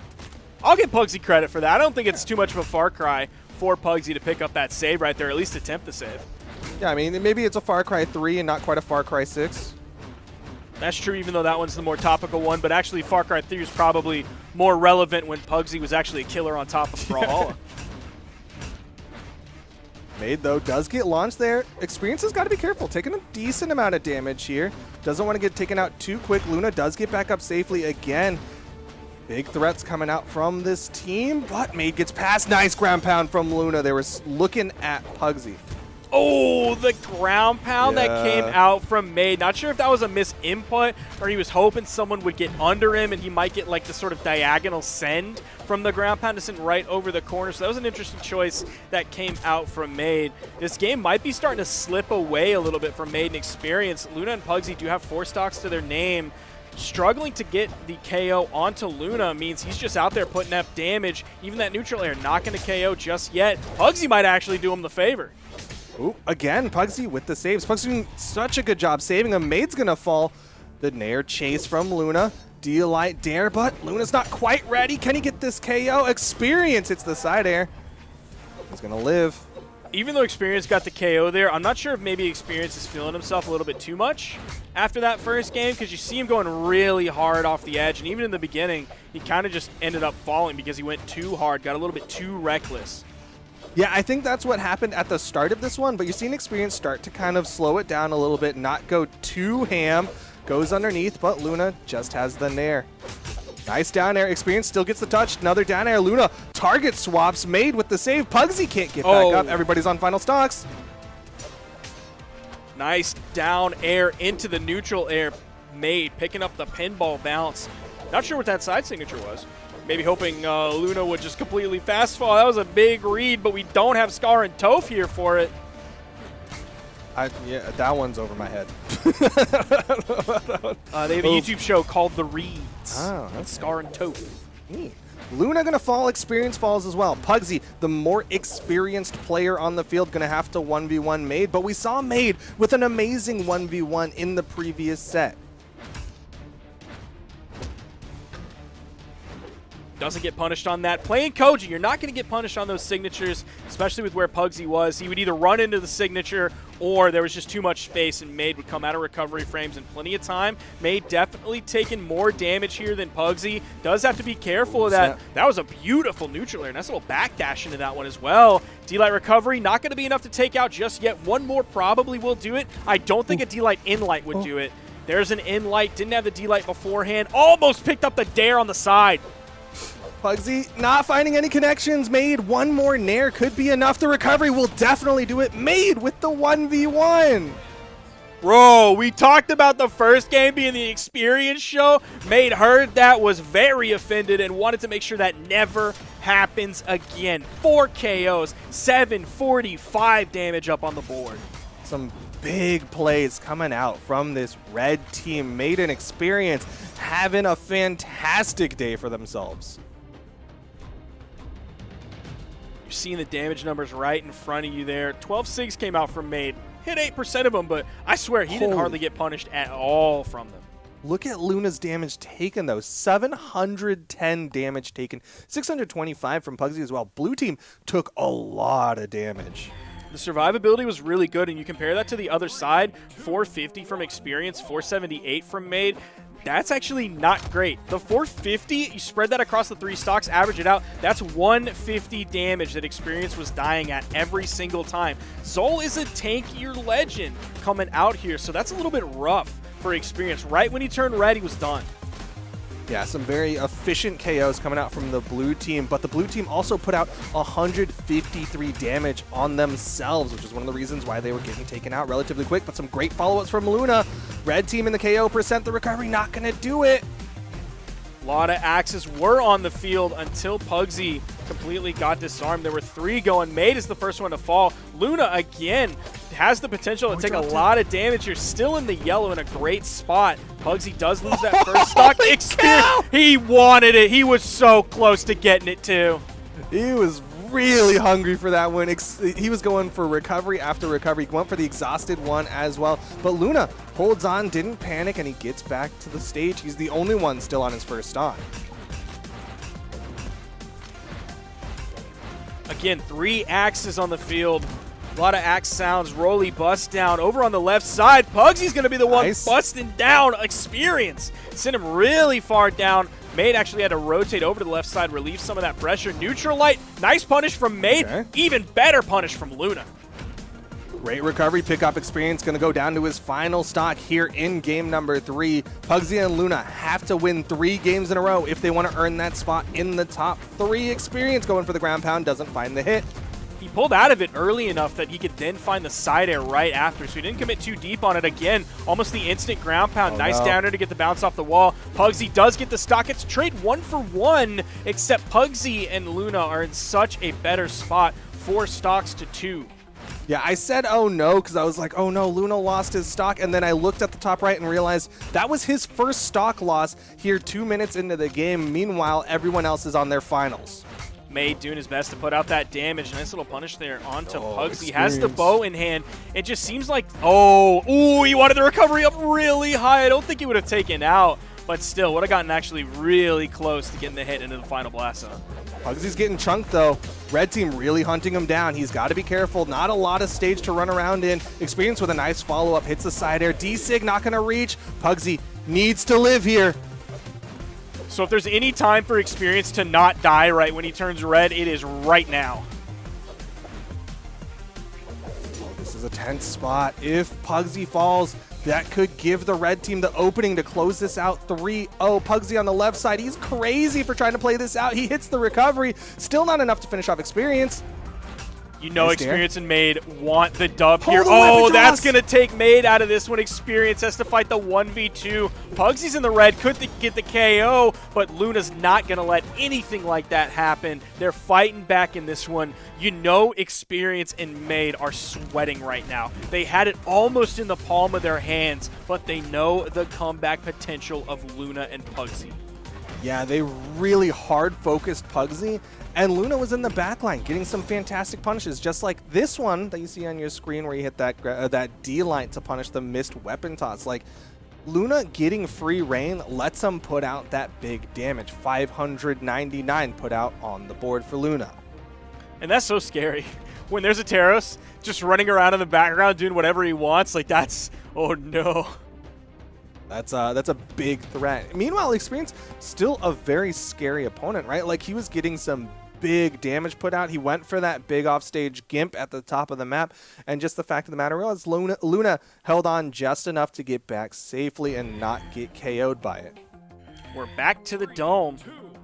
Luna and Pugsy coming into this one, hoping they can force the Game 5 situation instead of getting 3-1 on the winner's side of the bracket. Experience already going over to the left side. Luna following him just a little bit, but completely disengaged. Just wanted to put some pressure out onto Maid as Maid was chasing Pugsy around.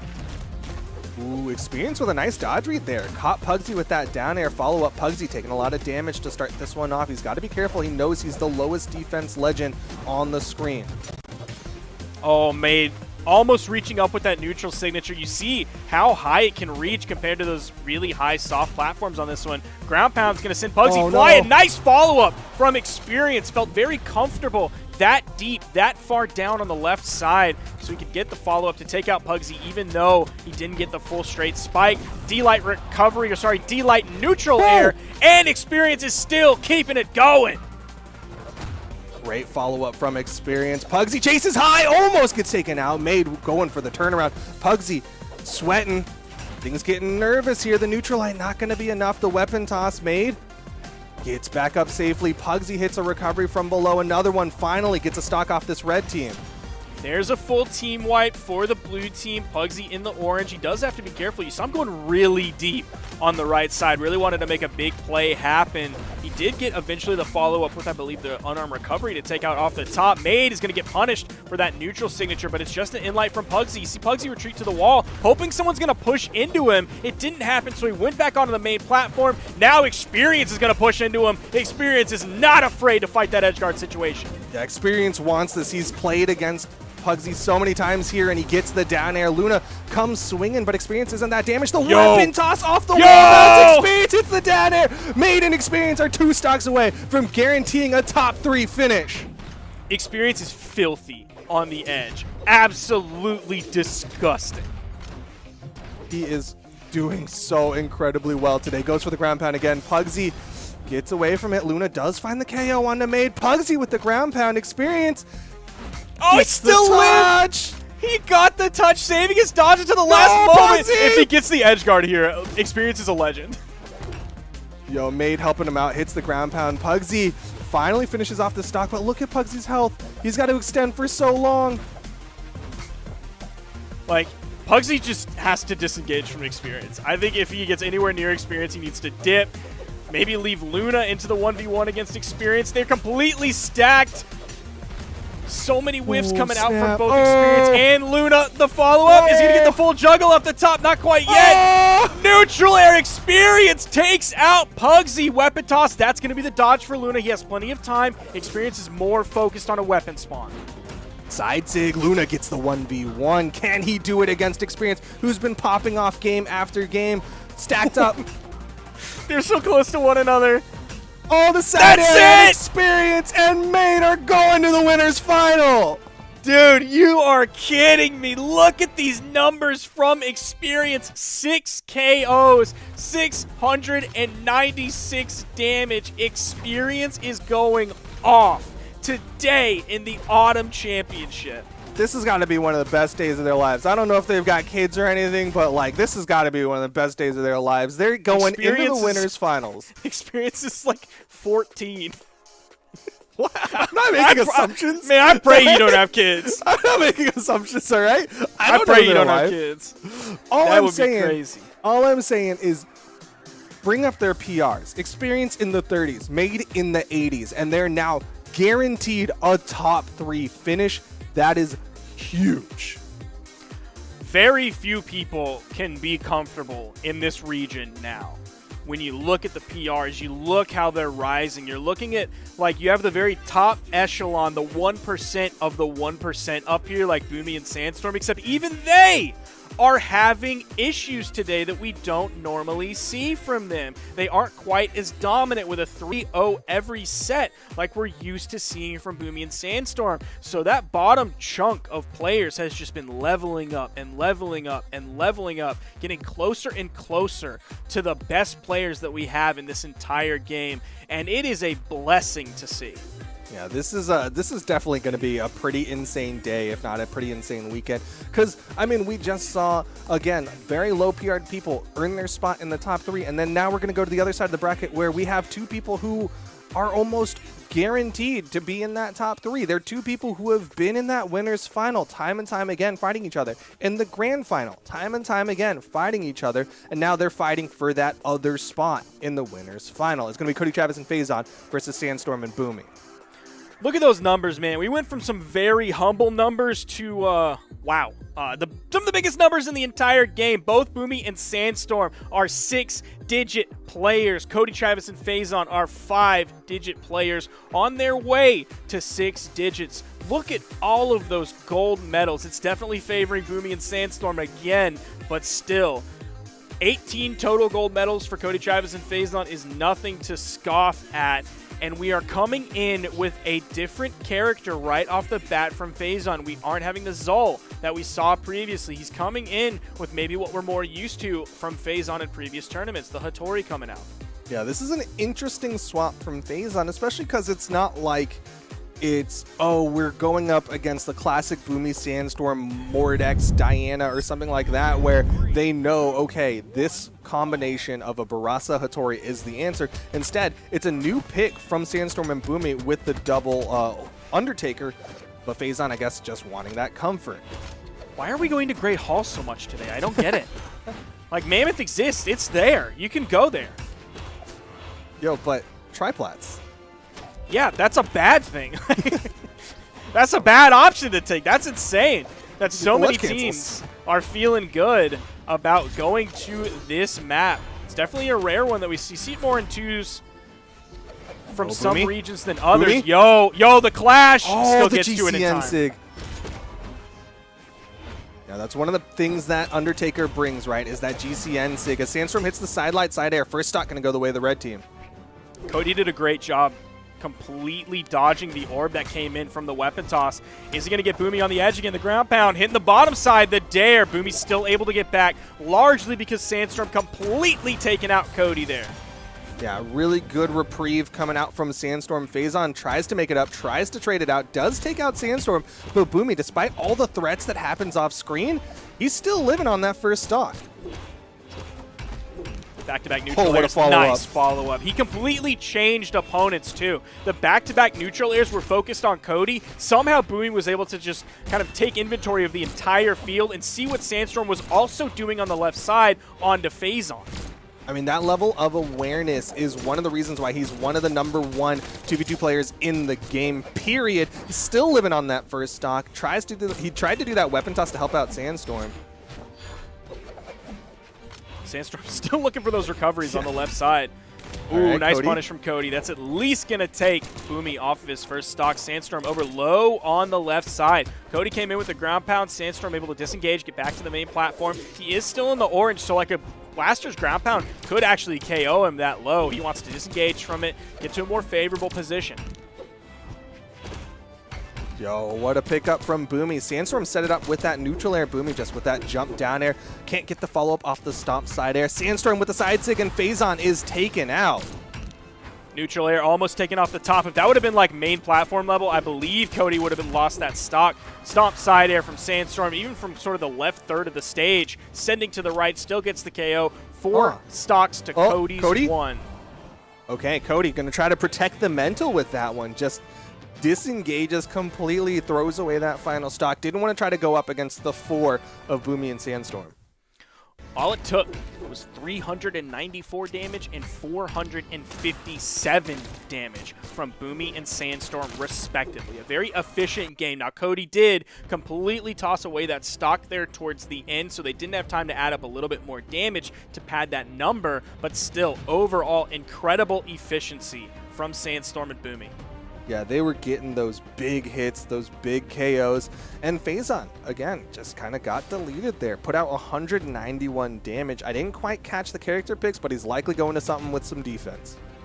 Cody Travis is swapping over to the Taros, going ignorant mode, as Flambeau would say. Phazon moving over to the Val. This is interesting, because rarely do we see Cody make a swap off of something that doesn't have blasters. Usually in this situation, he goes over to the Reno, but I guess he's trying to play the meta as best he can with the Taros as Phazon goes to the Val, like you said. And this is something that Phazon has wished for in the past for Cody to do more of, is swapping over to the Taros, because it's just such a strong pick. It is so successful in the current meta. Taros can do so many things better than a lot of other different characters. Every hit the enemy team is going to feel, even though it's double Thor, still going to feel it. I mean, I think the difference being that with this double Thor, usually they don't feel much of what the opponent does, and now they'll actually have to recognize that that's something big hitting them. So far, damage being put out. Boomi a little bit more worse for wear, but still looking good here in game number 2. Now, Sandstorm and Boomi are maybe going to actually feel the KO potential just a little bit less because of this swap over. We are in the Crystal Temple.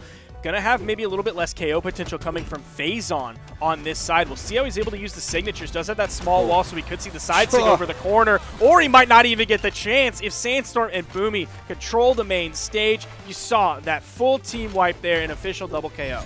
Yeah, some great target swapping from Sandstorm. Just take one, launch him, and then immediately stomp side air the other. Really good pickups for this red team. Phazon, I mean, I know he's coming in with this Val very low strength. He's likely trying to set up for Cody Travis, but Cody, he's going to get one. Weapon toss, not going to connect. It went a little bit wide. You saw Sandstorm touching right along that wall. The weapon toss was a little bit deeper in the push-off column. Sandstorm going to get back to it. The only one on his first stock, even that neutral air from his teammate, is not going to KO. That is going to take away some of the force and damage because it is technically team damage. That's probably the only reason he lived on that. Sandstorm finally getting taken out. Cody has to be so careful. He has the biggest KO potential on this team. If he's taken out of the game early, that puts Phazon in such a bad spot. Yeah, Cody Phazon have that like kind of classic like tank and ADC kind of strategy, right? You've got this thing that sets up and this thing that does a lot of damage but can get taken out, and there's that D-Lights there. Cody in trouble. Phazon on the right side playing the edge guard. Sandstorm with the punish. Phazon's going to live, though. He can get this wall That touch. was Yep. a really nice punish, too. Also, that one was really nice. Getting the Russian Mafia off the top, completely taking that stock away. Both Phazon and Cody. Not sure what's really happening to Boomi on the right side, but whenever Boomi goes low, I'm not too worried about it. He is a master of being, like, off screen and really low. I mean, old school Boomi used to do that as a bait, right? Just kind of fall off the screen. The opponent tries to come punish him for it, and he just takes their stock on his way back, hits the NSIG, gets the wall touch. He's good to go. See if Cody can turn up. Nice 2 big hits that's going to split the red team up. In comes Boomi actually throwing out some team damage. Phazon hoping to capitalize on that. Unfortunately, Phazon is unarmed. Now he has the sword. Neutral Sig going to KO. Even up the stocks, but look at where Phazon is. He's getting really into that red. Has to be careful. Even that recovery, picking up 1 jump height up, almost sent off the screen. Hope and a prayer here for the blue team. Phazon's got to live as long as he can. But with the way that this red team has been extending stocks, this is going to be a very tough ask for this blue team. Sandstorm hitting Cody away, sort of moving a little bit over to the right side. He knew that Boomi had it under control. Then he moves back over to Cody. They have the 1v2 situation. Neutral Sig coming out maybe a little bit too late. DI. Yep, you saw the DI go directly up. That's why it didn't immediately send straight left. Oh, Gets the chase dodge on hit. Possibility to turn this into a big edge guard situation. But it was not enough. Sandstorm able to finish up that stock. Game 2 goes the way of Boomi and Sandstorm. And if you look at sort of the roles, Cody Travis kind of played his role there. Did 621 damage. Unfortunately, they did split the KOs down the middle, except instead of it being 3 and 3 to clinch that game out, it was only 2 and 2. Total of 4, not enough to take out the 6 stocks. But on the other side, Phazon not really playing his role of the tank, right? 580 damage put onto him versus the 584 put onto Cody Travis. And of course, that 4 damage difference is marginal, but Phazon really needed to survive, really needed to be present, because whenever he was gone, red team just turned on to Cody Travis to put out big damage dumps. Now, if we're talking about stances here, strength stance from both Phazon and Cody Travis. And then on the other side, both members of the red team are also on the same page, but on a little bit different one than the blue team. Both players going into the movement speed stance so that they have that max rotation potential. They can run across the stage, move through the air more quickly so that they can rotate over to their teammate and help. Yeah, trying to put into that 5. 5 is definitely like the comfort pick for a lot of players, is getting that 5 movement speed. Red team with that center stage control. Boomi trying to get that follow-up side air off of Sandstorm's hit, but Cody Travis taking the brunt of the damage. We've again seen Cody come out with some DI this game early on, even when all of these things are going on the field with Phazon here. Oh no, Phazon. Oh, Cody just completely taken out. Phazon low on the right side. Red team not going to put too much pressure. They're going to take that 1 stock that they got and feel good about that one, except Phazon does have to be a little bit careful here. Phazon did a pretty good job fighting his way back onto the stage. Hits the D-Light recovery. Boomi gonna try to get that KO onto Phazon. Blue team split here. Red team has their pick on who they want to collapse onto, but Phazon gets launched again. And there you see that rotation potential. They split the blue team, and they immediately move over onto the person that's on the main platform. This time it's Cody, except he actually did a great job completely splitting the red team. Did get a KO in the end. They are a little bit behind, mostly due to the fact that Cody is in the orange. Red team did this thing where it was like a pseudo-Russian Mafia, and Boomi tried to follow up with a sidelight, I think, and I really want to know where that goes. Like, I saw the start of the story, and I want to know how it finishes. We'll see if we get to see that one again, or if it's sort of like a show that gets canceled too soon. Yeah. Netflix only wanted 1.5 seasons, unfortunately, for that one. Cody Travis, though, in the red. Boomi also in the red, but Cody's been getting taken out faster as the side air almost does it. Nice movement over onto Phazon. Oh, Sandstorm dropping that. Doesn't get the full KO option onto Phazon. Phazon actually does find a KO there, sending Boomi onto his final stock. Okay. Sandstorm in a pretty healthy spot. That side air not quite KOing just yet. I like the idea from Sandstorm there. He got the hit onto, I think it was Cody, or no, it was Phazon, and then immediate target swap. Saw that Cody was going to try to come at him. Going for the edge guard here. Sandstorm fighting back, hits another side air. Cody running out of jumps, does get the wall touch. Sandstorm on the edge here, still gets the wall touch. Boomi's there just in case, and Sandstorm takes out Cody Travis. Side air almost taking out Phazon. That is something that they might struggle with just a little bit based on pure raw stats when they don't have a hammer in their hand is the KO potential of that orb, because Thor is a lower strength legend. Even when you're on the Undertaker, you know he hits hard, but he's still stuck with that lower strength stat. But if you have a hammer in your hand, you're going to be feeling good. That down air sending Sandstorm flying, he's easily able to get back. Boomi acting as a great wall in between Sandstorm and the blue team. Just trying to keep the Mongols out, but Phazon and Cody Travis still have an opportunity here. Boomi's taking quite a bit of damage. He's not quite in that KO percent, but that stage bounce will be enough to finish off Sandstorm. And Boomi, you see him zoning with those down airs. Wants to keep the blue team off of him. And they're putting respect on it. They don't immediately charge in, even though Cody is a bull going on right now. No. Cody, except now he's taken out of the game, so he's basically nothing. You saw Boomi going high with that one, hoping to hit the recovery, maybe set up for a juggle potential. Grabs the weapon immediately, hits that signature. He's Sandstorm gone. throwing out signatures on the right side as well. This is looking like the 3-0 for Boomi and Sandstorm. Phazon is done. Boomi didn't even lose his final stock. That is the set 3-0. Boomi and Sandstorm moving into winners finals. Yeah, they're looking comfortable. Looks like there was a little bit of warm-up time for this team of the Double Undertakers, but once they found their groove, they have been running through opponents, 3-0ing and going into the winners final to fight Experience and Maid.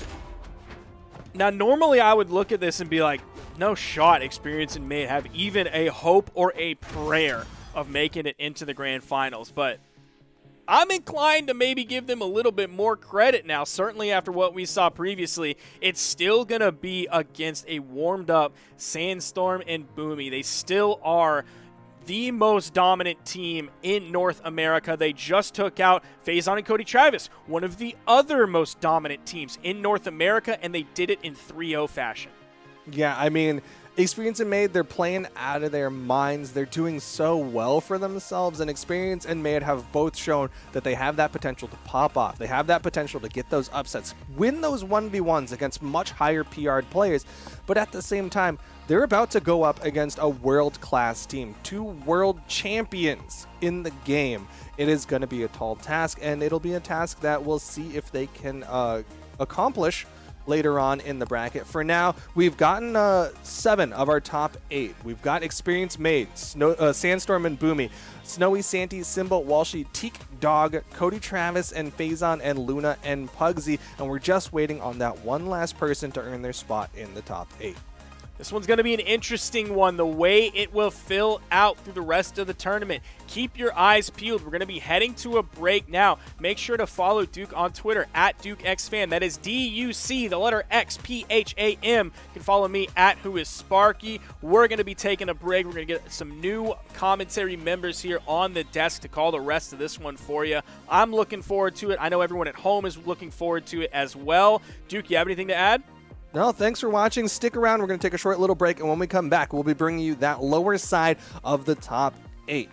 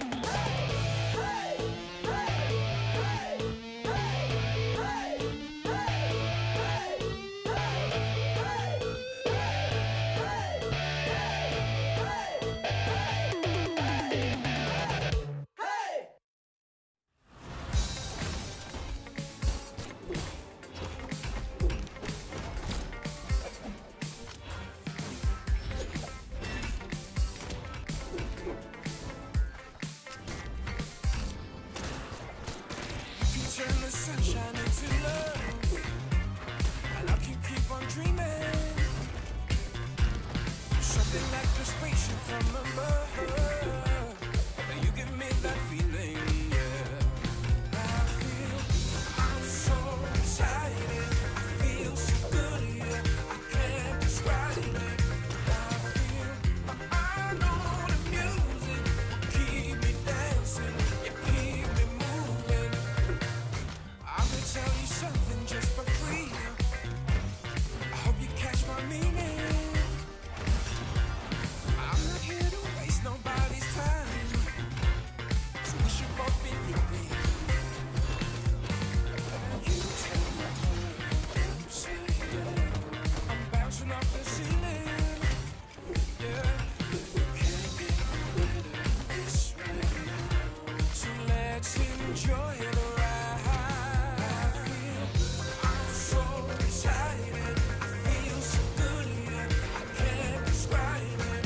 I feel I know the music will keep me dancing, you keep me moving. I feel I'm so excited. I feel so good, yeah. I can't describe it. I feel I know the music will keep me dancing, you keep me moving. I feel so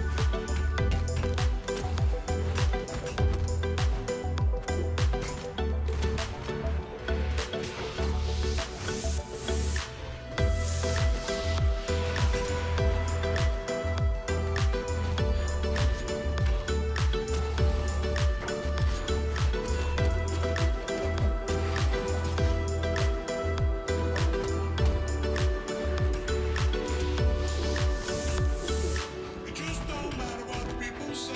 There's enough real love for us anyway, alright. 16 rings on a Malibu sky, take it up to a level where it satisfies, alright. Well, alright. It just don't matter what the people say. There's enough real love for us anyway, alright. 16 rings on a Malibu sky, take it up to a level where it satisfies, alright.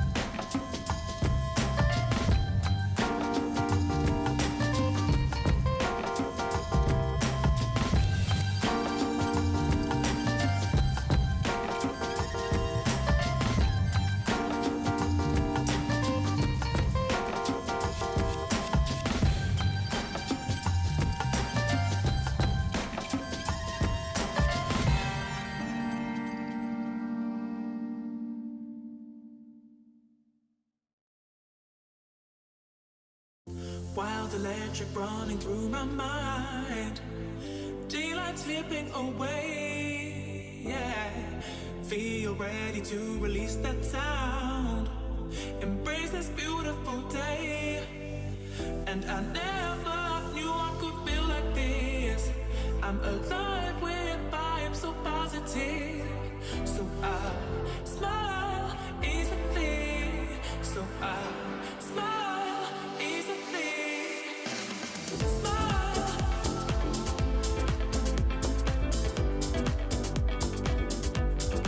So I smile.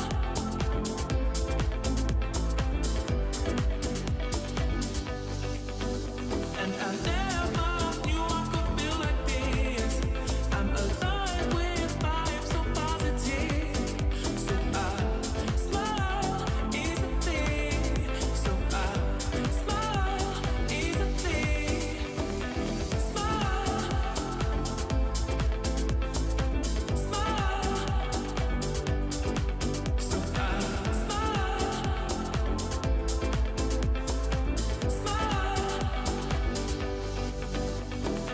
Smile. Smile. So I smile. Smile. And I never knew I could feel like this. And I never knew I could feel like this. And I never knew I could feel like this. I'm alive with vibes so positive. And I never knew I could feel like this. And I never knew I could feel like this. And I never knew I could feel like this. I'm alive with vibes so positive. Smile.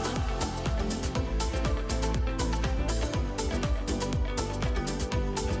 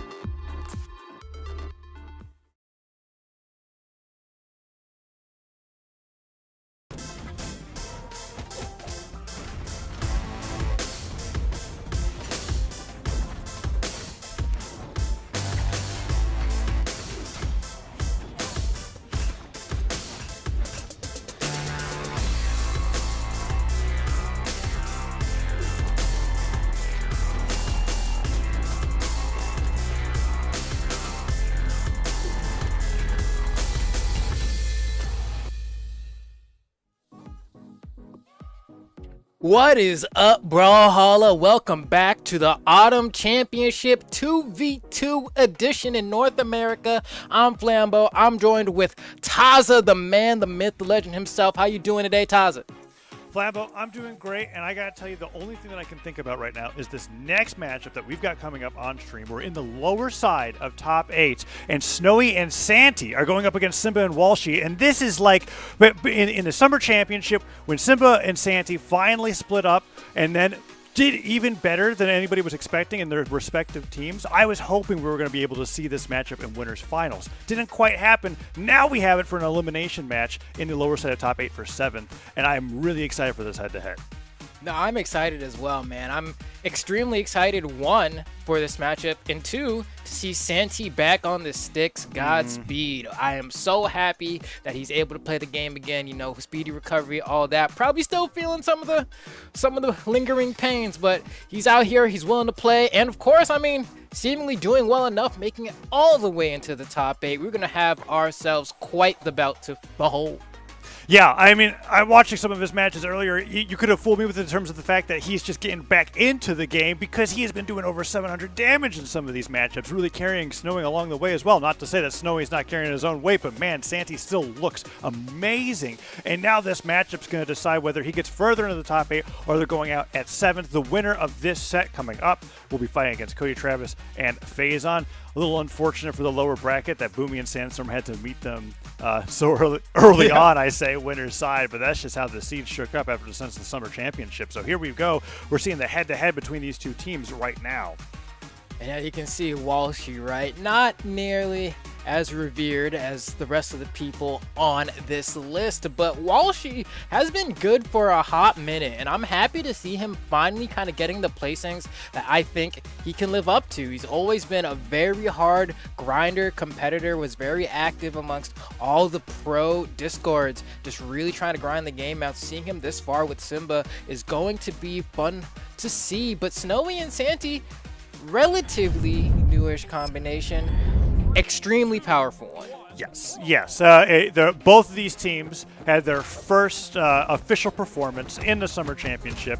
And yes, Walshy and Simba did get top 8, but Snowy and Santi won that tournament, right? That was how crazy it was for them. So a lot on the line here for both teams here to see who's going to be able to do a little bit better. Snowy and Santi will be on that team combo both onto Simba and Walshy. Gives them a good damage lead at the beginning here on Miami Dome.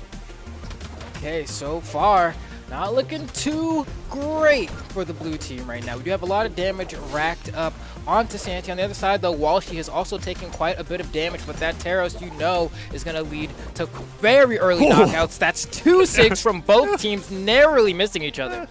Yeah, a little bit extra charge coming up from Snowy there on the Rayman, and maybe the fist would have connected with Walshy as he whipped that side sig, but no, both come through unscathed. Gravity cancel down, like wake up off the down air, bounces Santi off the side of the stage, and Walshy puts a sider in that might take out both his teammate. All right, no, it doesn't. Takes him out, and now both Santi and Snowy go down, and it's 6 stocks to 4. Oh. A little unfortunate with that side sig there. Yeah, just a little bit late, right? So, oh, snap, unarmed neutral light. That means I'm supposed to follow up, right? And then side six his partner in the face, and that's going to be okay, though. Blue team strikes back, doesn't quite clear out the field. The D-Light recovery from Santi isn't enough to KO Simba, but one more should do it. Oh, but Simba still not really playing like he has that much damage on him. He's getting right in there. Falling with the side air. Can the Nair hit? Oh, nice job with the Nair after the sidelight Nair from Walshy. Taking him that damage. Snowy unfortunately gets interrupted, but punches Walshy what could be to an early last stock if he's not careful. And man, Snowy with the quick sigs. Okay, nice snap. Wow, a conversion off of the bow recovery into the gauntlet Sayer. Almost enough to take out Walshy. That was some quick thinking from Snowy. I never would have thought to do that. Yeah, and now they might be able to take a whole stock lead here. Simba, oh, Walshy so good with the Nair. Hits him off the sidelight, the D-Light side air from the spear. There's another stop sider from Walshy to take out another stock. Snowy trying to take down Simba second. But it's 4 stocks to 2 here. Simba does go down. Will Walshy follow? I'm surprised that Simba was the first to go down with how early Walshy was this damaged, but Walshy surviving nonetheless. There he goes. Okay, and just like that, we have ourselves a tie battle here. Simba and Walshy need to find some weapons. It looks like Walshy's able to get that hammer, but Simba is still looking. Ooh, it's Snowy going for the slide charge pivot side. Saying, okay, Wow. you know what? Team damage. I think he's okay with that as the blue team is eking by with this damage lead. But man, are they bringing it back? Some more friendly fire there. Simba punishes with the sider into Nair. Oh, Snowy almost got the recovery. That may have ended Simba's last stock if that connected. Huge plays potentially. Oh, and Santi. Great punishes. Oh, that's going to be one? Okay, man, that's so lucky. Oh, he's just charging up. D-Light recovery. Not enough. Snowy covering the ground, expecting some fast falls. Santi and Snowy really got control over center stage right now, and red team is struggling. Oh no, but he hits with the recovery. This is getting scary for the red team. Both members 1 hit away Oh. from certain death.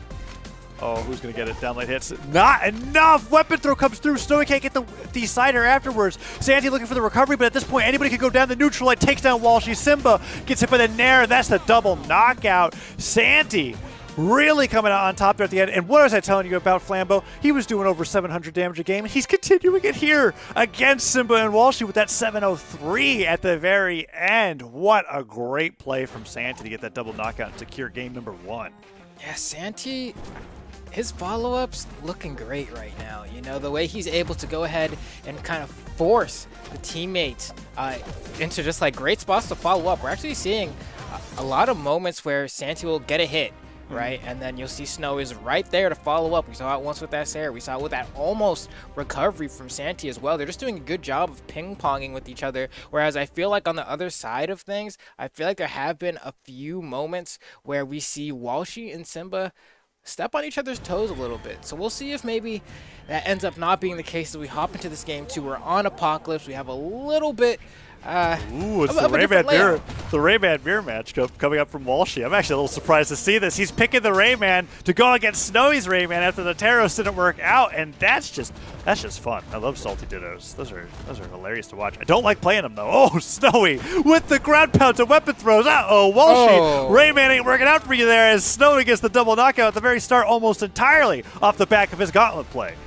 Okay, wow. Ouch. Oh, That's the way to start a game. I mean, Walshy and Simba definitely going to be feeling the pain here. There's so much extra damage being added up right now. They really need to squeak out some cheeky ones. Otherwise, it's going to fall away from them, Taza. They're taking so much damage. Yeah, Simba getting caught in that sidelight nair from Walshy, and then ending in Santi with the recovery. It's like, you know what? If you want to go for the team combo, I'm with you. Sidestick takes him down, but already the red team's taking so much damage. But there's the double KO. Simba equalizes the stock, so they're a little too late. They're going to have to get some crazy offstage plays or, well, a good team combo like that. But Snowy's there with the punish again. Is this going to be another double KO off the side of the stage? Of course it is. Santi, sideline slider, D-light slider one way, downer the other, double knockout, 2 in a row for the blue team, and now it's 4 stocks to 2.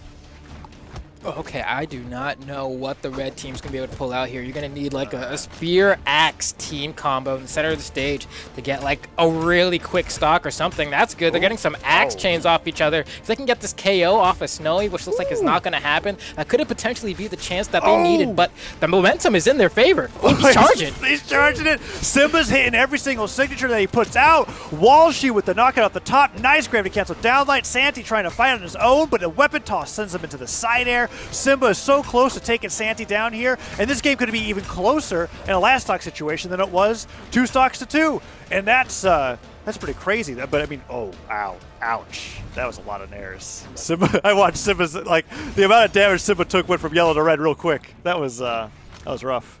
Yeah, I mean, they did manage to bring it to a 1-stock game, but they are still very far behind. You can see Walshy does have those gauntlets in hand. That means, you know, potential for an offstage KO, but now in the 2v1, Santi is playing like a monster. Yeah, meanwhile, Snowy's doing every classic Rayman gimmick in the book, and it's working. He did slide charge side stick for the platform at Apocalypse, and it takes Simba down. Weapon throw comes down. Walshy dodges to the stage, but D-Light side air into the neutral light, and Santi tries to go for the alley-oop, but that was just a little more damage than he was expecting. Timing was off, but any one of these attacks would do it, and a cider from the other side of the stage gives Santi and Snowy another win under their belts. Much lower damage in game this time because, well, let's face it, every time that they got an edge guard, they secured a double knockout. It was a crazy game, too. Yeah, they were extremely efficient with just getting clean slates, right? They're like, all right, we're going to KO this guy, and then we're going to go KO that guy, and they're going to get KO'd at the same time.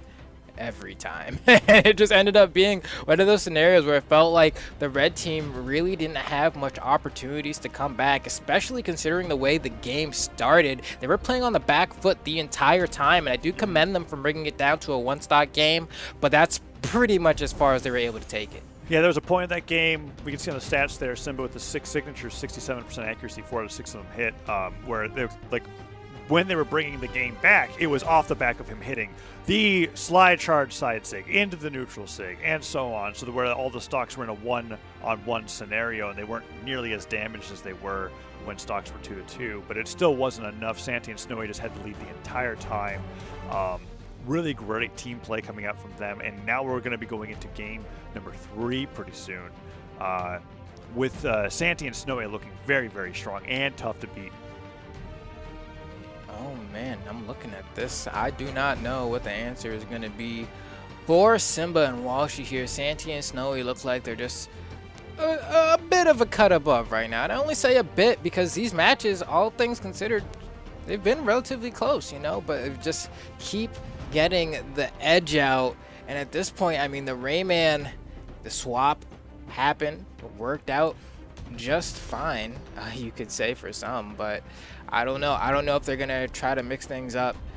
It looks like we got double Rayman. It looks like the Koji and the Bryn are back. Nothing too crazy. Same old stuff, different day. We're going back to Apocalypse as well, which, I mean, we saw, you were saying before, we saw the Rayman gimmicks coming out, every single one in the book, man. Slide charge side stick from a platform is Rayman. It gets you every time. You're like, you think it's about to end, and then he goes a little bit further. The power's still there, even though he's starting to decelerate. And that's when you lose that stock, and you go, what the heck? Why didn't I dodge that? And that's exactly what happened to Simba in that last game. Here in Apocalypse, though, it is noteworthy that Snowy got a really early double knockout on both players off the left side of the stage. Oh. And that might happen again. Let's see if Simba can make it back. That ground pound's covering his head pretty well. Walshy with the down stick, but it gets caught and interrupted by the recovery. My gosh. Lots of offstage stuff happening right now, and looks like it's going about even all across the board. And that's the thing, right, is like, there are times where you're watching 2v2s and you're like, wow, there's 2 separate 1v1s occurring on the stage. Kind of like what's happening right now, right? Yeah. But then when it comes to the moment where Snowy and Santi decide to collab, you know, they drop that fire mixtape together, that's when the red team is like, I don't know what's happening. Oh no, the side stick came through and he actually dodges that side air coming out from Simba. Great punish, and too bad for Walshy that the side stick just went over Santi's head. But so far, stocks evened up, tried to neutralize Walshy and the Snowy, and Snowy was ready with the recovery, but the knockback just wasn't there because I think that was the first hit they took on that stock. And now Simba and Walshy have a tentative lead. Ooh, but the team combo, there you're talking about that collapse coming out from Snowy and Santi. And even though they're on the side of the stage here, I still feel like they got something cooking up. They're ready for their next team combo. Oh, and there it is! Neutral after neutral light gets the recovery. Snowy trying to get the dodge. Gravity cancel down like punished by Walshy, and Walshy makes it back. Wow, so much damage going both back and forth. And we're keeping this like weird like one person on each team super damaged, other one not getting hit scenario. Oh, there it is! You got hit? No! It's always on the deceleration too. Rayman side sig on axe is one of those moves where you just gotta ingrain it into yourself. If you see that come out, you spot dodge, right? He'll go right by you. You can just turn around and get the punish. But right there, we saw he tried to jump over the side sig and got caught. And now, blue team actually looking in a pretty bad spot here. Charges the side sig, is gonna miss. Red team might have a chance here. He tried to bounce him into the down light, didn't quite work out. Went for the falling sider after neutral light, but Simba dodges out of the way. Walshy sent flying, but not out just yet. D-light sider from Santi means that Snowy and Santi are going to focus on that edge guard. No, they fall back, look to do something about Walshy, and then they separate them into the 1v1s. Oh, and there goes Walshy. I thought that was it. I thought Snowy was gone. No, I did too. Especially axe recovery is just one of those moves where you don't expect to make it back. yeah. You know? like light yellow, top of small enigma. I'm gone. See you later. Oh no, and just like that, if they're able to collapse on Walshy, which he's already in the orange, there's still a chance here for the blue team. It's going to be up to Simba to not allow them to gang up on Walshy. And you can see Simba's trying, but Santi is hunting. Ooh, Snowy gets through with a side air and chase dodges the safety. I mean, yeah, you know, it's at this point in the game, sidelight and air is the thing that I'm like, you know what, if you're hitting me with sidelight and air with axe, I'm comfortable with that because it's not going to knock out for a while. I'm already this damaged. Oh, what? He got the neutral sig read, and Simba goes down, but Simba still has another stock. There's almost no way Santi can bring this back. Walshy would have to go down now, and he'd have to have a perfect stock. And, An interrupt! Oh, man, pretty that would have clutch. been... That would have been, oh man, the 1v1 is what Santi needs and is trying. Whoa, YOLO with that one. Watch out. Walshy backs up all the way. He goes to the down stick. He's like, nope. Yeah, Just he's off- like, you know what, on second thought, let me not throw. And he just backs all the way up. I had no idea Rayman could move that far backwards, to be honest. I learned something today. Usually they're just hovering, like they're weaving back and forth. No, he was out of there. Great job, Simba and Walshy. And yes, huge adjustments that game. Yeah, we're seeing him fade all the way back and even baits Santi there into a downlight before that side air from Simba secures the game. And now we're going to a game number 4. Santi's still almost doing 700 damage that game. Crazy performance coming out from him. But Walshy and Simba just had those earlier kill confirms for sure. Yeah, definitely just kind of a change in pace in terms of the efficiency of securing the KO. And it looks like Apocalypse just seems to map that everyone wants to be on, because we're going right back. We have the exact same legends, and we do just have potentially, you know, one more game depending on whether or not Santi and Snowy can close it out here. Walshy and Simba are on the back foot. They were able to win that last game. We're going to see if that momentum carries them through this next one. Yeah, Walshy took a few lessons from Snowy's Rayman the game prior, hit one of those long-range side sigs, got that stock lead, and Simba just did a great job surviving. So going into game number 4, let's see if the momentum switches again as Santi's trying to get that down air edge guard onto Simba, and Simba just makes it right past. Oh, and the save from Walshy. Yeah, he got some team damage, but he stopped him from going into a down sig that was fully charged. That's super worth. Okay, Walshy. All right. Oh, no one dies from that. Which is okay. Okay, nice side air, punishing the unarmed recovery. Simba, a little hasty there with that side stick. Tries to go all the way back. Santi, really good at those down airs, just barely misspaced it. Who's going to go down first? Oh, is it Simba? Snowy's just flying around unarmed right now, trying to find some kind of weapon. Finally gets it. Side air hits, but Walshy with the gravity cancel side light gets right back through. Yeah, Walshy needs to kind of extend this stock a little bit. Was the first one to get sent down to his second stock. Is able to make up for it, though. It should be a conversion. I like that. Goes for the gravity cancel NSIG. I was wondering what the option was going to be. Were you going to go for gravity cancel D-Light into Nair and then try to pass it back? But no, he goes for the most bang for his buck with that neutral sig. Ooh, that down sig. Walshy was ready for it, and Snowy immediately recovers to the other side of the stage. I'm kidding. He does not recover. He doesn't even make it, and Snowy goes down in yellow. He went for a down sig, didn't charge it, and Walshy, you know what he does? Grabs him with the gauntlet neutral air, and Snowy's so afraid, tries to recover to the other side of the stage, can't make it back, and he's gone in yellow. And that means that the red team brings it back once again off of that play, and some friendly fire onto Snowy means that he's already in orange, and he can't even get these stocks off Simba. There's the recovery, but man, is he suddenly playing from a huge deficit.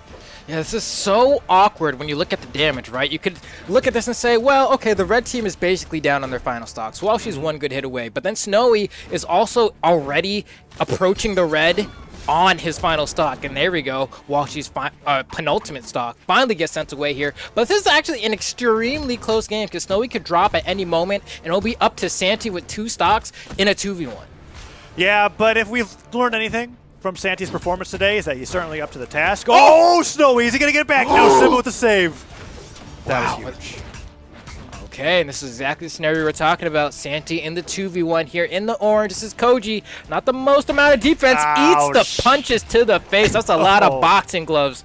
Yeah, that's the worst place to get hit by that, too, because you're definitely going to take every single one of those blasts, and he was already gone. Caught him with the recovery as well. Now Santi's running around this 1v2, and Simba and Walshy have got so much set up. Weapon toss already walling him out.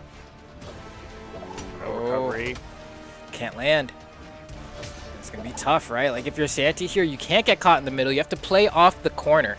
I think he's got to look for the sword side stick on Walshy and slightly charge it to get that extra bit of oomph. If he's able to catch Walshy as he's landing, the D-Light recovery will KO if he gets the added height from doing it a little bit higher up, but other than that, I don't know. He's running out of options. Okay, there's the higher recovery. Needs the D-Light, though, to get that extra distance.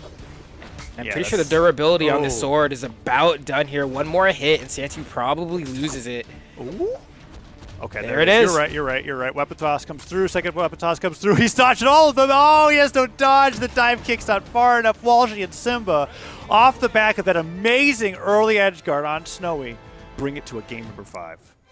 Okay, and just like that, Simba and Walshy are able to respond. And you can see Santi still crapping out the damage. 627, always somewhere close-ish to 700. Santi's doing a great job. 445 from Snowy is also not that bad. Even looking at the red team, Simba got 558 damage. Walshy only got 356, right? They didn't have to do a whole lot of damage because we remember, I think it was the second stock that was a very early KO in yellow, right? Yeah, Walshy basically did 15 damage to Snowy's stock and he was gone. That was it. It was a gauntlet in air and he was out. And looking at the damage taken, he took literally 300 more damage than he did. That's perfectly fine, because as long as you're alive on the screen, you're doing better than Snowy, and that was the case in game number 4. So game 5's coming up, and that's making me wonder if we're going to be going to Apocalypse again, because as the set has developed, Snowy has been having more and more trouble off stage, and it looks like the Rayman pick from Walshy, the counter Rayman pick to deal with Snowy's Rayman, forced him off of it back to the Amethyst, which is so amusing to me. And now we are banning out Apocalypse, leaving open only Small Enigma, Mammoth Fortress, and Miami Dome. Curious to see if we'll go to Enigma. I was talking a little bit earlier. We are going to Enigma about Axe recovery, taking you off in yellow off the top. I just had this happen in my ranked games earlier last week. I was so salty. It might happen in these games too, because there's 2 Axes on the red team, right? Absolutely why they're locking in here. They've been getting so many of these Silent Air chains. You get a recovery off the top. This ain't the Great Hall. The ceiling's actually pretty low, relatively. You're going to be losing stocks real fast. Oh yeah, get that damage, Snowy. And also on top of that, right, you have a little less base stage to work with, and with a weapon like Cannon that can carry you off the side, it's either this or Miami Dome that you really want to go to make sure that when you go for those conversions, they lead to the KO. And right now, Santi trying to hang on here. Snowy also attempting to do the same. This is going to be a pretty close game, all things considered. I'm waiting for the first big team conversion. Wow, that just straight up KO'd. Yeah, that Sarah just knocks him out. Just enough knockback to do it. Snowy putting out the dodge, not getting punished for it. Decider doesn't punish because he drifts off the connection with the bounce off the ground, and Snowy still the least damaged on the screen. And he's got to be careful about this, because if Santi takes too much damage, we'll get into I have 3 stocks, you have 1 scenario. Nicely done. Gets the Cider. Nair or Neutral Light bounces him off the stage. Doesn't risk too much. Just goes for the weapon throw, and Simba makes it back. But even game stock-wise, and it could be much more than that if Simba goes down following that stock loss from Walshy. Yeah, need 1 good hit on Simba here. I'm pretty sure an Axe Neutral Light might even be able to do it. But you just have to get that hit. Right now, Simba's just kind of getting uncontested hits right now because Walshy's doing such a good job of playing point. And there we go. The KO finally being found, but maybe a little bit too late. That almost happened. It almost happened. I was so serious. Walshy just got the right angle to not get taken off the top of that recovery. Oh, and we see Snowy with the Axe really playing around that top platform. Santi waiting for him to make it all the way back. Weapon throw to cover his head. Make sure nothing crazy happens. And that down sig, enough to knock Snowy out. And Santi just barely avoids getting knocked off the top by that spear recovery. And that neutral sig will actually catch Simba. Really great neutral signatures from Santi on the bow, and then Walshy on the gauntlets with Rayman, where they're just shooting straight up, and they're hitting people right as they dodge above their heads. Oh man, Snowy's like, get me out of here, bro. He doesn't want the smoke at all. KO's his teammate by accident, but that's going to be okay. That means there was a lot of damage on Walshy there, because you do get that reduced knockback when you hit your teammate, so that's going to be okay, I'm sure. Simba is 1 good clean hit away. The recovery almost leading to some precarious scenarios there, but punish? Okay. The Cider actually hit him into the last blast of the down air there from Snowy, so Simba taking a lot more damage than the knockback. Oh, careful! Said, and there's the Nair, takes him off the top. Okay, interesting game. Walshy. Man, Walshy's gone. No, Simba with the save. Huge with the recovery, but Simba, no. Wow, that was so abrupt, Taza. Yeah. I was just finished saying Simba saved him, and then I saw him as jumps and dodges go away. I'm like, oh no, that's just the game. Suddenly it's over just like that. It's Snowy and Santi. They take the set 3-2. We're going to see the Nair off the top there, but this offstage exchange. There's the recovery. What happened to Simba here? Oh, okay. Snowy hits him. and then he just doesn't touch the edge of the stage at the very end, falls down, and that is the lowest damaging game I think we saw throughout the entire set. Really quick, actually. It was just done like that. They really just kind of went crazy with it. I mean, we were even seeing toward the end there. It was just a matter of if Santi could capitalize off of the save attempt, right? We saw initially he tried to go for the end sig, I believe, and then it was a little late, right? He was able to get the dodge through, and then, well, Walshy was like, oh crap, he just went out there to save me. I need to go save him. And then he went off stage doing the Rayman, started sliding out there, and then Santi was like, haha, this is my moment, and then went for the Koji side sig and was able to get the KO off the right side. Meanwhile, Simba was able to get KO'd off the bottom. So good attempt coming out from Walshy and Simba, but it is going to be Snowy and Santi pushing on forward in the loser's side of the top 8. Yeah, I like that you highlighted the Koji side sig punishing the Rayman nonsense that you talked about, right? The slide charging side sigs and whatnot, because we saw that punished twice throughout that set. Santi really great at just being able to capitalize on those. It's almost like a legend matchup specific thing. Yeah, and they're going to be moving on through the brackets to fight against Cody Travis and Faison in the lower quarterfinals. But that's not the next matchup that we got coming up. Instead, we're going to be seeing Parallel and Tiffany going up against Teke and Dog in this last lower bracket round 1 matchup. And I'm excited to see Parallel and Tiffany this far into the bracket. I wasn't sure who was going to make it from our winners round 1 matches that I casted with TWK earlier on the day, because so many of those teams look good. Surprised not to see Blazie and Pier, but to see Parallel and Tiffany is not surprising to me either. Yeah, for me, I'm just kind of like, when was the last time that Tiffany and Parallel made a top 8 twos? I feel it's been a while. It's been a minute, Like, these are people that I see here and I'm not surprised, but in the same vein, I am surprised because it's just been so long. I've never doubted their skill as players, but in terms of just the recent performances, usually we see some other people here. Yeah, and I like to mention quite often, because it is true in all of Parallel's top 8s, and his best placements have come from his doubles placements, because I really think Parallel is a doubles-focused Brawlhalla player. But it... Oh my gosh! Ouch. All right. I didn't even get to start talking about Tiffany yet, and she is off the side of the stage of that side sig. It's the double Taro, so you hate to see this. If you're playing Brawlhalla 2s, you hate to see double Taros, unless you're playing double Taros. And even then, you're kind of like, oh man, I'm going to be losing my stocks to some jank pretty soon. That's, wow.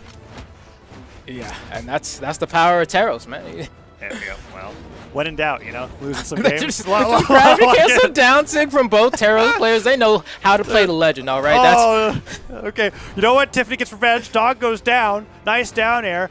Teke could follow shortly afterwards, depending on how this plays out, as Parallel gets the neutral light from the center of the stage, doesn't punish Dog, but Tiff, still, she's getting those hits in, and some great follow-ups from Parallel. Parallel really being a driving force in this 2v2 here, after Tiff lost that first stock so quickly. Yeah, and we're seeing Dog and Tiff are roughly around the same damage range here. Could be a quick battle of who can lose, their stocks the quickest here. I mean, obviously that's going to decide who ends up winning, but I mean, specifically in terms of Dog and Tiff, it might be the race to see which one of those two get eliminated. So far, it looks like it's Tiff first. Ooh, Parallel getting hit by one side, but the down air right afterwards. Dog avoids the weapon throw, but the dive kick hits him. He doesn't have the jumps to make it back. He knows that. Fast falls off the side of the stage. And Parallel trying to get that follow-up off the sidelight from Tip, but the neutral air doesn't land. Still, equalizing the stock here is pretty huge for the blue team after how early they lost that. But Tiff misses her nair. Ends up neutralizing Parallel because of it. Let's see if they can come back from it. Oh, man, Parallel's just... Yeah. He's really popping off this game. Parallel's a force. I'll never forget. I think it was, the Arcadian? Oh, yeah. Parallel cooked everyone up in that, so it makes all the sense here as Tiffany and Parallel are trying to pull themselves into the lead here. Tiffany in the orange, Dog also in the orange. This is as even as it gets. Mm-hmm. Oh, I thought Tiff was going to get the alley-oop, but she doesn't. And the nair, the neutral light rather, doesn't get the knockout. Parallel goes away, and I swear, a lot of the times with how this match is going, I feel like it's going to result in axe neutral lights or unarmed recoveries being the things that are taking these stocks. But no, it doesn't KO. Nice down sig. Tiff babysitting all the way on the right side of the stage. And Yeah. Dog goes down. Nice ground pound. And now it's a 2v1 where, well, if Tekka gets that Taro side sig onto Tiff, that could be it. Oh, he went down. A lot of damage because you can see Teke wants to play the corner. Oh, dodges the side air. Tries to go for Oh, the it doesn't do recovery. the reverse. It needed to be a reverse recovery, and that would have been the play. Just doesn't do it in the right direction.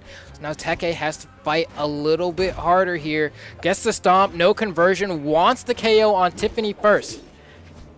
Oh, nice down air. Parallel's not going to risk it. No dodge. No Will dodge. they risk it? I still don't think they risk it, right? It's hammer recovery. Yeah. After a certain point, it's just like, what?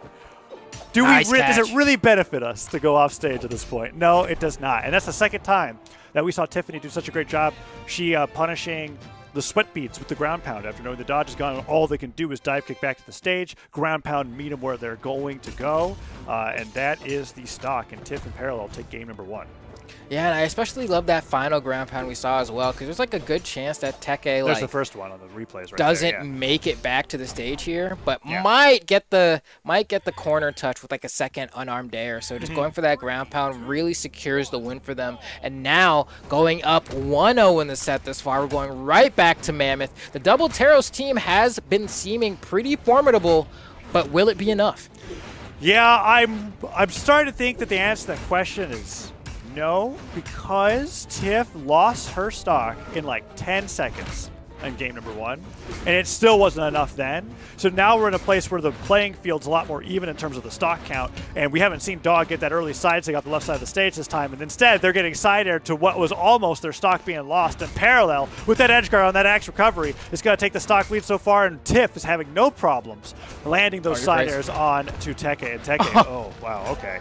Surprised that Parallel goes down, but Yeah. Parallel, was trying to get that pogo, got it, and then got caught by a D-like ground pound from the partner there. The down sig's not going to be enough to KO. It's going to be, they tried to get a team combo with both of them being on the same side, and that can be a little bit tricky. I like the idea for going for the side light follow-up, but it just narrowly didn't connect. Woo! Gets the recovery off the Nair. Tiff comboing off the sidelight Nair from Parallel and puts it the ground pound, trying to bait Dog into dodging into it. Falls down with the side air off the platform. Tekka can't get the landing side air themselves. Jumping side air, however, is a different story. But Tiff still on that first stock, which is surprising. Maggie, very squishy in terms of Brawlhalla Legends with that 4 defense. Still living. Still living. Oh man, we're gonna see here. The red team still trying to find the KO. Looks like the end light's gonna be enough to take out Tiff's first stock. But Parallel, perfectly comfortable just waiting on the side of the stage, right? We see a few, oh my gosh, what's going on up there? Okay, everyone's fine. Down air from Dog almost caught Parallel off guard. Weapon toss. Okay, whip for the down air. Wow, Oh, that it only hits Tiff. Okay, side air gets Dog, however. Tech is running for his life. Down air into the down air. No, Parallel with no dodge, doesn't care. Falling down airs are forcing all these dodges from Tech, and the side air is going to get the edge guard, and stocks are now evened up as Tiff fighting back in the 1v2 and succeeding. As so far, it's only been hits from her and nothing on her. Nicely done with the neutral after that Nair as well, and the team damage from Tech means that the blue team gets an even bigger lead. Okay. There we go. It's going to be a Sayer that's going to land on the cranium of Teke on the other side of the stage. We see Dog trying to get something going here as well. Ground pound should do it. Yeah, I see the sweat beads there. That's not going to be a save. Teke, though, trying to get a quick one, but the save coming out is going to be a 2v1. Teke does have 2 stocks. Just kidding. One stock. Teke has 1 singular stock. Yeah, I mean, it was a little surprising that recovery knocked him out as well, but this is an even rougher 1v2 than last time, because last time Tiff had 1 stock in red, and now she has 1 stock. What is happening, Flambo? Why do they keep contradicting what we're saying? I wanted to say 2, but no. It's willing it into existence, I guess. I suppose the caster's curse for sure. Nice side air from Parallel, and I think they're just going to exhaust Teke's jumps as long as possible into a sword ground pound again. It seems to be the style of edge guard they want here. That platform's so great for the team that's doing the edge guarding. Right there, where they're just able to literally cover everything. Okay, Parallel. Oh! Nice weapon throw. Saves him a little bit longer. I mean, That could be a recovery? No. Wait, this is bad. Oh, this is bad. no! This is not good. Down air Okay. hits. Can he make it back? Weapon throw. Oh, Parallel doesn't want to risk hit. it. This is so scary. If he gets the gravity cancel neutral sig, that's 1-1. Side light. You're Parallel. No dodge. Oh, you are a risky player, Teke. That ground pound. A little risky. Okay. Woo. Oh, Teke. I feel like Teke's got the momentum. Okay. Gravity cancel downline into recovery. Parallel seals the 1v2. 730 damage from Parallel in that game. Crazy. Yeah, I mean, within like the first 30 seconds of that match, Parallel, I swear, did all the damage by himself. Like, his axe was just going crazy with the Bryn. I'm not surprised that that damage number came out there. I do love the response because we did see quite a few attempts to bait out a spot dodge, right? That's kind of when you're on the grind in Brawlhalla, you're climbing the ranked ladder. You run into a point where you feel like you're losing because everyone's just doing weapon throw. And it's because you haven't steeled your resolve to spot dodge when they do it. That's really what it means, right? I know what you're saying. I know, yes, you're right. So then once you have that muscle memory to start spot dodging those weapon throws, that's where that game plan comes in, where you just start dash weapon throwing straight down and bait out the spot dodge to then get the punish. But Parallel didn't fall for it. Instead, just jumped over, went for the gravity cancel D-Light into the recovery to secure that second game. And now we're sitting here on Shipwreck for potentially the final game here. No recovery on Dog. Gets the turnaround though on Parallel, and Parallel's chilling. Yeah, Dog switching over to the Bodvar from the Taros. The double Taros is gone, still having that hammer that he likes to play with so much, but this time a sword for maybe a little bit more team combo consistency. Nice. But Parallel showing that team combo consistency with a down air right afterwards. And Tiff manages to avoid getting punished. Instead, Dog gets punished by Teke. But still, first stocks are looking good for the red team here at this rate. Let's see what Tiff could do. Can she make it back to the stage? Parallel also unarmed, meaning that they have to struggle for these weapons right now. Ooh. Okay, yeah.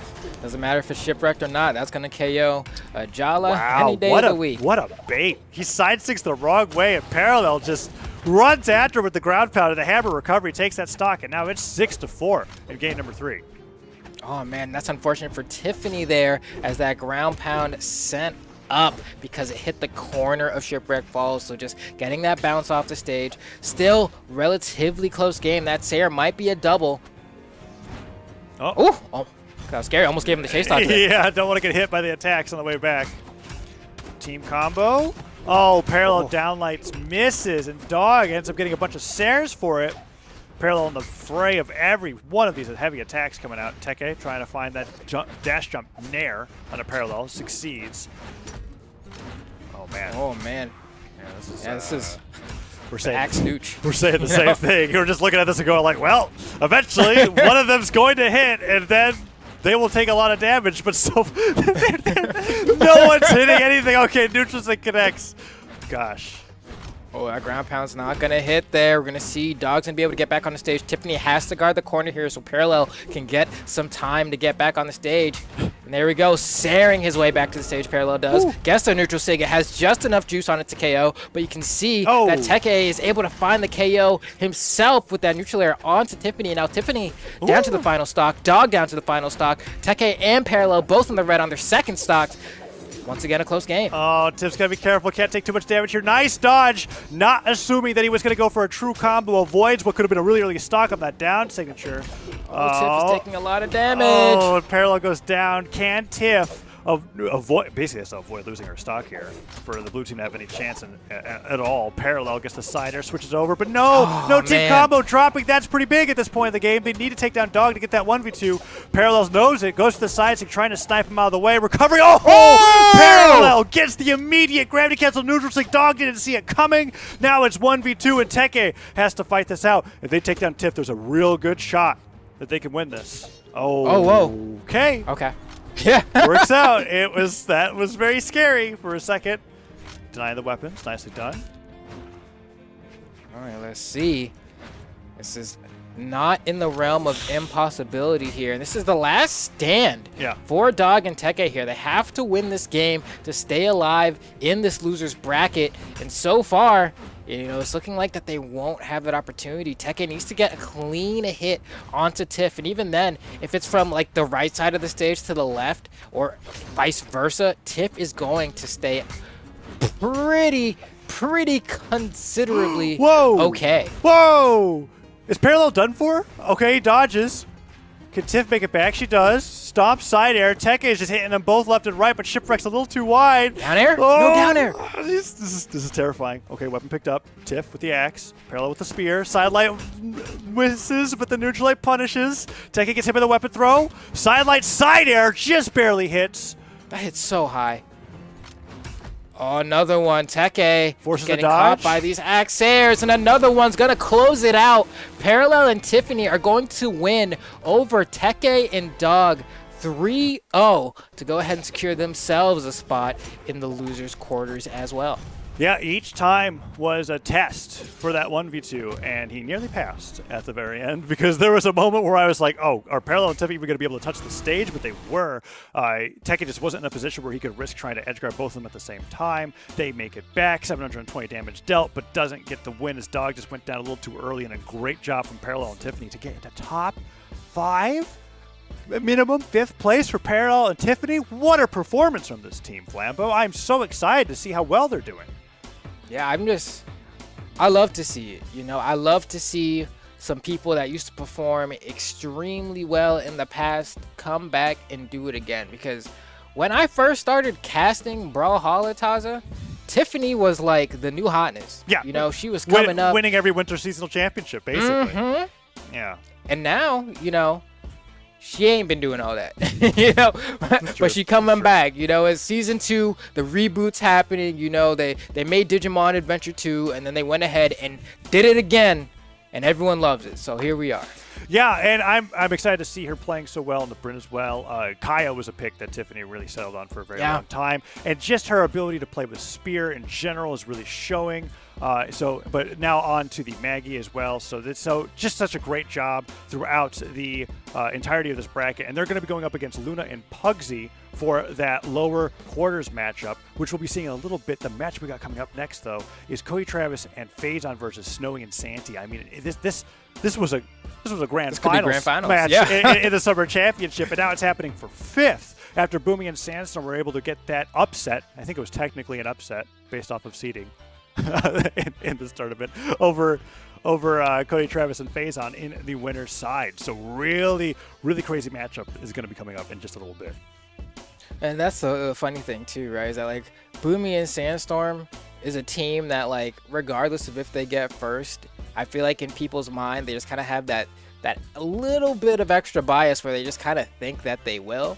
And then the tournaments where they don't get first somehow vanishes from people's minds, you know? But like, they don't always win, you know? Like grand final, they're not always in grand finals, but they always make it a point. Oh, I'm so excited! Yes, the Cody Travis Reno, definitely one of my favorite legends that have come out recently. I've been practicing myself. It's going to be coming out for game number 1, and this is a character that since his release, I always looked at it, I was like, okay, Cody, being a Barasa player, this is definitely the legend that he's been waiting for. A lot of players that favor Axe like Orb a lot too, and since Cody is that Blaster's man on top of the Axe, having Reno come out is just a character that I'm really excited to see him play a lot more competitive, and he's bringing it out for game number 1 with Phazon to go up against Santi and Snowy. And this could be a thing where they're like, okay, neither the Terrace or the Barasa work well against Boomi and Sandstorm. If we want to win the tournament, we're going to have to beat him with something else. Maybe Reno's the answer. They're warming it up against Santi and Snowy. Let's see if they can get through them in this game number 1. And yeah, and the good thing too is that having Phazon as your twos partner just means that, like, you have a huge pocket of legends that you can swap to, and Phazon's so used to doing it in tournament that it's like he can just like that and play a different legend. But also, he can just like that play Val, and you'll have the best twos teammate that you could ever ask for while you're trying different things. And that's exactly what we're seeing here is Cody. I mean, Phazon just hit him both ways. Wait, I can't believe that hit. And there it goes. He goes down with that weapon throw. And Phazon with the D-Light recovery on the other side of the stage. Meaning Cody and Phazon are looking for that team combo. So many dares and nares coming out from Cody so far. And Snowy struggling to get back to stage. Wants that weapon. Santi actually steals it from him. And he's still looking. Oh, D-Light in the down air. It's pretty cool. Okay. Wow, how does Cody Sayre so quickly? He's so I know, so good. right? Like when Cody Sayres, it has less end lag than everyone else does it. I'm like, none of those were connected. How are you getting these off so fast? Man. Ooh, nice what dash to pivot what a down decision. Air. Yeah. Danner hits. Cody jumps up that side air, dodges down, Phazon with the coverage of the side air right afterwards, but Snowy goes to that sidelight neutral air. Santi's trying to take Cody off the top, stocks even across the board, but Cody the most damaged. He dive kicks right into him. I can't believe he got through that without getting touched, and Phazon may have been a little greedy with that neutral stick as Cody goes off the top, and now Phazon's in that 1v2 where he gets an easy punish after hitting that neutral light. You gotta be careful against Phazon off stage, man. I've said it before and I'll say it again. I still think this is easily the best player off the stage. The way that Phazon is able to corner guard has clutched too many a tournament game at this point. They keep letting them get away with it. So you gotta be careful about this dude off stage, especially when you got the giant hands in hand. Ooh, the recovery hits after Snowy overreaches on that punish. And now Cody, with the side air, is trying to get Santi to basically lose the second stock here, and Santi's not having anything with it. Sider puts Phazon down, and now Cody's got to run for his life, and his life is that stock's off the top of the stage, and he's gone 3 stocks to 1 all of a sudden. And well, after a certain point, you got to wonder, it's like, how much of a chance does Phazon really have here? Yeah, I'm with you there. I mean, Snowy, especially untouched, finally the first hit, is going to lead to something, but at this point, like, the amount of damage Phazon is taking in relativity to the amount of damage that he is putting out is, you are crazy, man. Yeah, that was grabbed the wake up gravity cancel down light to stop him. And you know what? That's such a greedy, like, I say greedy, but it's a smart thing to do for Kojis. You slightly charge the side stick on bow, because if it's going to hit, it's not true. So if it's going to hit, you're hoping that they spot dodge or dodge in or whatever, and you get more power onto it, right? But Phazon, expecting that one for the gravity cancel downlight on wake up to hit him before the arrow even shoots out, was able to get that stock. And just, it's unfortunate for him that he wasn't on his last stock there. He had 2 stocks to play with. So he falls down shortly afterwards, but still really big brain play coming out from Phazon towards the end there. And we're going right back to Mammoth Fortress for game 2. You guys can take a look at the stats here. Not a lot of damage coming out from Team Blue, like, at all. Like 300, 400, not super great. Got 0 SIGs coming out from Cody Travis, and then we got 8 coming out from Phazon. I guess Cody wasn't really happy about losing to Koji last game, because he is he's picked the legend himself here going into game number 2. A little bit to my surprise. But let's see how it plays out. Cody now on the sword and the bow, not the weapons that I'm used to casting him on. But anything's possible as we're going to game number 2 here. Cody and Phazon up against Snowy and Santi. It's Phazon that time getting the slide charge neutral stick to connect. Okay, we're going to see. I mean, so far, double sword definitely never bad in the 2v2 landscape. The Cody bow is something that we're going to get a chance to critique a little bit, but so far, it's a fairly even game. Cody's taking the most damage again. It seems like the red team's kind of been beating up on Cody a little bit these past few games. Yeah, and they're continuing with that downlight in the side air. Snowy gets the side air on cannon, tries to throw the weapon into Phazon, but the platform is there to help Phazon recover. So they just focus right back over to Cody. And you saw Snowy was ready with the gravity cancel downlight, just barely misspaced it, but he was going to hit him right after that neutral light. So Cody taking a ton of damage so far on the stock. Nicely done. Avoids the downer, gets the D-light recovery. He's trying to take Snowy off the top, but still a lead for the red team.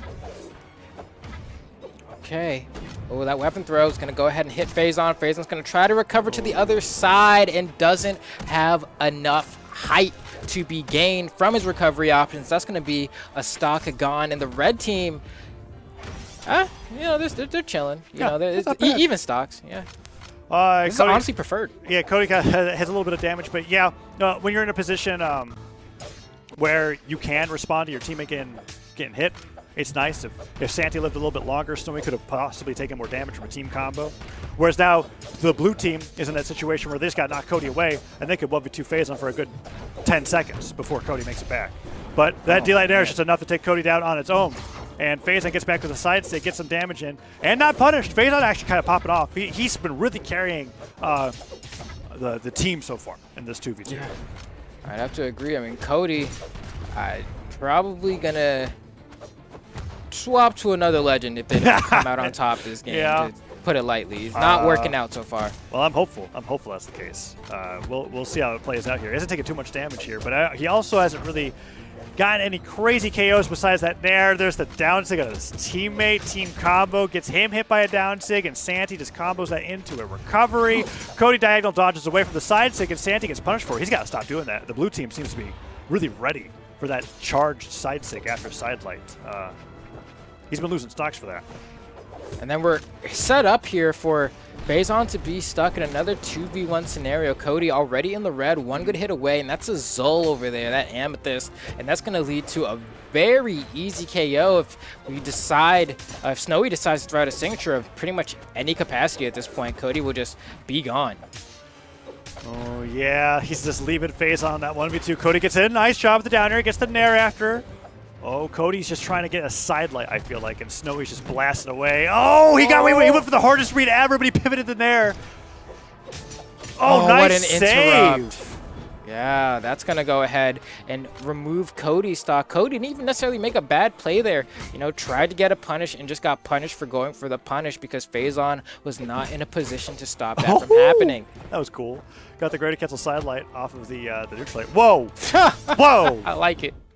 I like it because Faison's the type, right? We were talking about how this guy's crazy off stage. He's the one who's going to chase you all the way underneath Mammoth Fortress and try to find that KO. So you know what? Hit him with that recovery and stage spike him off the bottom. Yeah, that's one of the coolest things I've ever seen. Because I promise you, me as a player, I would just be so focused on saving my own stock there. Whereas Santi's like, wait a minute. I don't even need to make it back if I hit this recovery. And he hits it. And what do you know? The stock's gone before he even has to worry about making it back to the stage. And that means that Snowy and Santi are up 2-0 against Cody Travis and Faison, where Cody Travis is having a little bit of a legend crisis, I feel like. He's been switching off a lot. Nothing's really working. Will he go back to the Barassa for this game number 3 and see if he can take it all the way through the reverse sweep? Because that's what they're going to need if they want to make it to the lower semifinals. Otherwise, Cody Travis and Faison could be out at 5th after just one more loss. And honestly, I feel like no matter what, you got to go back to a Blasters legend here, man.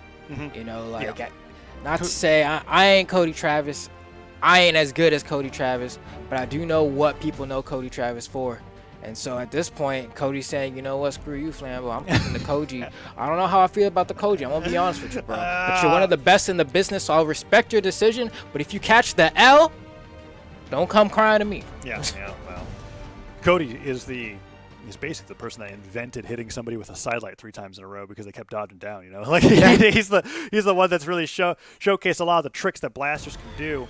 But the Koji's going to be it, and instead Faison's going to be switching over to the Hattori, getting the double sword, coming out here still here from the Val pick, but now off the gauntlets into the spear, and we're opening up an Apocalypse, and Cody getting hit a bunch by Santi already, but he makes it through, gets the Nair on Snowy, and so far so good for everybody on the screen, really. Snowy the only one taking the most damage so far, but first stock could go anyway. It's a close game. And one thing I will say is that in terms of like team combos, we haven't really seen much, if any at all, from Cody Travis and Faison. I feel like usually every tournament we see at least 1 or 2 good ones per set, you know, but it seems like they're just struggling to get those setups today, and it might be the difference here. We see a potential edgeguard sequence coming out. Cody's not going to commit, and I feel like that's probably in a tribute to, oh, that's not good. You got the friendly fire on your teammate. But I think Cody's a little bit scared now. He's been the one to lose his stock first every single time. I think he's being a little bit more reserved. Oh my gosh. Even after the chase dodge, he just gets dared away. Faze on the 1 stock tanking and securing the blue team lead. And Cody's not so damaged this time that I feel like this lead's deceptive. I feel like it's actually a pretty good position for them, and Cody's actually, oh, Cody. Yeah, it's like, gosh, Garnet. It's been happening a few times too. Down stick on bow, neutral stick on sword. Now the down air takes the stock down, but they're still in the lead. Santi has the most damage on him so far. Snowy fighting Faze on the left side of the stage. We've got those separated 1v1s going on, and Santi just there to cover Snowy's back. Really great play so far from the red team to bring this back, and lots of neutral lights from Snowy. Connecting, getting some good blasts. Oh man, it's just friendly fire of the game today, isn't it? Yeah, apparently everyone's just happy with hitting their teammate. They say, you know what, I'll cut my losses and it's worth. He's just down there at Santi twice in a row. Oh man, they can't. What the team synergy is not hitting right now. You know, like they are in their bag right now with these separate 1v1s. It's gonna be team synergy on the wipe, though, as both Yeah. members of Team Blue get KO'd. They're on the verge of being 3-0'd by Snowy and Santi. They have to make the comeback right now, but instead they're greeted by getting sent quickly into the yellow on their final stocks. Oh no! I can't blame Cody for that one. But then again, I don't know what he was down singing. So maybe you can. So maybe I can. Recovery hits. Oh, and Phazon with that recovery hitting means that his weapon's gone. He has to wait for one to come through, and Snowy's guarding it. Neutral Sting almost comboed off of that, which would have been hilarious because it was his teammate. Oh no, Snowy! That was really greedy. Yeah, it was needlessly reckless, I might say. But Snowy knows that Zol hits like a truck. Like that probably would have KO'd one of the members of the blue like team. a truck, he just gravity cancel down, sticks in the middle of the air, and Phazon goes down. Gravity cancel sideline hits Cody, D-line side air into side air. That's the team synergy we're looking for right at the very end. Santi and Snowy say we still got it. Cody, Travis, and Phazon are out 3-0 in lower quarterfinals, and Snowy and Santi secure a spot in the top 4 of the Autumn Championship. And I can't even be, I feel like I was being a little harsh on Cody that entire set. Yeah. But I can't even be mad at that last game because you look at the damage, and Cody did 522. That's someone who's holding their weight. Phazon, on the other hand, 277. Definitely the Hattori, I guess, not being the pick there. The spear wasn't quite working out, in terms of Phazon's bag of tricks. There's the Hattori, there's the Val, there's the Wushang. Maybe Wushang might have been a pick there, if you wanted the spear, because it looked like the Hattori didn't pan out. But either way, that's going to be it for them, getting knocked out at 5th place. And Snowy and Santi are going to have to fight the winner of this next set in the loser semifinals. And who do you think it's going to be? Do you think Tiffany and Parallel are going to keep it pushing, or will it be the other side of things? I'll tell you what, Duke thinks it's going to be Luna and Pugsy because he has them predicted to get into 3rd. And already with that last result, both Sparky and Duke's predictions already shattered. 2nd place was going over to Phazon and Cody Travis, and they're out at 5th, meaning that there's going to be a wild card team no matter what. So I am excited to see this matchup coming out. I know Luna and Pugsy is definitely what Duke's thinking is going to be coming out on top. Parallel and Tiffany, though, I gotta admit, I got a little bit of fan bias that be coming from them just because they're such huge underdogs right now compared to the rest of the bracket in terms of how far they've made it. And I guess Luna and Pugsy are kind of the same. Kind of, yeah. Honestly, there's some crazy teams that have made their way through this entire tournament to make it this far into top 8. And I'm not complaining. Whoever gets out, I'd love to be able to see a game number 5, but really I'm not sure, and it's going to be exciting to see the results. What do you think, Flambeau? Well, so the interesting thing is I think Tiffany and Parallel are a team that I also want to see do extremely well. But Luna and Pugsy is a team that I'm like, man, I'd like to see that as well. Pugsy is one of those players that we've seen have really high highs, and I won't say really low lows because that would imply that like he's getting like 1st and then like 256, and that is certainly not the case. He's staying in that top 32, top 16, top 8 area pretty consistently. But Luna is one of those players who like has really good tournaments and then other tournaments where they kind of end up at like 33rd or 25th, where like you might get to cast one of their matches in the top 32 side of things, and then they kind of trail off. So I'd love to see just how far that combination of players can make it in this bracket. But these are 2 of my favorites coming around. I want to see primarily if Pugsy's been playing enough Brawlhalla, because I know he's been playing a lot of Rushdown Revolt. He's been playing a lot of different platforms. Oh yeah, Nickelodeon also. Yeah, he's been getting the grands and all of these things, right? So Pugsy's really been diversifying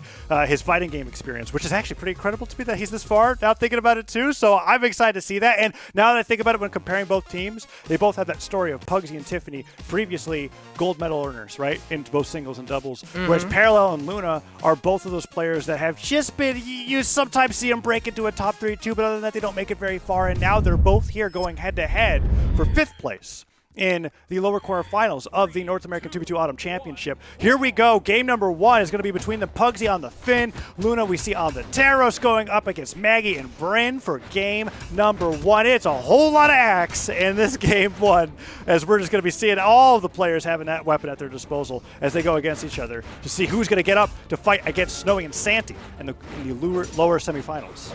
Yeah, it's like crazy that like we've been casting Brawlhalla for several years now, and double axe has never not been good in the twos meta. Oh, yeah, like yeah. it is so consistent, and it's like you're never gonna change the weapon so much where that stops being true, right? The team combos just flow so seamlessly with each other, and just like that, right? That's why Pugsy is so good on this Jala. I remember Pugsy put out a tweet the other day that was like, oh. Anyways, you were saying, put out a tweet. he put out a tweet the other day that said like, all right, I gotta like essentially copyright the default Finn because everyone keeps playing this Finn and they're getting crusty placements with it. So this Finn, this is now my Finn. If you win a tournament with a legend skin, that is certified my legend skin and no one else should be able to touch it. And here he is once again rocking that Finn the human and doing damage. Yeah, I mean, Pugsy's basically the reason why D-Light Neutral Sig was like even like noticed to be something that needed to be adjusted because he was hitting it so much that it became a problem. And you know what? He still hits it, even though it ain't true. It's like a 1 or 2 frame dodge window. Yeah. Really great with the character, but axe recovery has got something to say about your defense, Finn. you're out of there. That's wow. That stock just was deleted. I do like that you bring that up, though. There's something to say about how skilled you are at finding the good things in the game when they got to nerf you specifically. It's like, uh-oh, Pugsy found the signature combo. Let's get him out of here. It says at Pugsy on the patch notes. But he's still playing it, and he's still doing Finn better than anybody else, like you said. And now, let's see if he loses this last stock here. Tiff's trying to get that edge guard. Oh, the ground pound for Parallel accidentally hits. Pugsy can make it back to the other side, right? Oh, there it is, sweating. When he touches, they want to take that Parallel and get Tiff right afterwards. That 1v1 could be huge for Luna. Oh, the cider hits. All right, Tiffany just has to avoid getting hit by these edge guards, but the recovery's gone. Weapon throw. I think that's the stock. Can Parallel get the save? Parallel can't dip down far enough, and now it's a 1v2 where Pugsy was looking like they were at the edge of losing this last stock, but instead now they're in a 1v2 where they could take game number 1. Pugsy was just camping that left side of the wall, right? Because it was like, all right, if you're going to come off stage to try and KO me, I dare you to do it. But it looks like Parallel is able to find the KO with the spear recovery. And this is actually going to be a pretty close game here. These are the 2 players that we were talking about where we were like, yeah, well, these are the kind of the up-and-coming like veterans. It's weird. They're not like some crazy new players like what happened with Stingray or with Java, but they've been here forever and just slowly getting better and better placements, and now they're fighting off against each other in this 1v1 to get game number 1 in a match that's going to get them in the top number 4. Let's see what's going to happen. Down air hits. Luna avoids the down air from the landing. Parallel avoids the stop, but Luna's been winning out so far. Parallel avoiding everything. Parallel! Oh! That's it. Scoop gets him off the top, and Luna secures the win, avoiding that potential 1v2 upset. That would have been huge. Parallel got the recovery onto Pugsy, but man, we were talking about Tiffany and Pugsy. The damage is coming out from the other players. It was 300 for Tiff, 300 for Pugsy, 600 for Luna, 700 for Parallel. Crazy. 754. Wait, 754? Are you just saying? Did I just hear you right? 754 from Parallel, and then you lose. Dag, you know. Yeah, that's a feels bad. Well, you could take that in 2 ways, right? You could either consider that to be a tilter or be like, oh well, if I'm playing that hot, there's no way we lose the game, right? Like we're just gonna keep going. It's like, all right, Tiff, it's just it's up to you just not to lose those stocks. But I forget with how crazy detailed the crossovers are in this game that it actually technically is a mirror matchup between Tiff and Pugsy. I know it's Finn versus Maggie, and it's The Walking Dead versus Metro Time, but it is same signature kits, same stat line. So it's a battle of who can perform with that kit better on these Jala crossovers. And Parallel trying to get that alley-oop with the side like can't quite get it. And Pugsy on the edge guard here. Who's going to win out? Oh, Deader hits Parallel. Oh, but Tiff with the ground pound catching Pugsy off guard. Wow.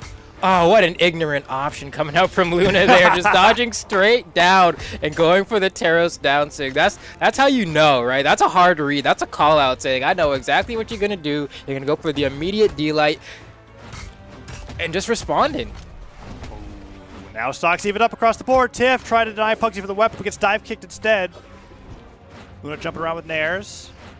Falling down airs. Oh. Nice with the gravity cancel what an neutral stick. option. That's a huge read. Side air on the Pugsy on the way back down. Every bit of those hits is huge amounts of damage. Pugsy spot dodges the downer, but Tiff gets the side air. Stomp side air from Luna gets them both. And that ground pound almost sealed the deal on Tiff's stock. The side stick gets it instead.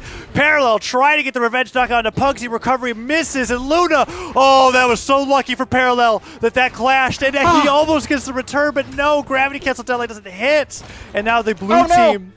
I mean, who has the lead here? Flambeau. I can't keep track. What's happening off stage here? What? Oh, Tiffany, you're crazy. You have one stock left. Don't throw it away. What? Oh, no. Decider, though. Maybe they can get Luna and even this up. Oh, Luna accidentally hits Pugsy. I thought, oh, no. Wait, they're still living. They're fine. Doesn't matter. It was a team axe attack, right? You don't lose those in orange. This is shaping up to be something. All right, ground pound hits, down air, ground Team pound, effort. Pugsy out the other side of the stage. Oh, that was so much damage. Pugsy had to go down there, I feel like, though. Can Luna do it again? Can they get the 1v1 hit? What? What? Okay. Ground pound takes him off the top. Side light in air. Grave gets a side sig. Double pogo, going crazy. Parallel once again stuck in the 2v1, and that Sair was almost enough. Dag. Nice. Very nice for that ground pound. Delayed it just enough to where they had to touch the stage. Sweat beads were coming off their head. And even if they faded away, they weren't able to fade away fast enough to avoid that ground pound. Luna still with that 600, though. Clean amount of damage lead there. But Pugsy and Luna are now up 2-0 against Parallel and Tiffany. And there are some wild shenanigans going off the right side of the stage that entire game where you were talking about, like, Tiffany, you have one stock. What are you doing? She just didn't care. She didn't care. And she almost made it work, too, off that team effort down air string on to Pugsy. Pugsy almost lost that last stock at white, managing to recover the other side of the stage, but still, it almost paid off. Yeah, that's the power of the buddy system, I guess, right? You got someone else to cover your back, but in that scenario, it was just barely not enough to secure the KOs that they were looking for. And now, is it the emergency double Ragnar? This is what happened last time. When Tiff and Parallel were at game point, they both picked Ragnar, and then they lost. But it was really amusing. I see Tiff locking in with the Ragnar right now. It is. It's the emergency double Ragnar. I don't know why they do this. It's very funny to me, though. And they make it work. It's going to be coming out for game number 3. Yeah, that's actually interesting. Tiffany opting for the defense, which I feel like opting for defense stance in 2s seems to be the safest pick for most people, right? Yeah. It's like, all right, I just want to stay alive longer. All right, I get it. Meanwhile, on the other side, we have the default stance from Parallel, which Ragnar has a fair amount of base defense to work with to begin with, so it's like, whatever. Okay, nice read with Tiff, waiting out that downlight. Pugsy dodged right away, got punished for it. Luna fighting off stage against Parallel and might lose the stock here if they aren't careful. Neutral, ground pound hits and Parallel's gone for.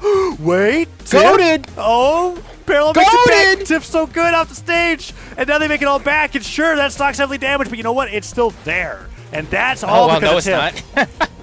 Well, not after that. At least I finished the sentence this time, you know, before. Oh man! Oh, that side air punish was crazy. These teams are wild. What is happening? Why are you going down there, Luna? What is happening? Parallel? No. Weapon throw getting. Is Luna done for? No. Pugsy. Oh, what?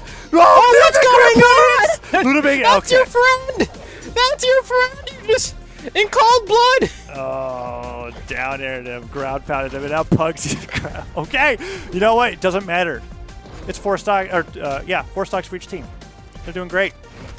Oh. Who cares what happened off stage? We could just forget about it, you know? We're back to an even game. Slight lead for the blue team. Oh, might be here. Wait, Parallel missed the ground pound, though. And Luna goes for the ground pound, and it dodges to that ground pound, and now he's going to ground pound again. I mean, I thought he would. I thought I could will it into existence, because there was like 5 of them in a row there. What? Parallel crazy on the guitars. Pugsy, no! Yes! That was actually a cheeky KO coming up from Parallel onto Luna. Actually, it was a Pugsy KO. Oh, what did Pugsy do? What did Pugsy do? Pugsy got him again with the down air, dude. It just goes down and then loses that stock. We're going to be seeing a lot of accidents at the end of the screen, regardless of who wins the game, because Pugsy's been hitting a few of those downward hidden moves onto Luna, but they're evening it up. Tiffany could go down, scoop from Luna. Miami Dome's really just getting on their head. It's making them play like wild animals here. They're just hitting everything. Oh man, but apparently double Katars is the answer. And sometimes you're just like, I want the neutral weapon. You know, I just want to neutralite and respond, and sometimes it works out quite well. Got to be careful here, though. Luna is playing Taro, so side stick will KO right now. I know it feels like it shouldn't, but it will. Here it comes. I'm waiting for it too. Now that you mentioned it, I feel like he just has to. Oh, well, that was a little much. There's the neutral stick from Pugsy. Not going to KO, but a good amount of damage. Oh, Tiff gets him in the air. Luna gets the dodge back. Avoids that. Oh, weak. wow, that even hit. That even grabbed to get the neutral stick from Luna. The stop sider, the double knockout, still in the game. After, we're seeing that 2 accidents from Pugsy. He down-aired Luna to his demise twice in a row. Doesn't even matter. Luna is like, look, okay, I know you want one game, Pugsy, where you did more damage than me. Fine, you can have it. Is 200 of that damage onto me? Yeah, sure, but we still won. So there you go. That neutral stick from Luna. Can't believe it caught. Had to hit at the very edge of the hammer. Takes him off the right, the stomp sider to get the double knockout, meaning that Luna and Pugsy are 1 game away from being in top 3. But that match against Snowy and Santi, that's going to be something. Yeah, oh man, that was crazy. If anything, they were having fun.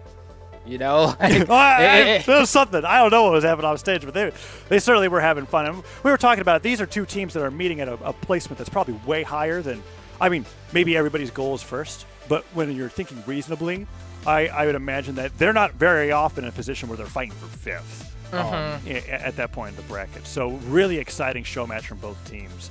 And too bad that we couldn't get to a game number 5, because that game 3 was very exciting once the double Ragnar was brought out. It seems like it's the go-to answer when their back is against the wall, and then it doesn't work out. But I appreciate the effort. I respect the attempt, and you know they can come back stronger. Because at the very least, like BCX is coming up. That's going to be, if you get 5th here, and then you're like, well, the next tournament is BCX, and then before this you weren't really placing super well.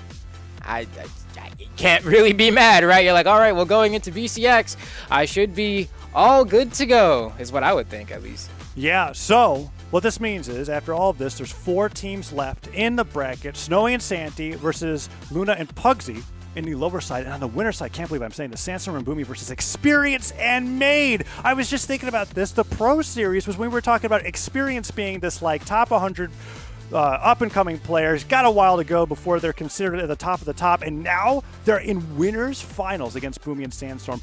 That is going to be such an exciting matchup to see. Yeah, that's one of those things where it's like, it was just a matter of time, right? Like, I'm almost upset because I've expected Maid to be in this position like half a year ago. Oh, yeah. I'm like, why did it take you this long? I'm happy you finally made it. If you ever tune in to like Crocky's stream or something, or you watch any of like Boomi or Sandstorm's YouTube videos, who do they run into on the ladder? Oh, it's Maid. And who cooks them?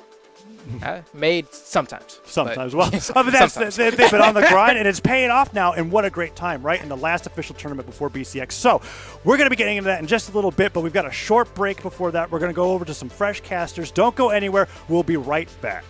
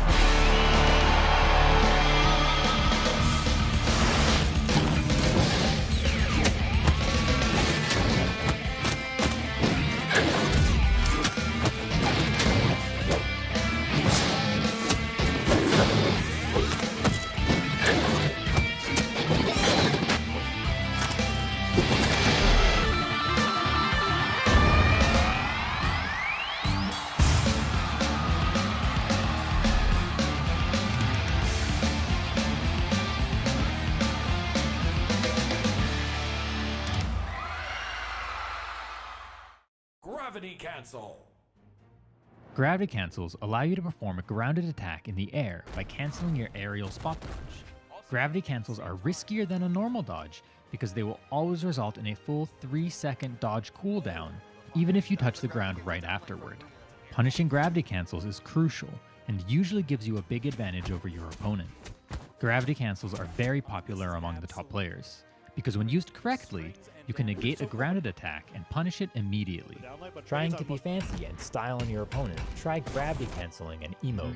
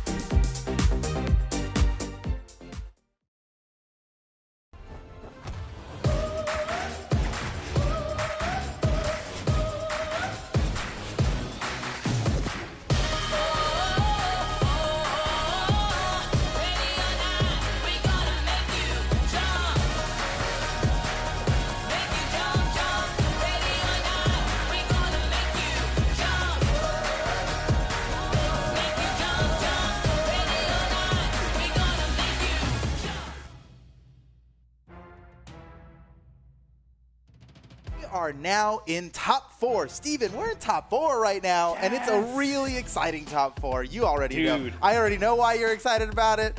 Everybody's I'm excited about excited. it too. Let them know. Let the people know. What's the big deal that's about to happen right We've now? got, winners finals. We've got Sandstorm and Boomi. Seen it before, okay? But experience and Maid? Experience and Maid. This is amazing. They've been playing so incredible all day. We've got. They haven't lost a match all day. They haven't. They're undefeated to be in winners final on the winners side. That's incredible. Experience and Maid. This is their first top 8 in a major. Right.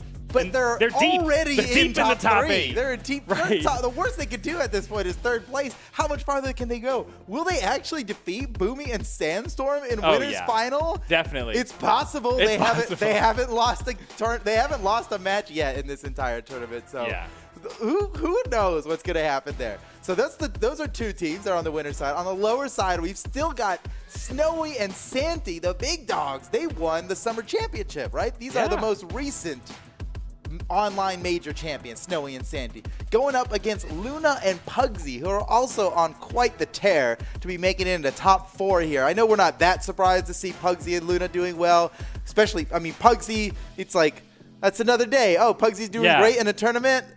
That's normal, right? But no, this is still big for even Pugsy and Luna as well. I mean, all of these guys are like Experience and Maid, and Luna and Pugsy are like, how much farther can we go, right? And maybe for Snowy and Sandy are the #1 seeds in this tournament, which is like, I know that's pretty wild. That's a crazy fact just to think about, you know? They are the #1 seeds in this tournament. They're not #1 power rank, but they're #1 seed in this tournament because the seeds like more recent results than the power rankings are. So Snowy and Sandy are #1, but they're down on the lower side, which means if they lose one more match, they're out of the tournament. At worst, they're going to be in 4th place. But the match dude, don't look at these numbers. Big numbers, little numbers. This offers perspective. This is the match we've got coming up here, ladies and gentlemen. Sandstorm and Boomi versus Experience and Maid. Now, Boomi and Sandstorm, you know, maybe they don't really need an introduction. They're the kings. They've been the kings for a long time. Yeah. And shout outs to Moist Esports over there. Moist Critical, watching his boy right now, maybe. Moist and Moist Boomi and Sandstorm. Moist Sandstorm? I don't know. Maybe maybe one day. Experience versus Experience and Maid. Now you might be looking at these numbers and thinking, how much experience does Experience really have? $500 worth. Exactly. We know that Experience is a big dog in here. He could be doing this. All right, here we go, ladies and gentlemen. Winners final happening right now. We're doing game 1 on the Dome. Yeah, and Boomi Sandstorm committed to the dude. They're just terrorizing everybody with double Undertaker, and I love it.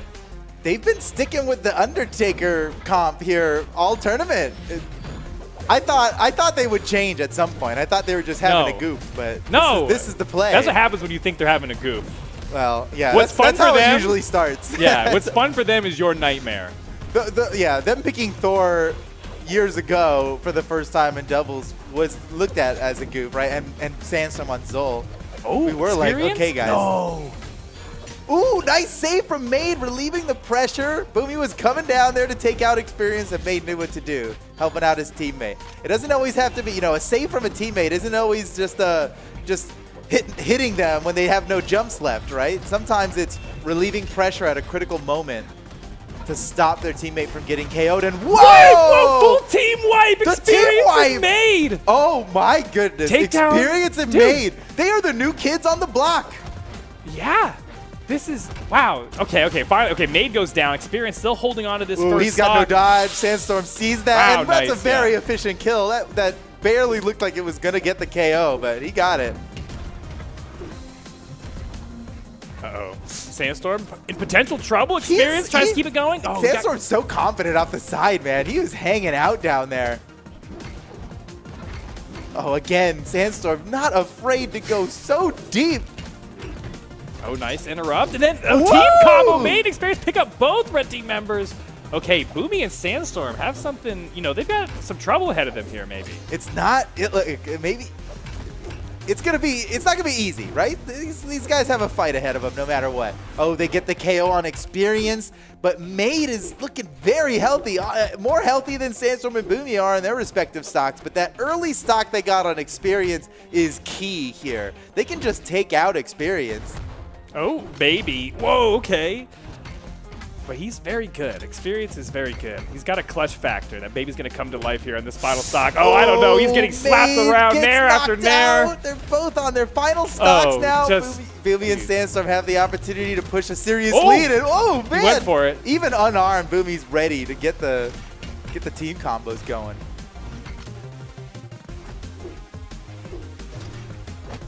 Yeah, if Experience gets knocked out, it's all but over. Wait, he double? Is close. Oh, they almost got the double They're KO still there. Going. Oh, Experience is knocked out of the match. Oh, this isn't good. Okay, Maid, maybe best 1v2 comeback ever. Miracle for Maid here, but you know, I want to believe. Wow, wow! That's the fastest tapping we've ever seen. That seriously was. He had to bring in both hands for that one. That was he had one finger on A and another finger on D. I think you're right. There's no way that was a one-handed Tiffany tap there. Oh, is there any way hilarious. for Maid? That's enough to do with the weapon throw. Boomi sealing the deal with that last knockout.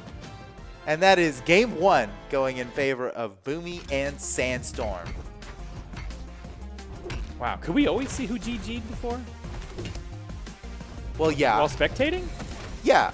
Oh, yeah, okay. yeah. It's just now it's a big old It's GG. very noticeable It's a now big who old GG'd, pop- who doesn't, pop out, so yeah. When remember Orion that. tells you GG, there's something different about When it. you're on stream and you don't GG now, Now everybody knows. you're going to be known. You can't slide by. Ooh, look at Boomi's damage. Top DPS. Boy, Sandstorm with 7 signatures and 0% accuracy. Those were setups. There's a method to his madness there. Those were for... He's sigging where they want to be, Yeah, you know? yeah. He's putting it out there before they can do it. They're like shepherd sigs. He's corralling, Shepherd them sigs. into the right spot. Oh, my goodness. Oh, man, Boomi has taken a Oh! lot of damage early on in this. Nice start. But he's fighting back now. Oh, my. Boomi. See, I think last game, Maid and Experience were able to get the damage lead early on, but they could not close out the stocks. Did you find an early conversion just like that? He the just weapon closed throw? out the stock. That is a very early KO. That's exactly what they Boomi. needed, and they're primed and ready to take another stock off Sandstorm as well. Holy cow! Experience and Maid. Dude, I love this team. This is an awesome team.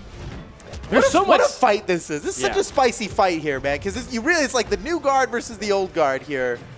And Boomi and Sandstorm, I mean, they're the crowd favorites of a lot of people, but you got some underdogs like this, Maid and Experience coming here, they might just be stealing hearts right now. No matter how moist Boomi is. Stocks are tied up. Okay, Boomi? Boomi's getting wild off the side. Oh, he's going crazy. The thing is, That man, is Boomi and dangerous. Experience are both the swing players for either team Yeah. because they're the Whoa! lowest. Oh, big What combo! a Yes! combo! Dude, they ripped off the big one. They got it.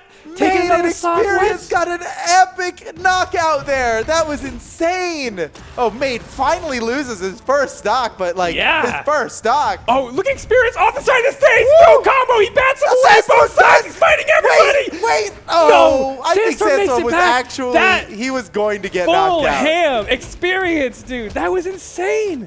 Dude, when he uppercutted the person trying to ground pound him, I was like, you have no business attacking this guy on stage. He's so good. What? They are pulling away with a major lead right now. Experience and Maid are on fire. Okay, yeah, Sandstorm and Boomi onto their final stocks with Experience and Maid still have both of theirs. Yeah, they're looking good right now. Boomi's bleeding out. Man, people thought this set was going to be a 3-0 in the favor of Boomi and Sandstorm. Oh, I don't know if that dream's alive.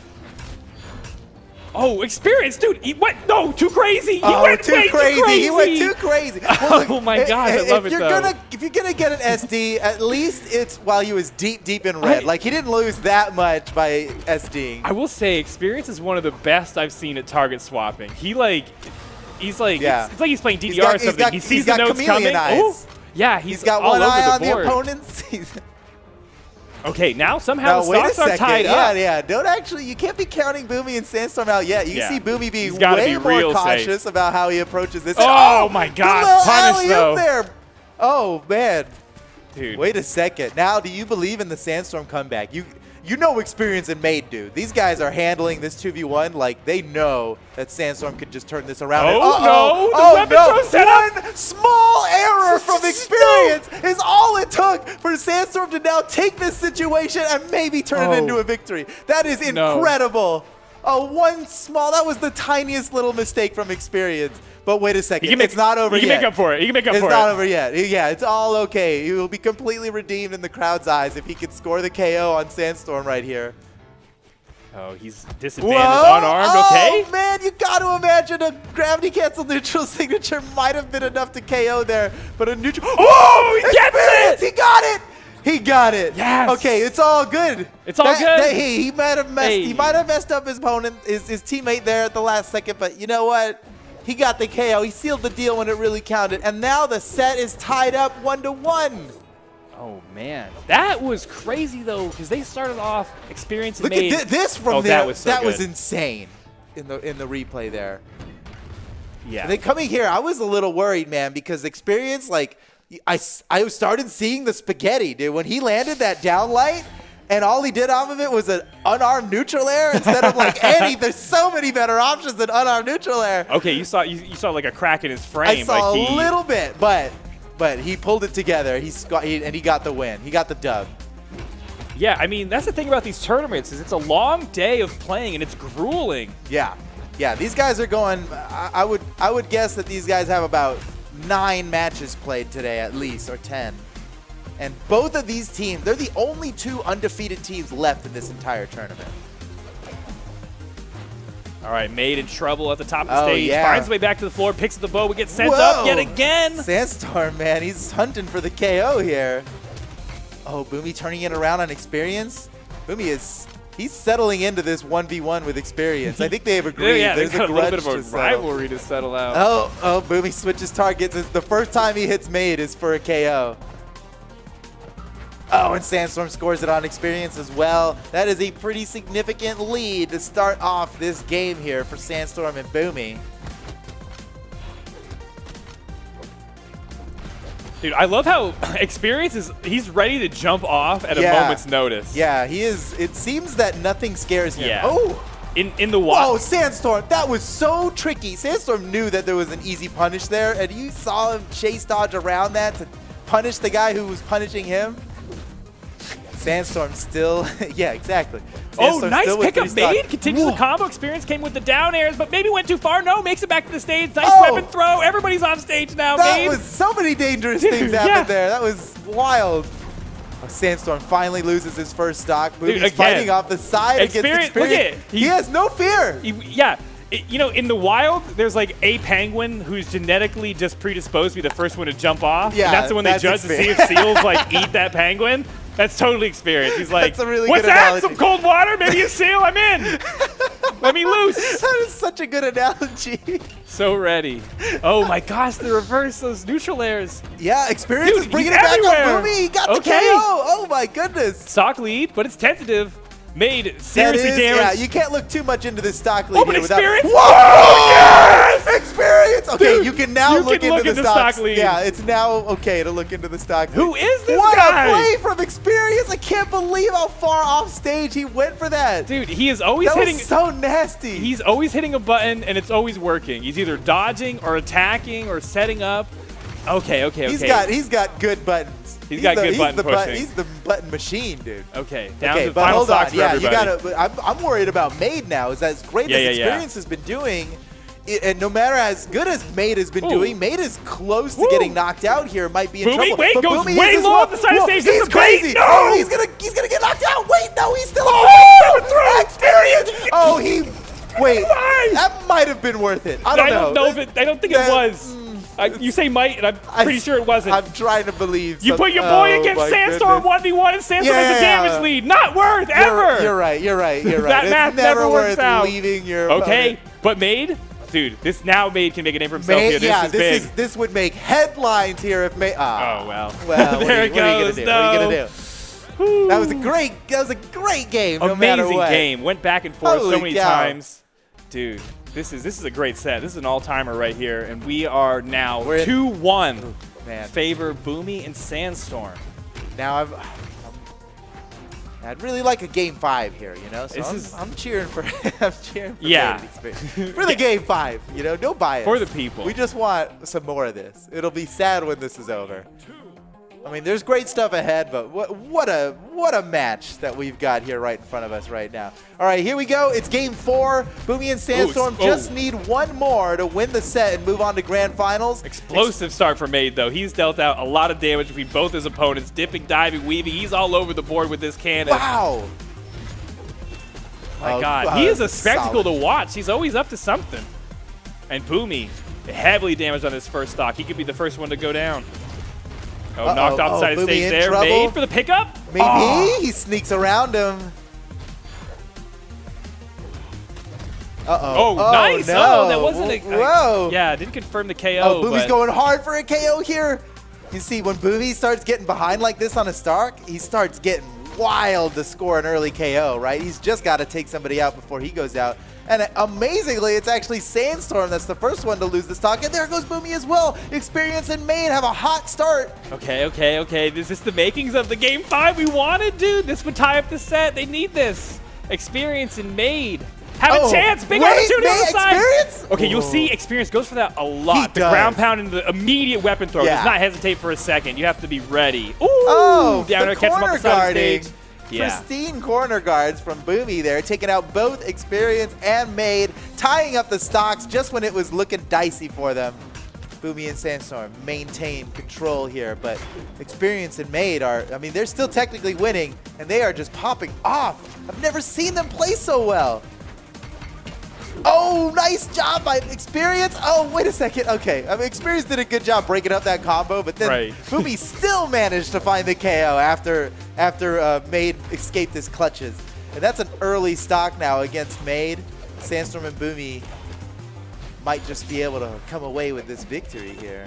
All right, Maid needs some sort of edge guard onto Boomi, but no, he gets drawn away by Sandstorm. Boomi makes it back to the stage. Now Experience taking out both red team members. Experience! Can he really? Oh, no way! Well, who can stop this guy? Oh my God, he gets both! He gets both! Experience is a machine! Dude, holy cow, I have never seen this. This is so surprising out of Experience. Okay, Experience goes down, Maid's in trouble. Oh, Maid's in big trouble. He's ducking, he's dipping, he's diving. He's got to get away from these guys. Just stay alive. Oh, man, they're getting the combos on Experience. Experience taking major aggression here, looking for a KO. Maybe he can just take out Boomi before it gets too crazy. Oh, no, Maid. He's one hit from getting knocked out now, and Experience is not in a much better position either. Oh, he was in Boomi trouble. and Sandstorm are looking like they're going to take this, but wait! Oh, my goodness. Boomi is out. It's all up to Sandstorm now. Let's see, Maid and Experience, surely they've got some combos locked in, but it's tough to catch Sandstorm. Okay, 1v1 he now. He gets one now. It's a 1v1, and Experience is at a damage deficit against the 3-time world champion. Can he get this done? The Experience fans in there must be devoting all of their energy to this right now because I'm not gonna lie, I'm giving Experience a little bit of my energy as well. He needs it, I think. Let's be real. This is the 3-time world champ. Oh, man, the 3-time. That's why. The 3-time. That's why. He puts it away. When the pressure's on, he can get it done. Ladies and gentlemen, Moist, Boomi, and Sandstorm are moving on to grand finals now. On the winner's side, that is incredible. But you gotta, there's not enough credit we can give to Experience and Maid for their extreme performance, especially Experience. I mean, he did 722 damage in that last game, while his teammate did 288. Experience is out here. He was the biggest presence in that game. Oh yeah. I mean, including Boomi and Sandstorm, Experience was the biggest presence in that game, and still it wasn't enough, man. Sandstorm and Boomi are just too powerful. Dude, big 100% signature usage right there, dude. Woo! That's what I'm talking about. That's how you win games. They are accurate. 100%. Bullseyes every time. Not to call them out, dude. I did not see Experience GG at the end of that game. I was watching pretty close. Oh, boy. Dude. Everybody. Whoa. People were GG. People were using all kinds of new emotes. GGs anywhere at the end of that game. But listen. For me, for all the other Experience and Maid fans out there, it's not over yet for their run. They're just down the lower bracket in losers finals, sitting there waiting for the winners of what we got coming up next. Snowy and Santi going up against Luna and Pugsy. That's right. Luna and Pugsy versus Snowy and Santi. I thought Snowy and Santi was going to be this like newly formed up-and-coming team taking on the old dynasty. But then all of a sudden now there's like all types of teams in the mix. Well, Snowy and Santi, I mean, they were the new team. Right? In the last tournament that they played, they were the new team. And they won it. And they just won. That's crazy. So now we're like, oh, they're the champs. So who's going to beat the champ? It's crazy how it only took them one tournament to be the kings on top, you know? And in that time, Santi was actually out with an injury for like a month or even more, right? And so there was a good period of time between the summer championship and the autumn championship where Santi wasn't actually even able to practice. But yet here they are in top 4 now in an elimination match fighting for their tournament lives against the likes of Pugsy and Luna. All of these players are champions in their own right. They have been they're esports royalty here, and you can just tell by the dollars. that these guys have been around here. Luna maybe a little bit new school, but come on, it's Luna. We know Luna as a many-time rank 1 on the leaderboards in ranked, right? Maybe not in power rankings, but in ranked. Been rank 1 plenty of times.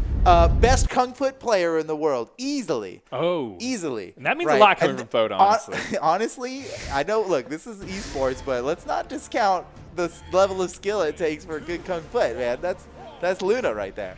All right, here we go. Santi and Snowy versus Luna and Pugsy.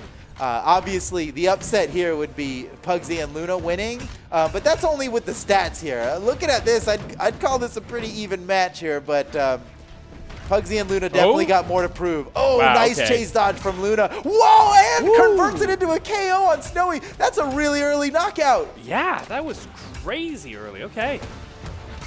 Nice lead now for and they keep it going. And now they're gonna wait.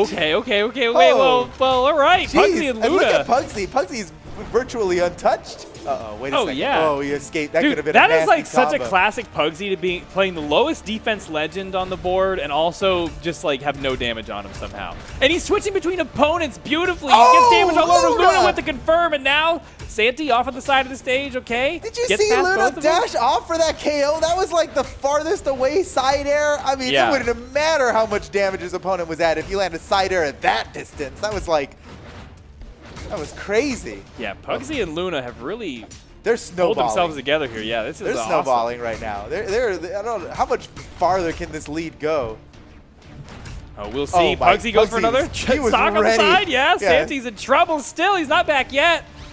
Okay, finally makes it back.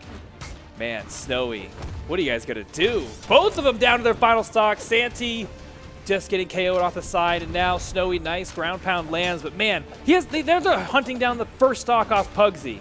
Finally getting the second one off of Luna, and everybody has one stock. But Pugsy, dude, look at him. He's fearless, playing low defense Finn. He's He the has glass 3 cannon. stocks. He's like, has not been knocked out yet.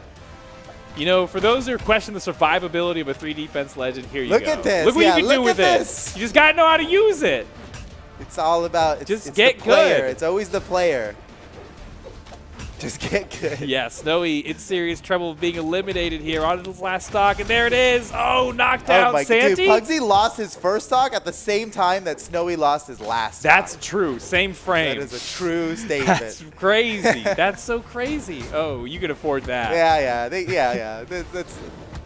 That's the cost of doing business right now. Yeah, and Luna knows everything he lands is killer. For sure, and the web throw would have done it, but Santi knows. He turns away. He's like, all right, go next. It's go over. Next, go next. Man, all right, and an amazing game 1 from Pugsy and Luna. I wasn't expecting. I was expecting this to be a close set, but that was pretty decided. We'll have to see how the game 2 goes.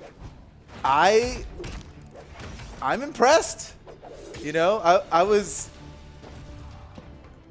I'm impressed. We try to set these things up in a way. Wow, Pugsy didn't not use applicable. one signature. No That's such a signatures funny required.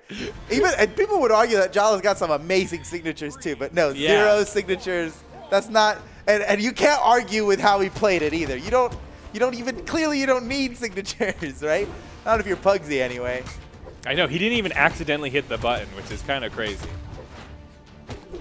He could just unbind an entire button and still win this tournament. Oh, we shall see.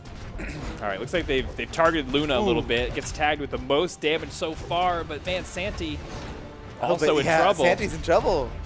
Wait, Luna looking for the KO on Santi here, trying to hunt him down. And, well, Snowy's just going to show up, I guess. We get some hits. Oh, the alley-oop! That was such a quick reaction. Like, he saw that coming, and, and again, oh, Luna. Nice save. Get out of here. So good. That was so good.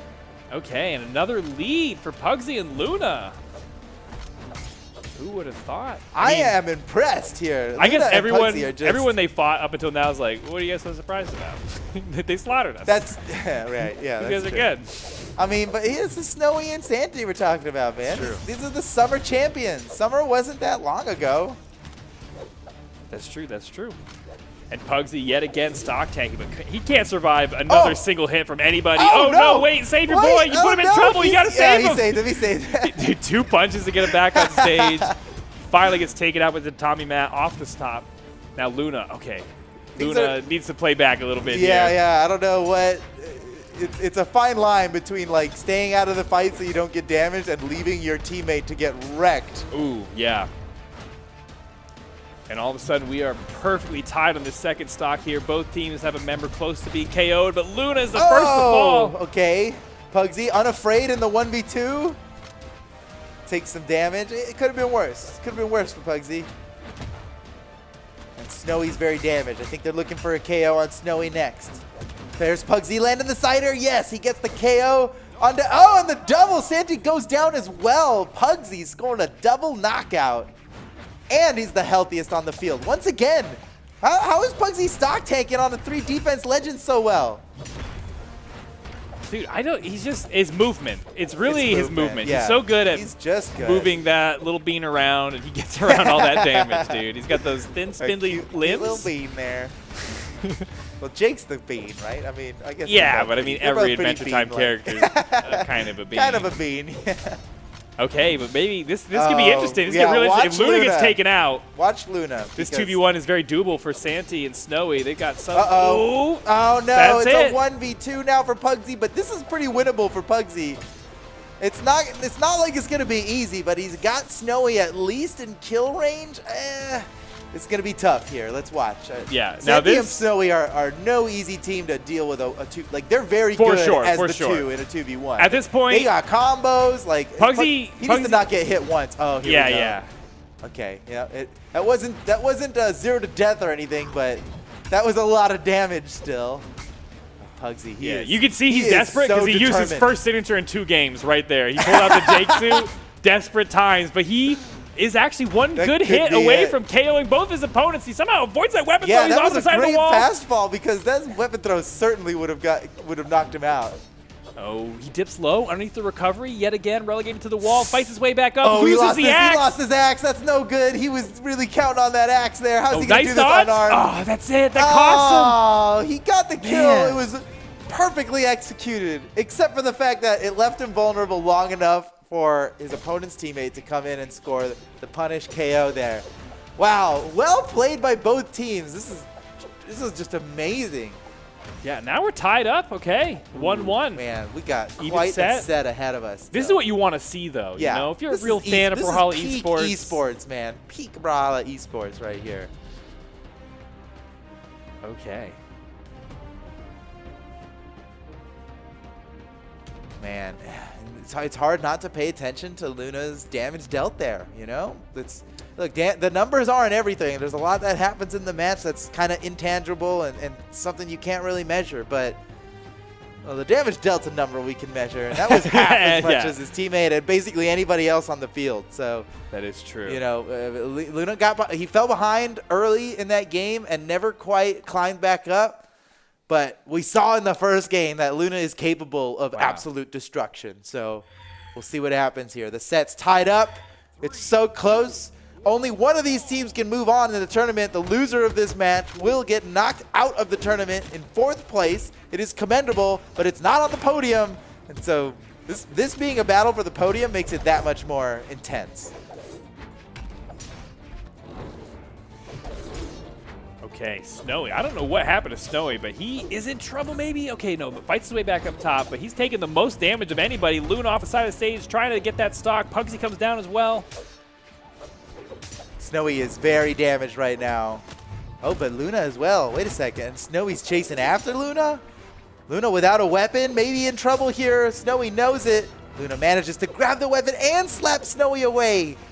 Snowy recovering back to the stage, has to get around weapon Pugsy's throw in edge that guard. situation? Snowy goes for weapon throw in That that is situation? pretty, yeah. Well, Okay. that's Snowy, man. Snowy's always going for the weapon throws. Oh, wait. Oh! Santi, that was a crazy, That was a crazy bounce throw off It the was wall. a good Pretty dodge by deadly. Luna. Luna like fast fell to dodge it, but then Dude, it still looked dangerous. Luna took your pep talk to heart. He's like, I got to be in this match for more. I got to deal out some more And damage. Keep the Pugsy's stock for still longer. just not getting hit. Like No, he just doesn't get touched. This Okay. is crazy. Okay, wait. Maybe we should just not say anything. Yeah, about let's not jinx him. He's doing that. well Yeah, here. let's not call attention to the All fact right, that gets Pugsy that is first stock off of barely Santi. getting hurt. Dude, 2-stock lead. I mean, Luna's just barely holding on to this, but still, this is a good lead Oh, for them. wait. Santi actually saved his teammate with that neutral light. That's hilarious. Pugsy would have landed a perfect down sig onto Santi. If not for Snowy actually, or onto Snowy, if not for Santi neutralizing and hitting his teammate by accident, but maybe it wasn't an accident. Maybe they're just that pro. Oh, nice. Weapon throw, interrupt. Pugsy still. Dude, what? How does he do it? Oh, that wait, don't say that anything. should have knocked him out. That recovery almost KO'd, and we almost jinxed him again. Don't say anything. Don't say Okay, anything. right. Pugsy just doing great here. Not a care in the world for Pugsy, actually. He just keeps landing hits.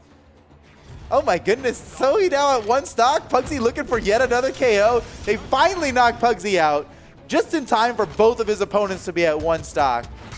Oh, nice follow-up from Luna. The same side follow-ups are always impressive. Yeah, especially with the sidelight from Axe to get the disjoint lined up perfectly to not hit your teammate. That's really spicy. It was it's really spicy, yeah. It's finesse. That's good stuff. And Luna still with 2 stocks, but just barely. And Santi is really chasing after Luna, trying to look for this KO to send him down to his final stock. The longer Luna hold on to the stock, the worse it is for Snowy and Santi. They are, wow, a neutral air from like the ground was enough. That just goes to show how damaged Luna was. Pugsy still, he's the only one with 2 stocks, but and even though he's kind of close to kill rate, oh, Pugsy scored the KO on Santi. Snowy might be soon to follow here. Luna's got him off the side. Here comes Pugsy with the finishing blow. But whoops. I think he lands it onto Luna. Now Luna in trouble, maybe? Luna just got in the way, I guess. Luna's just the bait. He just keeps Snowy out there. Pugsy still has a plan over on this edge guard. Can he pull something off here? Wow, gets around that recovery. Deals one of his own to do some damage. Okay. That'll do it. Pugsy and Luna with that now are up 2-1 in the set and just need 1 more victory to move on to the lower finals. Man, Pugsy is just such an incredible force, dude. On his team, he always is. 5 stocks, most damage of anybody on the field. He's a monster. It's so good. Incredible. Yeah, he's had the most damage of anybody in every game that has been played in this match, I think. I'm pretty sure. Yeah, we've talked before about how he's highly competitive in a lot of different games. He's just good at pushing buttons. He's so good at pushing buttons. Yeah. If there's a game out there that Pugsy is spending like any significant amount of time on, he's a top competitor. Right. It happened in Smite. It happened in Rushdown Revolt. It even happened in Nickelodeon All-Stars Brawl that came out. It's only been like 2 weeks. Still, he's a top competitor, right? But no one will forget the Pugsy from BCX 2017 when he came in after a hiatus of about 8 months, barely played the game at all, and still came in and made top 8, ending up in like 5th place or something in the World Championship of 2017. And now we all just know Pugsy as always a threat no matter what. He is just a good player. And so I feel like we got to point out, it's like if you're Luna in this situation, it's not that you're not dealing damage, it's that Pugsy's dealing the damage before you get the opportunity to. He's stealing damage from. There's only so much damage on the field that anyone can have. 5 KOs? I think Pugsy's a filthy killjacker, dude. He's been killjacking Luna this whole tournament. This whole time, just making Luna look bad. Dude, Jeez. That's messed up. Have some compassion. That's messed up. Let's hope. Hopefully, he doesn't do that this game, but we'll find out. No. That's part of the strategy. This game is high stakes. This could be it for Santi and Snowy's run. I mean, like you were saying, fresh. Oh my gosh, Whoa, Luna, big edge guard, gonna get both of them, maybe. Wait. Snowy Pugsy to there's continue no way. Snowy, Luna keeps how going. Is Snowy still coming Dude, back? This is the longest edge guard. Everybody's alive. Okay, the fact that Snowy lived through that is just unbelievable. A relentless Snowy edge guard. should not be. He should not be alive right now. How does he have 3 stocks? Oh my goodness. Okay, Luna with a beautiful KO off the side, a weapon throw to finish it, and score. Nice breakdance. The fact that Snowy is not the first person to get KO'd this match is a miracle. It's really crazy. He survived like 9 killing blows. He survived 9 killing blows. 9 would-be killing blows. That was insane. It was. All right. All right, I'm trying to get over that last moment here. Man, Luna and Pugsy still with 3 stocks, and they're taking Snowy and Santi down to orange. Pugsy, wait a second. Pugsy lost the first stock of his team. He was the first one in his team to lose the stock for the first time now. Maybe the first time ever. Oh, that Luna's might be down. it. Yeah. Awesome. But look at the health that they got Snowy down to Right. before they lost their stocks here. Snowy's know. in kill range. This is a good position, and Snowy and Santi will be eliminated from the tournament if they can't turn this game around. This is it for them. The set ends here. Oh, you're right. Yeah, Pugsy and Luna are up. They're up in the set. They just need one more victory, and it's looking like this might be it now. It's Snowy going down to a single stock. Pugsy and Luna might just be knocking out the previous tournament champions here in the lower semifinals. There goes Santi now down to his final stock. But Luna's not too far behind. They might be able to score a KO early.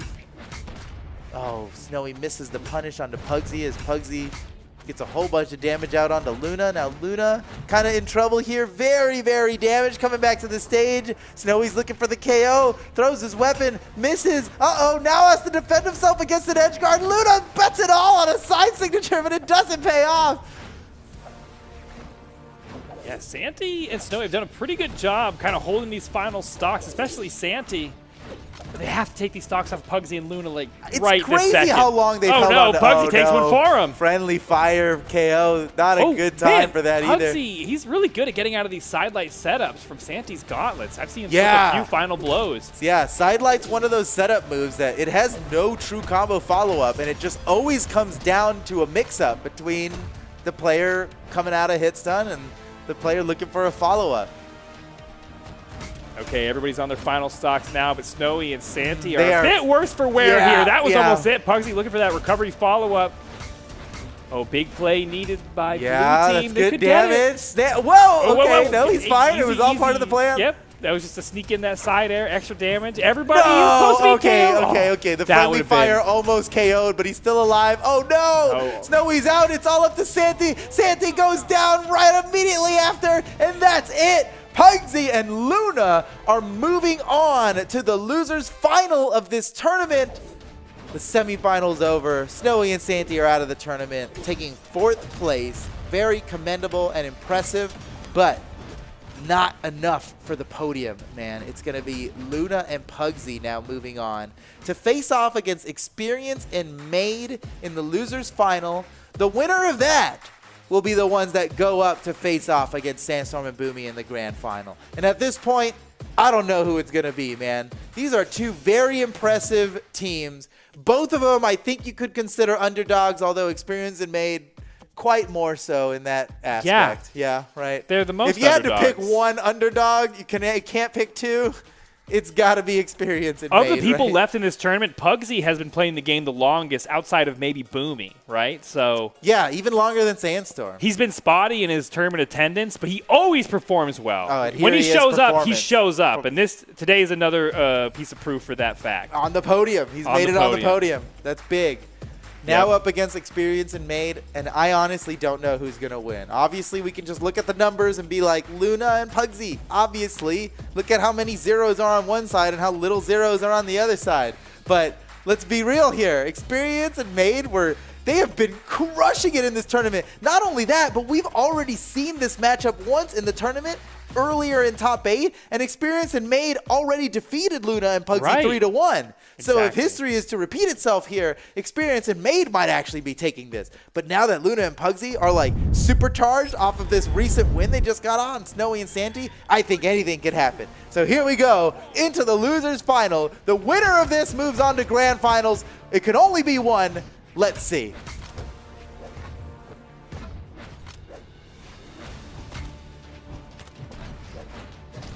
Yeah, for me, I don't know. Experience and Maid have just proved themselves to be one of my favorite teams to watch. Yeah, man. Especially Experience. He Yeah. really blew my We mind saw with his performance in the last he game. burst on. Oh, Oh, no, Maid, dude, Maid, bro. oh, Okay. dude, dude, bro. You know what I mean, dude? We're like we're all the way right A here. little bit of your esports fan showed right there. I just, you just I mean, sounded I'm like a guy on watching. the Listen, I'm watching these matches live too, okay? And that was a dude bro moment. And now Maid in a tricky situation off on the side. His partner's already fallen. He has to hold on to this stock for the team. But man, Pugsy and Luna looking good in game 1. Oh. You had me It's just- crying with laughter on that, dude. All right. It is still, look, they're still in a pretty good spot here, despite Experience losing an early stock. Oh my gosh, he might lose another. Yeah, Luna that was risky there. A spot dodge off stage like that. Nice. Ooh, man, the follow-up from Experience off of Maid. Scores the KO on the Pugsy. Okay. Meanwhile, Maid gets the KO on Luna, and Dude, just there like we go. that, All they're right, bringing it back. Yeah, all right. I Maid like that. still has 3 stocks, which isn't good for Pugsy and Luna, but when you consider that Experience is kind of already in kill range. Yeah, but look at Experience. Jumps right in. Hello. He's never Look at- afraid. Oh, dude, bats him away in this 1v2. Okay, all right. Dodges the weapon throw. Sticks in the corner now. Made back in the action. They had the final blow there, but knocked out. Luna was down. Oh, again. They keep like saving him right in the middle, just the little bit of stun time that there is in the bow neutral area. Oh, dude, Did that you was a see? really good coverage. He Yeah. dodged the signature of his teammate with that gravity That was so cancel. cool. That was insane. Experience and Maid are so good. That was so good. Why I don't. We need the slowest of slow. Dude, that was a that might be sick a Monday. sandwich. They just stacked him up high, 2 signatures on top. Yeah, you're right. He did the hezzy, But he got the should have dodge, been the like Maid vulnerability. should have gotten hit by Experience's down sig there. But Maid just perfectly timed the gravity cancel down sig for it. Yeah. That was so impressive, man. And honestly, that was the big turnaround. And now they're just Dude, winning. look at this. Straight up winning. Experience. Straight is up winning. Going for it off the side of the stage. Pugsy's done. GG, Oh my the gosh, campfire's marshmallows. out. Marshmallows. Dude, enjoying marshmallows. When you're enjoying marshmallows, it's over. Dude, that was crazy. They were. Oh, we almost saw them just self-destruct at the very beginning. I was kind of ready to count Experience and Maid out there. But then Yeah. that incredible play. Look, this is it. Look at this. Okay. Spot dodge. He did Bro. dodge the hitbox. Dude, bro. Dude, that was crazy. How did he do that? That's like a one-frame trick bro. to get. That's like if you want to block a corner, that's it. That's so much hitbox. That if we can was turn the hitboxes so on. good. Oh wow. Woo, man, that was so good. That was the most- Experience and Maid have stolen my heart here. That was the most fortified boundary I've ever seen. That was crazy. It was. All right, now on to Heavily Miami fortified. Dome.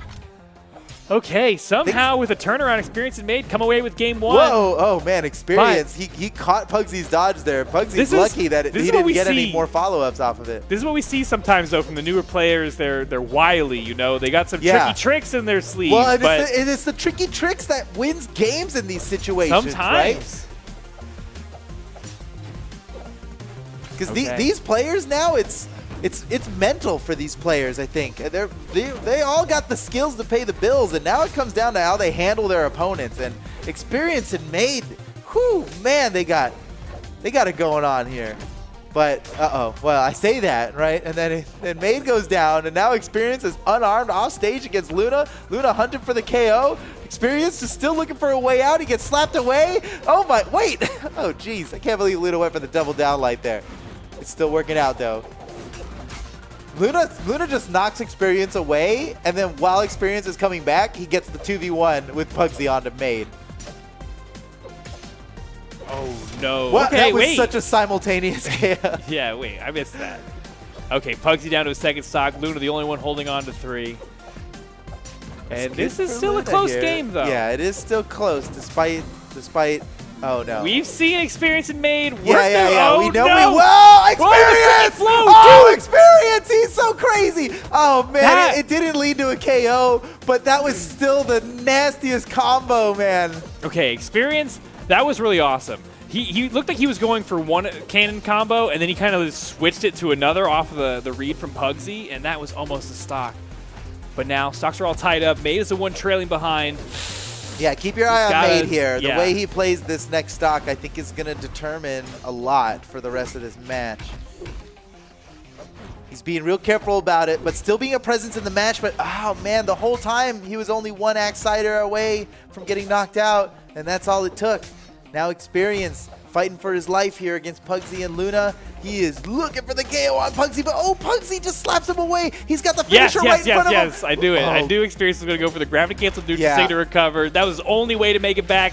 Well, and it was not a good, for long, It was though. a good Not- job by Maid coming Yeah. in there to relieve the pressure. Yeah. Because even though he didn't land a hit that clearly saved his teammate, he still, like, Pugsy had to bail off going for the KO because he saw Experience coming down there for, or Maid coming down there for him. Oh, nice drop off look at ground this. pound I don't and know. tied even How game. did this happen? It's Damage even. is pretty close It's too. even I mean, again. Okay, let's see.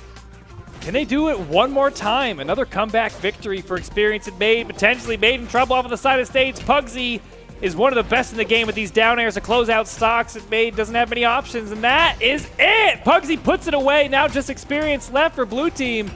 Has to finish this 2v1. Oh no, I don't know. Oh, nice punish there, but gets punished in kind by Pugsy. Now off on the side of the stage. Luna no weapon. Pugsy with this axe. Oh, fights his way back up on top. Experience gets his arm, though, by that down air. This is going to be tough for Experience. Oh! That was almost the cleanest. That was a sick down air, because that was not easy to catch a person going that fast. Yeah, the downlight was super sick, and then the follow-up was like, oh, man, oh, well. Still cool. But it's still a flex. Okay, KO'd with a neutral light. That is how much damage they racked up onto that stock of Experience. Just goes to show. Dude, and Experience, look at this. Still doing the most damage of anybody on the field by a decent margin.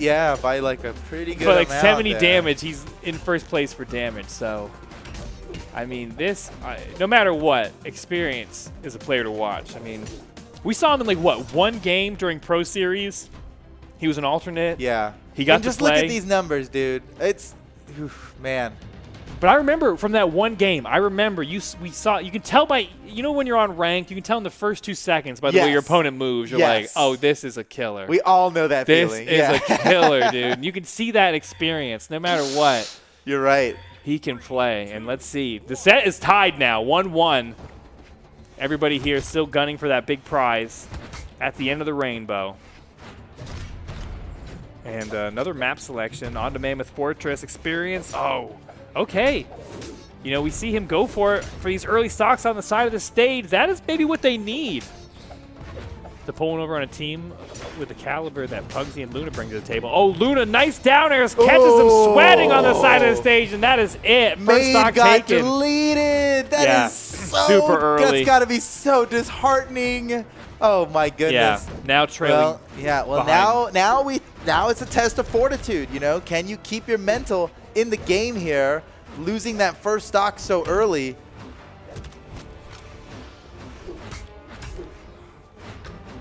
Man, what a glow up here for Experience. This is just so impressive. Dude, he's really good at, I'd say that. He just got KO'd. I was going to say he's really good at avoiding getting hit. Yeah. Pugsy's really good at hitting people that don't want to get hit. Yeah. That's the problem. That really is the problem.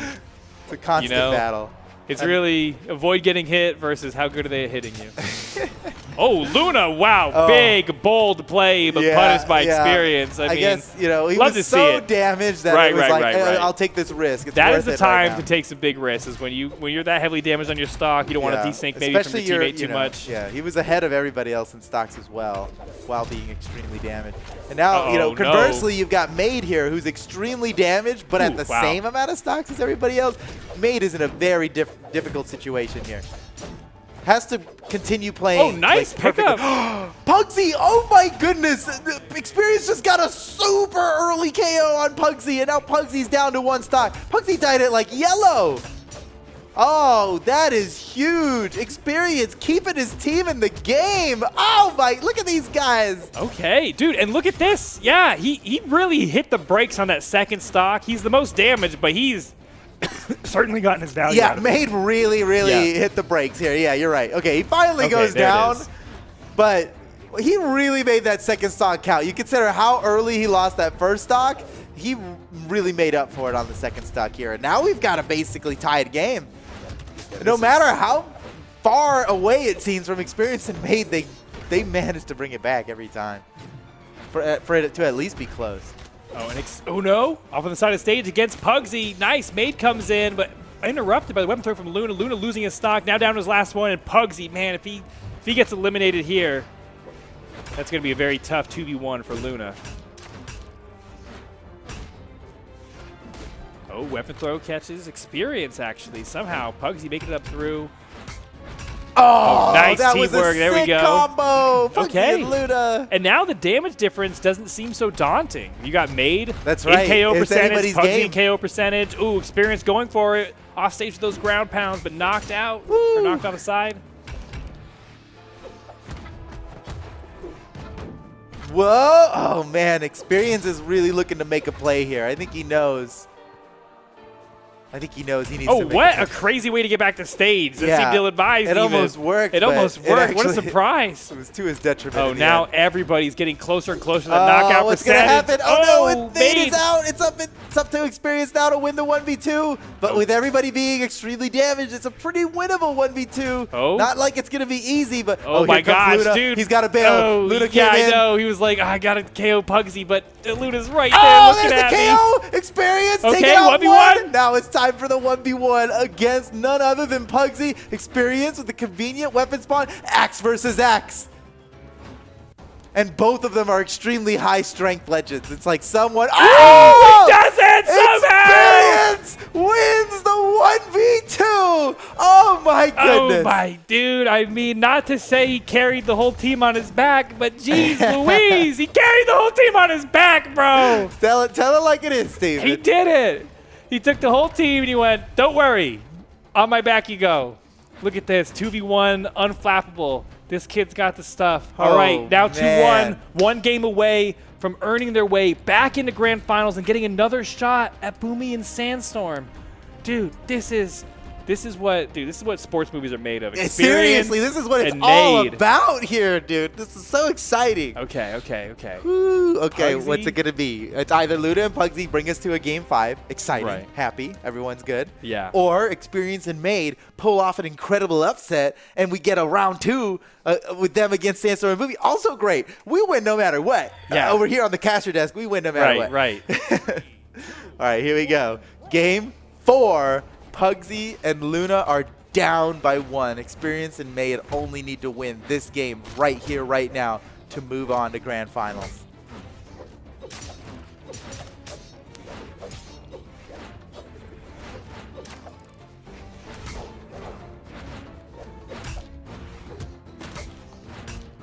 All right, first stock. Pretty close. Everybody's just getting their hits in back and forth. No clear leader yet. Oh, but Experience, dude, always deadly off the side of the stage. But wait, that might have been too much? No, okay, he saves his resources perfectly. Yeah. Dude, Luna did a really good job coming back up to the stage there. I know it's like, oh, big deal. All he did was make it back to the stage. But he actually very, very cleverly avoided 2 different edge guards that should have knocked him out. He's still alive and kicking. Did Pugsy get KO'd there, or did he steer his way into the blast zone? I think he didn't want to be gone too long. Yeah, I'm wondering. It looked like a soft KO, but nonetheless, he's the first one. That's a good term. Okay, and Experience and Maid now have an early lead, but Pugsy's looking to tie it up pretty quickly. Gets 1. Can he get 2? Maid in trouble, maybe? Weapon throw comes through. Maid's stock tanking now. A little bit. I mean, Maid's pretty damaged here. But still, the only one with 3 stocks getting knocked off the stage. Uh-oh. Oh, and Pugsy scores the KO onto Maid. Everybody down to 2 stocks now. Such an even match.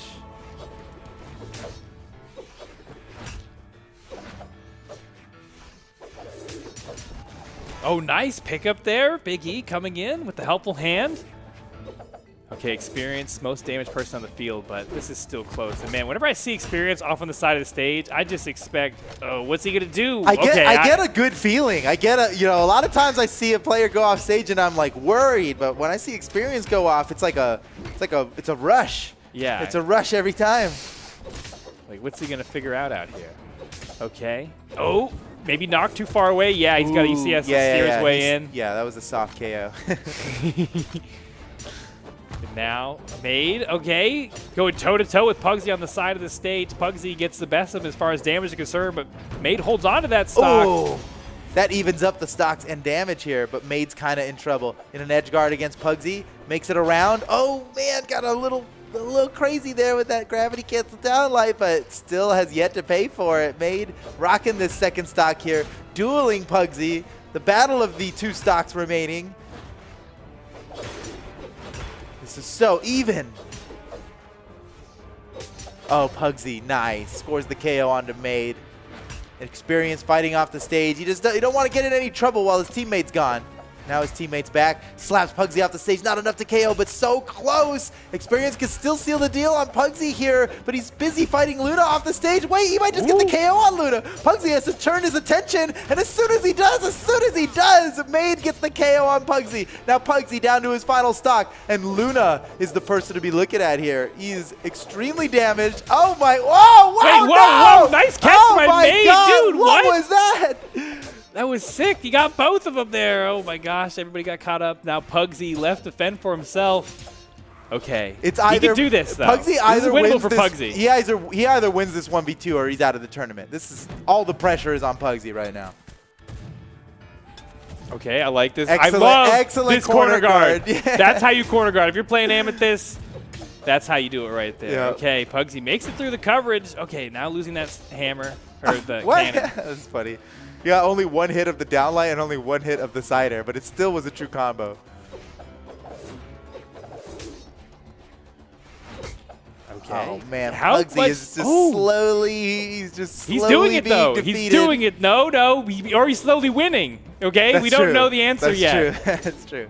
He's working his way at it. He needs one He's stock. doing this just oh, right. wow, Oh, he got that's it. disarmed. That's bad. Yeah, that was the last hit he could take, and there it That's goes. Steven, can you believe it?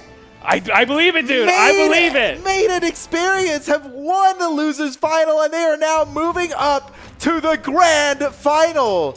Ladies and gentlemen, there's only two teams left in this tournament, and it's Sandstorm and Boomi going up against Experience and Maid. I would never have predicted this.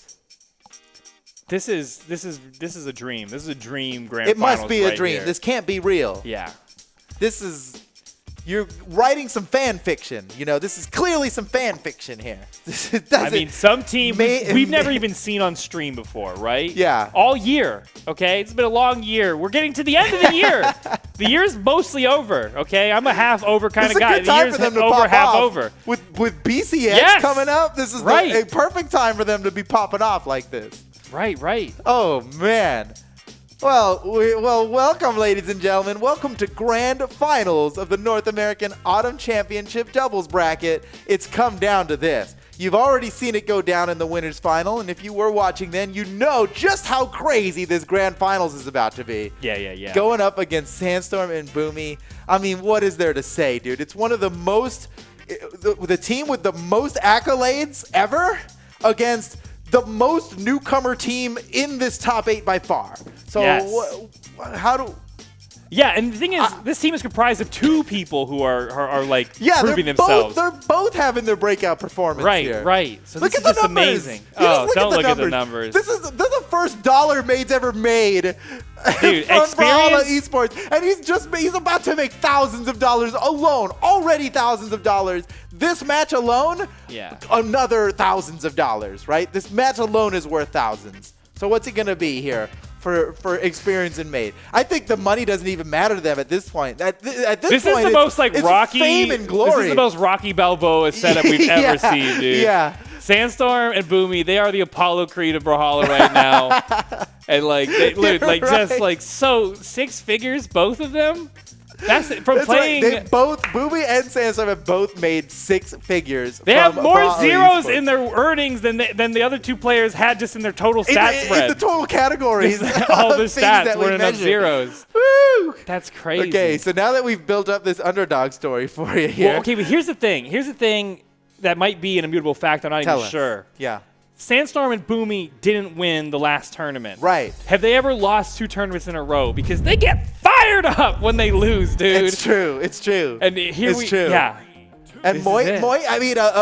Boomi recently picked up by Moist Esports. He's got more reason than ever to win this. Look, Yeah, to the pop off fame, yeah, the performance. glory, yeah, the money, yeah. But we're talking about impressing Moist Esports here, okay? Boomi's got something to prove right now.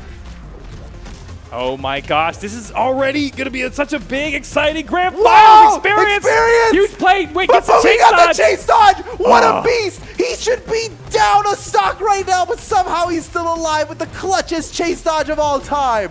Boomi's still alive and kicking. Wow, Experience must be so upset. He almost got an early stock in game 1 on Boomi. That would have been huge. And somehow still. And now he's the first one to go no, down. you're right, dude. Oh, and Maid it's a follows. heartbreaker. Dang. They went from almost taking the first stock to losing both of their stocks just like that. Oh, big punish from Santi. Oh, my nice goodness. catch by Boomi. They converted the tiniest anything into so and much. Look, another. Oh, just as you say Woo, that. Boomi's popping off now. Nice dodge from Boomi. He's got to get around so many edge guards, and he somehow manages a double edge guard. How does Boomi do it?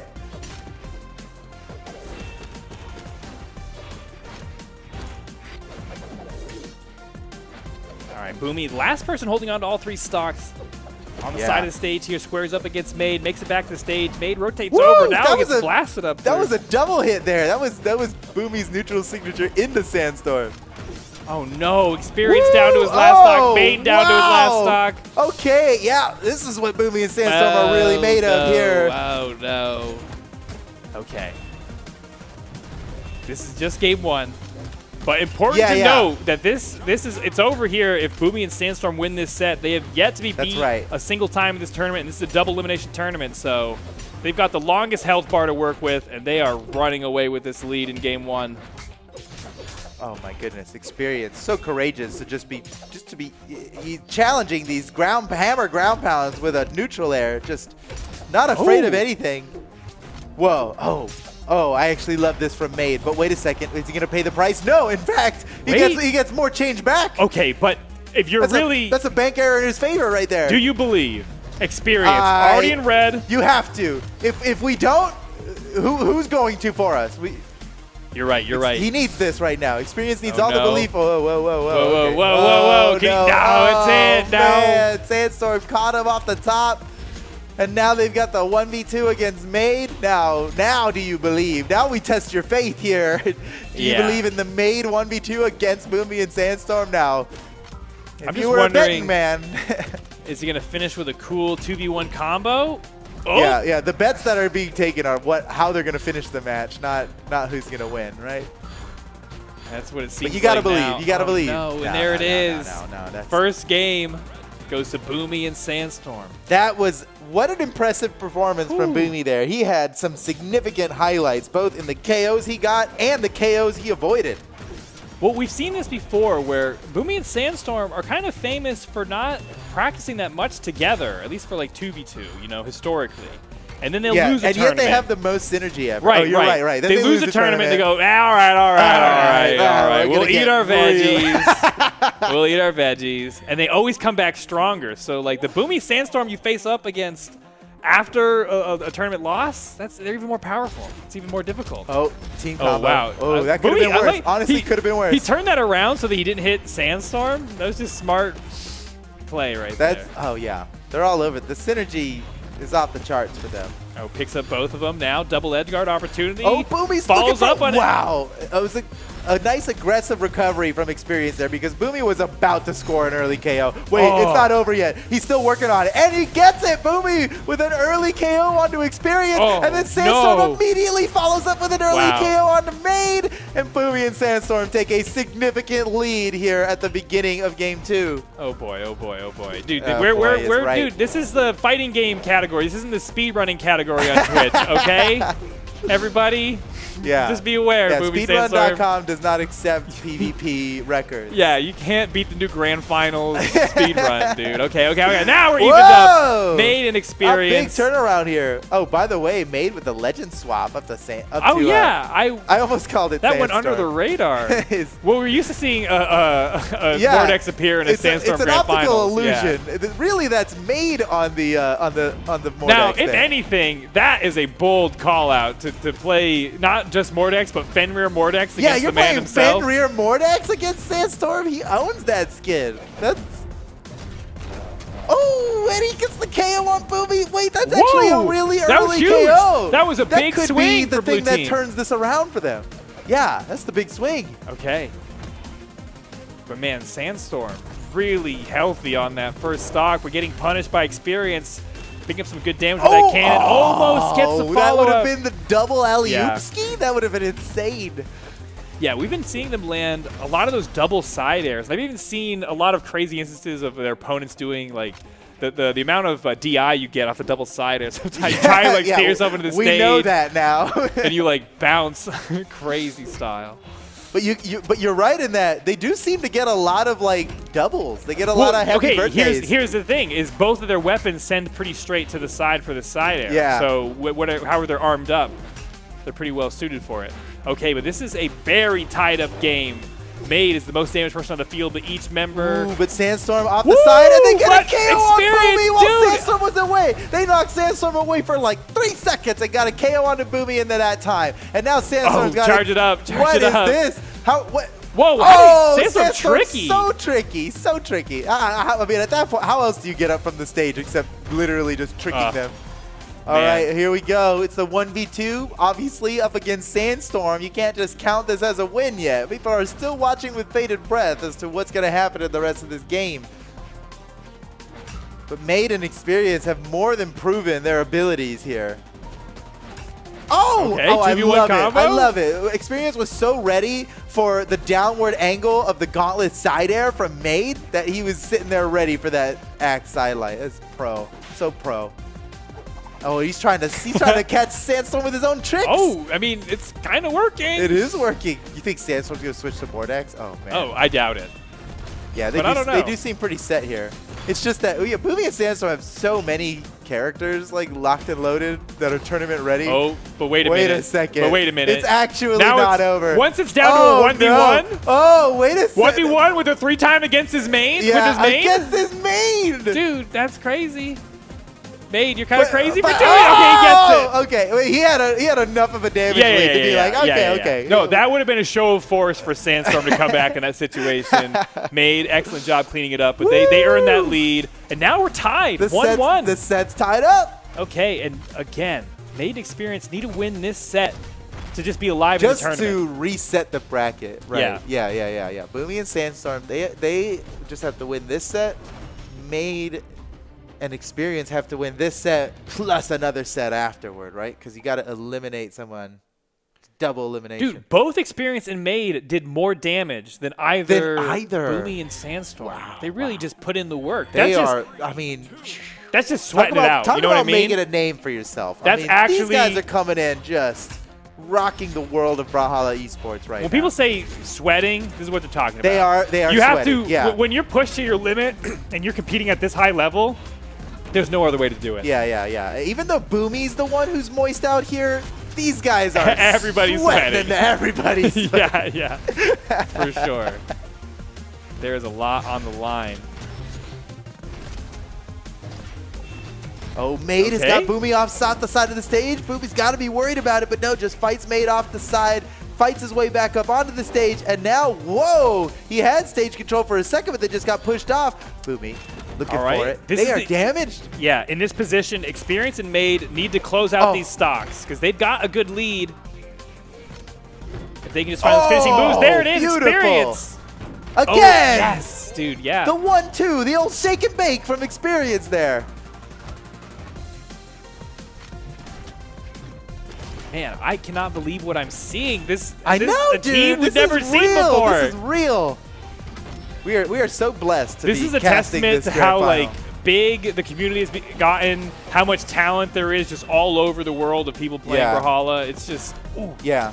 The fact that a zero earnings player is in here in grand finals. That's literally the plot to Rocky 1. If you didn't see Rocky 1, Apollo Creed literally picked out a low-ranked boxer who had made no prize winnings really, and be like, I'll clobber this guy. It'll be like giving the people a chance. But they earned the chance. They're earning it. Experience and Maid have fought their way into this position, and now they're tied dead even in a game 3 of a tied set with the world champions. That's right. These guys are the 2v2 world champions. And then some, like with some change, you know? yeah. The pedigree is as much as you could ever ask for from two competitors in this game. All right, Boomi and down to again, his final stock. dude, they're keeping the lead going and Experience. Oh. All right, Maid now down to the final stock as well, and there it is. That lead goes bye-bye. Sandstorm now tanking it out for red team. But just only by a little bit here. Just a Only by hair. a little bit. Oh, nice job by Experience. Fights his way out of that string. Sandstorm still has 2 stocks here. Experience is desperately going after it, but it's getting his team hurt. And oh no! Dude, Boomi and Sandstorm were doing some crazy hammer synergy there. Just back and forth. Sandstorm's still alive. What is up with this? Oh my goodness, he is. Oh man, he is starting to run away with it. Whoa. Friendly fire KO. Little trouble in paradise there. Oh, wait a second. Oh, with of course the weapon throw follow-up from Experience. You gotta expect that at this point. All right, Sandstorm, really the big difference maker. Yeah, they take out not Boomi. Looking good for 2v1 combo potential. Oh, no, Experience goes down. Okay. Do you believe here? No. Is it too late to say no? Oh my gosh. Okay, game 3 going the way of Boomi and Sandstorm. Now up by 1 game in the set. That means they only need to win 1 more game. This next game coming up right now, if it goes the way of Boomi and Sandstorm, they will be the Autumn Doubles champions.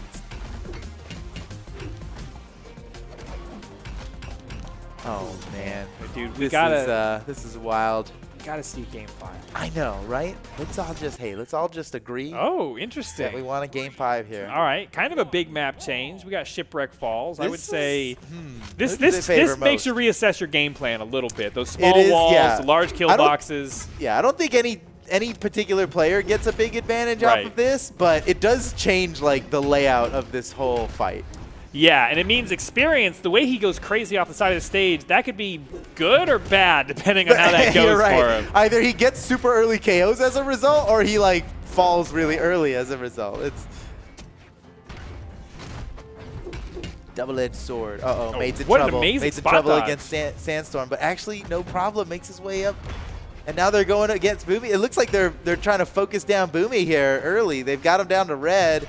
Experience trying to relieve the pressure for Maid here. Maid, dude, tricky. Unbelievable. Makes his way. Wait, and now he's turning it around on Sandstorm. Dude, why is he going out there unarmed against Sandstorm's hammer? Ill-advised. Ill-advised, dude. Ill-advised. Yeah, that'll cost you. You get a little confident. You know, they've done so well. That's the problem is you need the confidence. You really do need it. You need the confidence, and yet the confidence can get you, can mess you up. So what are you going to do, you know? All right, Experience and Maid need to claim both of these stocks pretty quickly from Boomi and Sandstorm. Almost got that one off Boomi. He's so heavily damaged on that first stock. Oh, that does it. All right. Nice. Dude, we see Experience, that downlay into Nair. He's so good at that. Consistently taking stocks. Okay, he's get one off of Sandstorm quickly. No, Sandstorm still dealing out damage. Nice 2v1 combo and picked up. What? That was a lot. I love that. I love that because Boomi's like, all right, bro, you're going to get a hit, but it's going to be kind of worth it. It'll be worth it. Yeah. Bulldoze I through think this. they know. They know. Yeah.